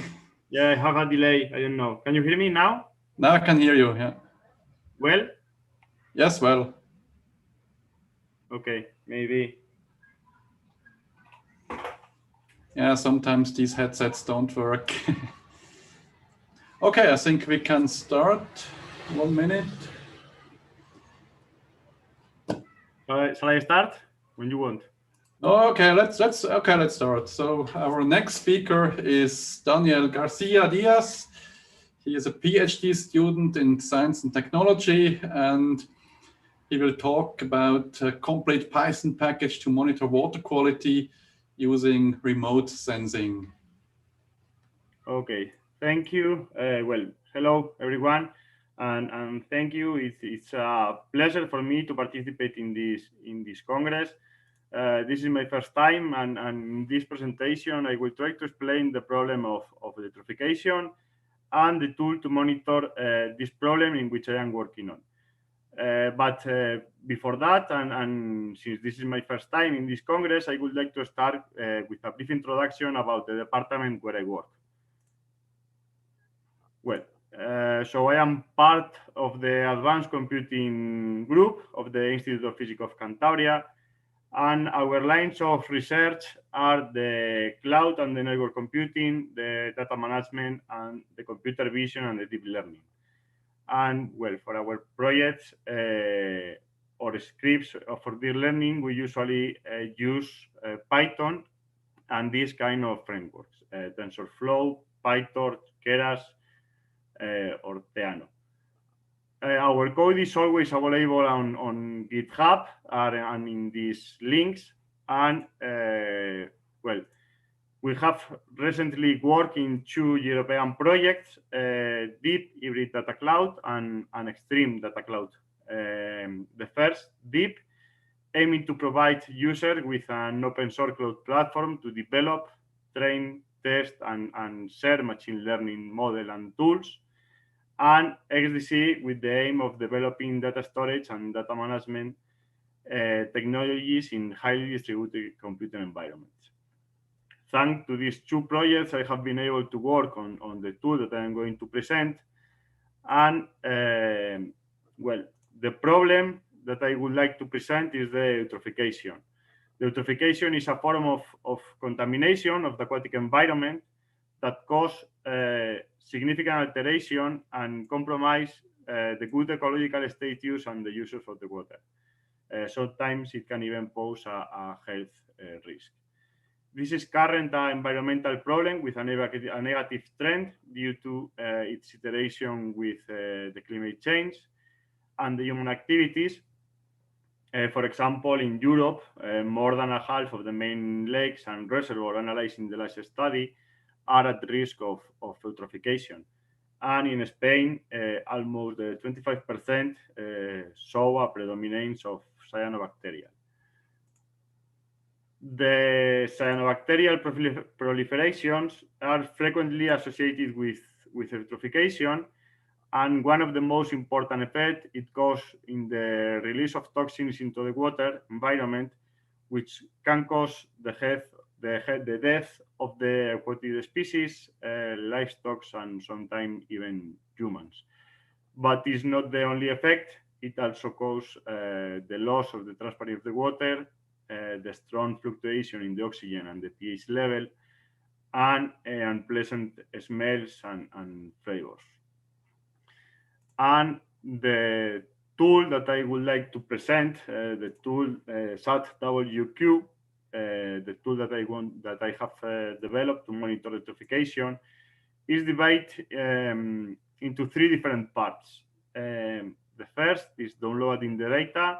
The second is the pre-processing, which consists of applying atmospheric correction and what is known as image fusion or sharpening, and the monitoring of the different water quality parameters. The first is the data ingestion part, and well, with a Jupyter Notebook as a simple user interface, you can select and download the data from the latest mission launched by ESA and NASA, such as Sentinel or Landsat. And just by choosing some parameters like the place, the date, the satellite, or the cloud coverage in a widget, in a simple widget, the data is downloaded automatically. The code of this part, of this downloaded part, is available in this GitHub link. For the pre-processing part, this part is are two different steps. The first step is the image fusion. Well, the idea here is to take the low resolution bands and super resolve them at high resolution. In the case of the Sentinel satellite, for example, it will be passed from the bands from the 20 and the 60 meters to 10, and in the case of the Landsat from 30 to 15.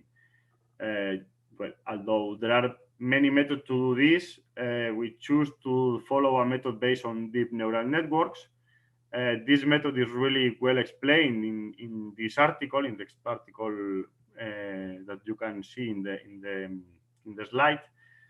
And apart from SAT-WQ, we also offer this tool separately to work with the Sentinel and Landsat raw data, and well, we hope to provide a useful service to scientific working with remote sensing data.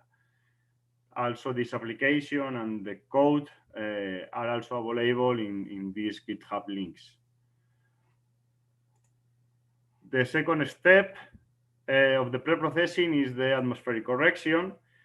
Well, due to the interaction with the atmosphere and the pre-process and processes such as scattering or absorption, the atmosphere produces a lot of noise in the images that must be eliminated to have a reliable and accurate measurement. Our approach to apply the atmospheric correction, in this case, the dark object subtraction atmospheric correction, is to train a convolutional neural network to learn the correlation between the original image and the corrected image. I mean, we have applied the atmospheric correction into too many images. We have obtained the correlation between the original image with the corrected one, and then we have trained a convolutional neural network to learn this correlation.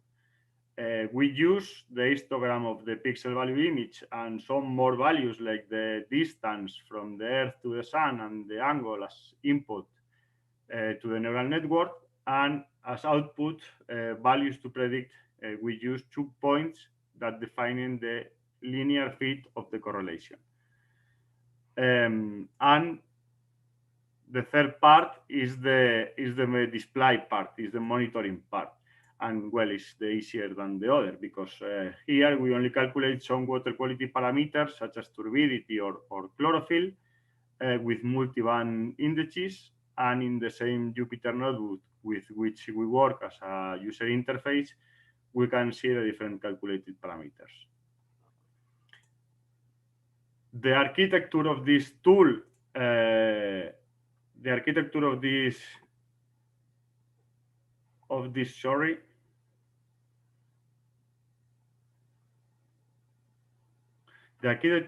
tool is a virtual research environment deployed on cloud with different Docker containers that run automatically with a common distributed storage system capable of storing the data with the associated metadata.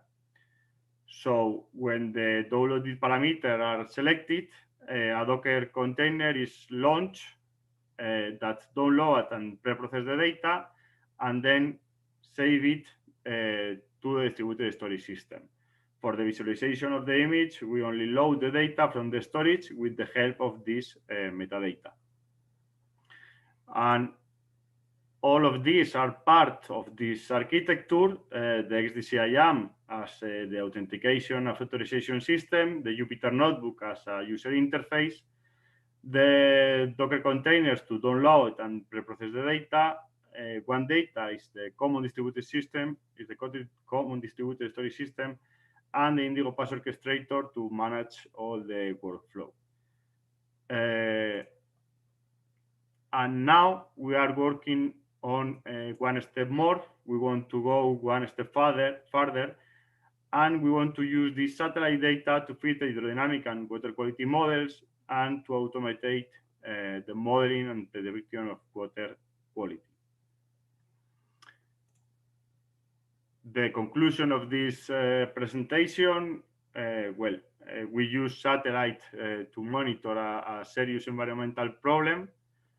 the tool is a cloud computing environment to deal with big data sources, because all the ingestion, the analysis, and the visualization is all in cloud. And all of this is using fair data management due to the associated metadata. And that is all. I'm happy to answer questions.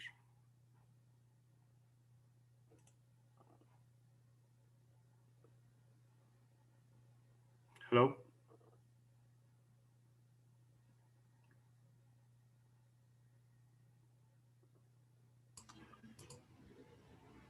Thank you very much. Sorry about my small delay. I have some network issue here. So are there any questions?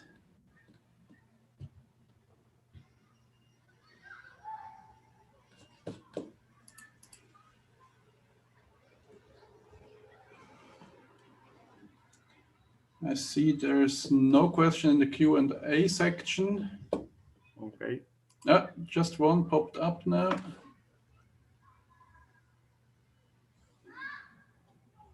Yeah. Okay, the question is, do you use other input than satellite to feed the models for the predictions?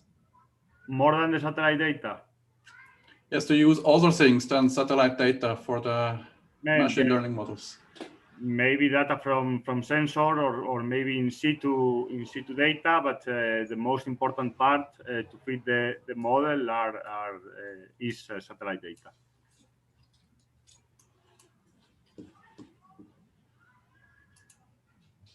And well, this data, usually the temperature and this kind of data.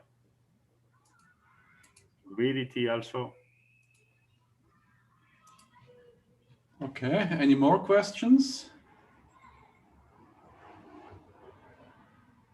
Don't be shy, ask questions. Now is a live feed, so perfect opportunity to ask questions.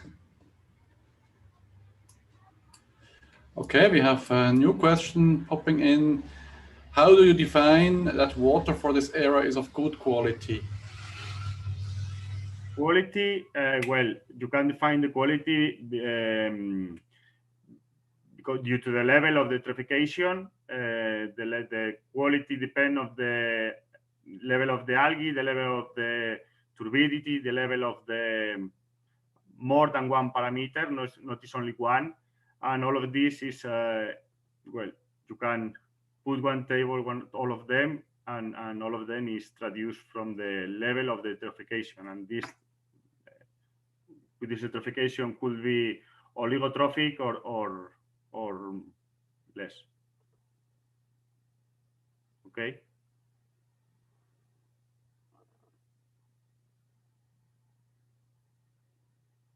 Can I hear you?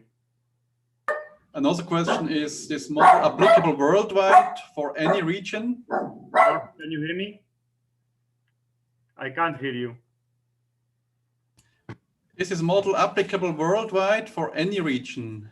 Yes, because you choose the coordinates, and with the coordinates you can use this application in any region. Yeah. Okay. Any more questions? If not, then I thank you again very much. Thank you, Daniel. And we do have a 5-minute break, and then we will continue with the next talk. Thank you very much.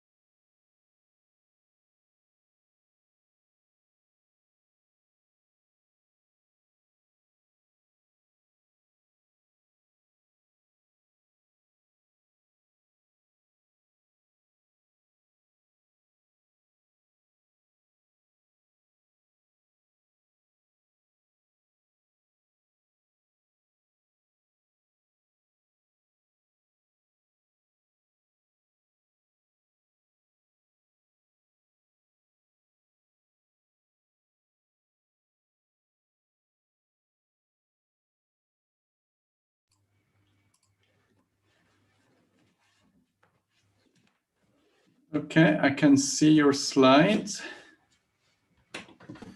Hi, Martin. Hi, Also from my Panagiotis. side, hopefully you can. I can hear you. So hopefully you have video and share screen both. I see active. both. Perfect, perfect. We still have perfect. 4 minutes time. So, perfect. Okay. So we start in 4 minutes. Okay.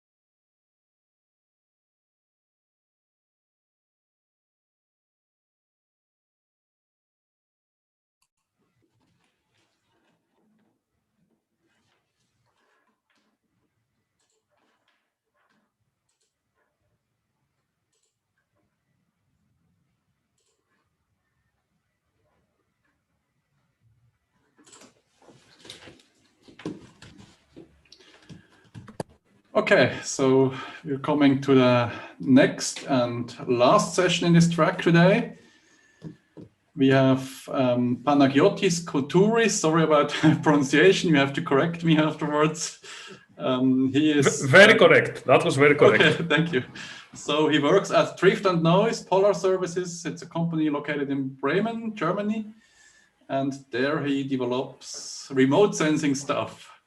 So I'm looking forward to your talk, visualizing the sea ice of tomorrow.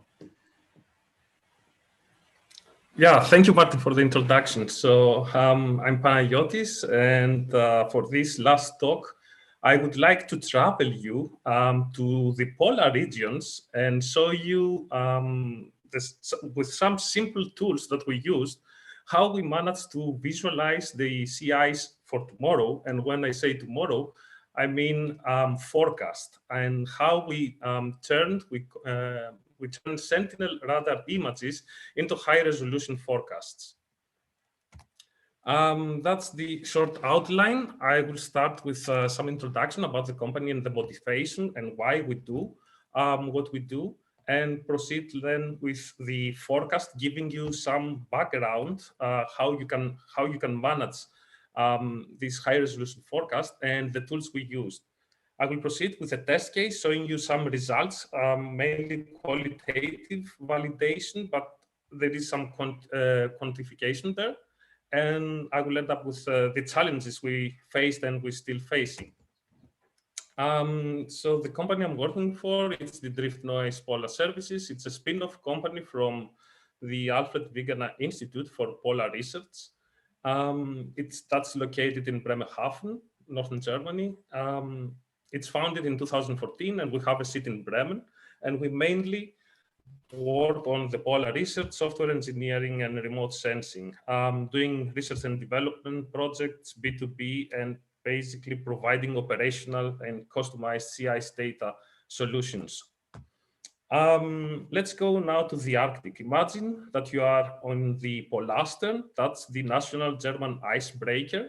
That's an actual footage image from Polastern. So it's foggy, it's dark, it's everywhere it's ice, and the question you have is which way to follow, which way is the best way to go. Now imagine that the captain and the nautical crew, among other things that they have in mind, they have to take under consideration weather information, satellite images, vessel traffic data, ice charts, sea ice model forecasts, and then many, many more other data streams like ice thickness, ice age, etc., etc. And if you combine all those things together, what you have then, it's basically a big data problem rather than a solution. I want to travel you now with the exact location where I hope this video is going to play at some point. So we'll go to the Arctic, and that's the area of Svalbard. And in particular, I want to concentrate on the Hinlopen Strait. This is a known bottleneck of the cruise industry, where ships are sailing through this strait. What you see here, it's a Sentinel-1 synthetic aperture radar image with the black areas that indicates open ocean. So it's ice-free regions. And here, if you see my cursor, those white patches, they indicate ice and ice flows. These white patches now, that's not ice, that's just a rough state of the sea.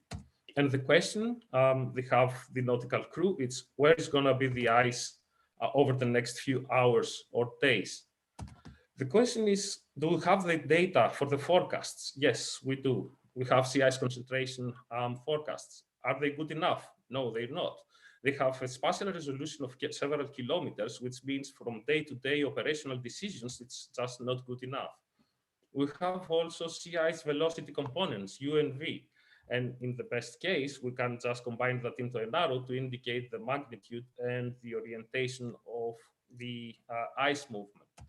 Now imagine the following. You have a Sentinel image, as you see here. You are again on the bridge of the ship. You have 1,000 things in your mind. And then you have somehow to understand how the ice is going to move over the next few hours. For sake of simplicity, I will just show you a homogeneous ice drift field here. So you see that the field over the next hours, it might change in magnitude. It will definitely change its orientation. And from these hints, you have to understand how the ice is going to move. So probably the ice crew, the nautical crew, they will have to go back to the high school, remember the velocity, how it is described, the velocity, then to solve probably for the X and Y components. So they have to remember that we are in 2 dimensions. And then somehow they have to derive the magnitude, the direction, they have to calculate the time evolution, and it's not far away where they probably end up in such equation system, which basically doesn't help at all. Now, the question is, what can we do? We thought about that, and we were thinking if image warping can help us on that direction. And this is how we created PRIMA, the predictive ice images. We used and we combined model and satellite imagery data, in particular the Sentinel-1 synthetic aperture radar images, and we used the TOPAZ-4 model, which is a data assimilation coupled atmospheric and oceanic model, where we derive the ice drift information from that. Then we defined a grid of ground control points where for those points we get the information of the ice drift from the TOPAZ. Having this information, we can compute the displacement in both axes and X and Y, and then with that information we can reproject to a polar grid. So basically what we have at this point is how those control points are moving on a geographical grid. Following, there is another processing step where we convert this geographical information into a matrix, let me call it reference system, meaning that from the latitude, longitude information, we're going to the pixel information. So for example, this control point moved to the X, Y row and column in that case. This is an iterative procedure where it's being iterating over the control points and over the time steps. And what you ending up is the initial drifted and the initial and the ending pixel coordinates of each of the control points. Now, if you feed this information and the Sentinel imagery as well to the OpenCV algorithm, you get then something like that, where it is a Sentinel-1 image where we do that for every single time step, and we can have a dynamic then representation of the ice movement. The tools that we use, there are some pre-processing steps for the remote sensing data. We need to perform some radiometric calibrations, noise reductions, and terrain corrections. And we do that with the ESA Snap tool released by ESA. And we use, of course, Python bindings for that. At the next stage, the data we use from models like TOPAZ, as I said, and remote sensing, of course, from Sentinel. So basically, we have here read-write operations for raster and vector formats. There are several steps of reprojections, interpolations, array operations, etc., etc. And tools that we use here is mainly we use GDAL, the Geospatial Data Abstraction Library, in NetCDF formats, and then we use basically modules from Python like PyTorch, NumPy, Fiona, and Shapely very heavily. The last step for this procedure is the warping step itself of the remote sensing data. We use the thin plate spline interpolation, and for that we use the OpenCV library, and of course the Python bindings for that.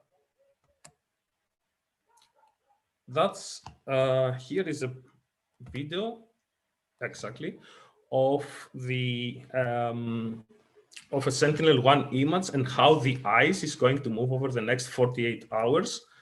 That's an actual footage. Sorry, probably I moved that. So it's an actual footage on 27th of May 2018 at 5:33 UTC. I want you to concentrate a bit in this area where I'm showing with a cursor, where the prediction showing that this channel, you see this with a black pattern here, that's an open water, that's open ocean, that it's gonna close over the next 48 hours according to the forecast. Now the same image, that's the original Sentinel recording, as I mentioned, and here we plotted the trajectories of the ground control points so that we can easily show when we use back and forth how the ice is going to move. Luckily enough, 48 hours later, we had another recording from Sentinel, and that was the actual situation where you see that this small channel is totally closed from the ice, which indicates that the forecast was actually correct, although not super precise, but it was at the very right direction. In another example, that's again a Sentinel-1 image, where with the red points here, we indicate some ice patterns located in that image. And that's the forecast we do 24 hours later. I want you to concentrate only for now in the yellow triangle points here, where those indicate the real position of those ice patterns 24 hours later from a subsequent recording from Sentinel. So the initial distance between red and yellow, it was roughly 10 kilometers, and with the forecast, that's the green point here, we ended up in around a kilometer distance. Where you see here in the next slide, that's the Sentinel recording. So if I play back and forth, this is from the Sentinel, and this is the forecast we performed, which seems that we have a very nice correction. Challenges that we're facing, the whole Prima thing, it's really expensive in CPU time. Currently, we were trying to optimize the OpenCV library in the C-level. That was in another project where partners of ours, we worked together on that, and we succeeded to speed up almost 6.5 times. The thing is that we tried also to parallelize a lot of things there, but it's not possible to parallelize everything. So another idea we have now in mind is to play a bit with the neural networks in order to substitute also the image warping. That's an idea, nothing concrete yet. Another challenge we're facing here is some edge effects. Now, if you concentrate in these red ellipses near the shore, you will see an unrealistic move of the ice. So basically, if you go on land, you will see that the ice is moving on the land. That's definitely an edge effect. The ice shouldn't move, but that's a problem we need to solve. And another one, it's also some unrealistic ice movements when there is a sharp edge between the ice and the open water. That's a known problem, however. We are in the open water. There is no ice on the open water, which means there is no ice movement. And therefore, the model shows a zero velocity for the ice movement. A way to overcome this edge effect is probably to combine maybe ocean currents or something into a data cube with the ice drift. But yeah, we're still on debate and still need to test a lot of things for that. To synopsize, we just use plain Python with some basic modules, I would say, and I really think it's really possible to create these high resolution forecasts of the ice evolution. However, the forecast, of course, it's as good as the drift information. So basically, I should say this is a very nice visualization of how the drift going to evolve over the next hours or days. But you have to have a good drift information for that in order to be accurate, of course.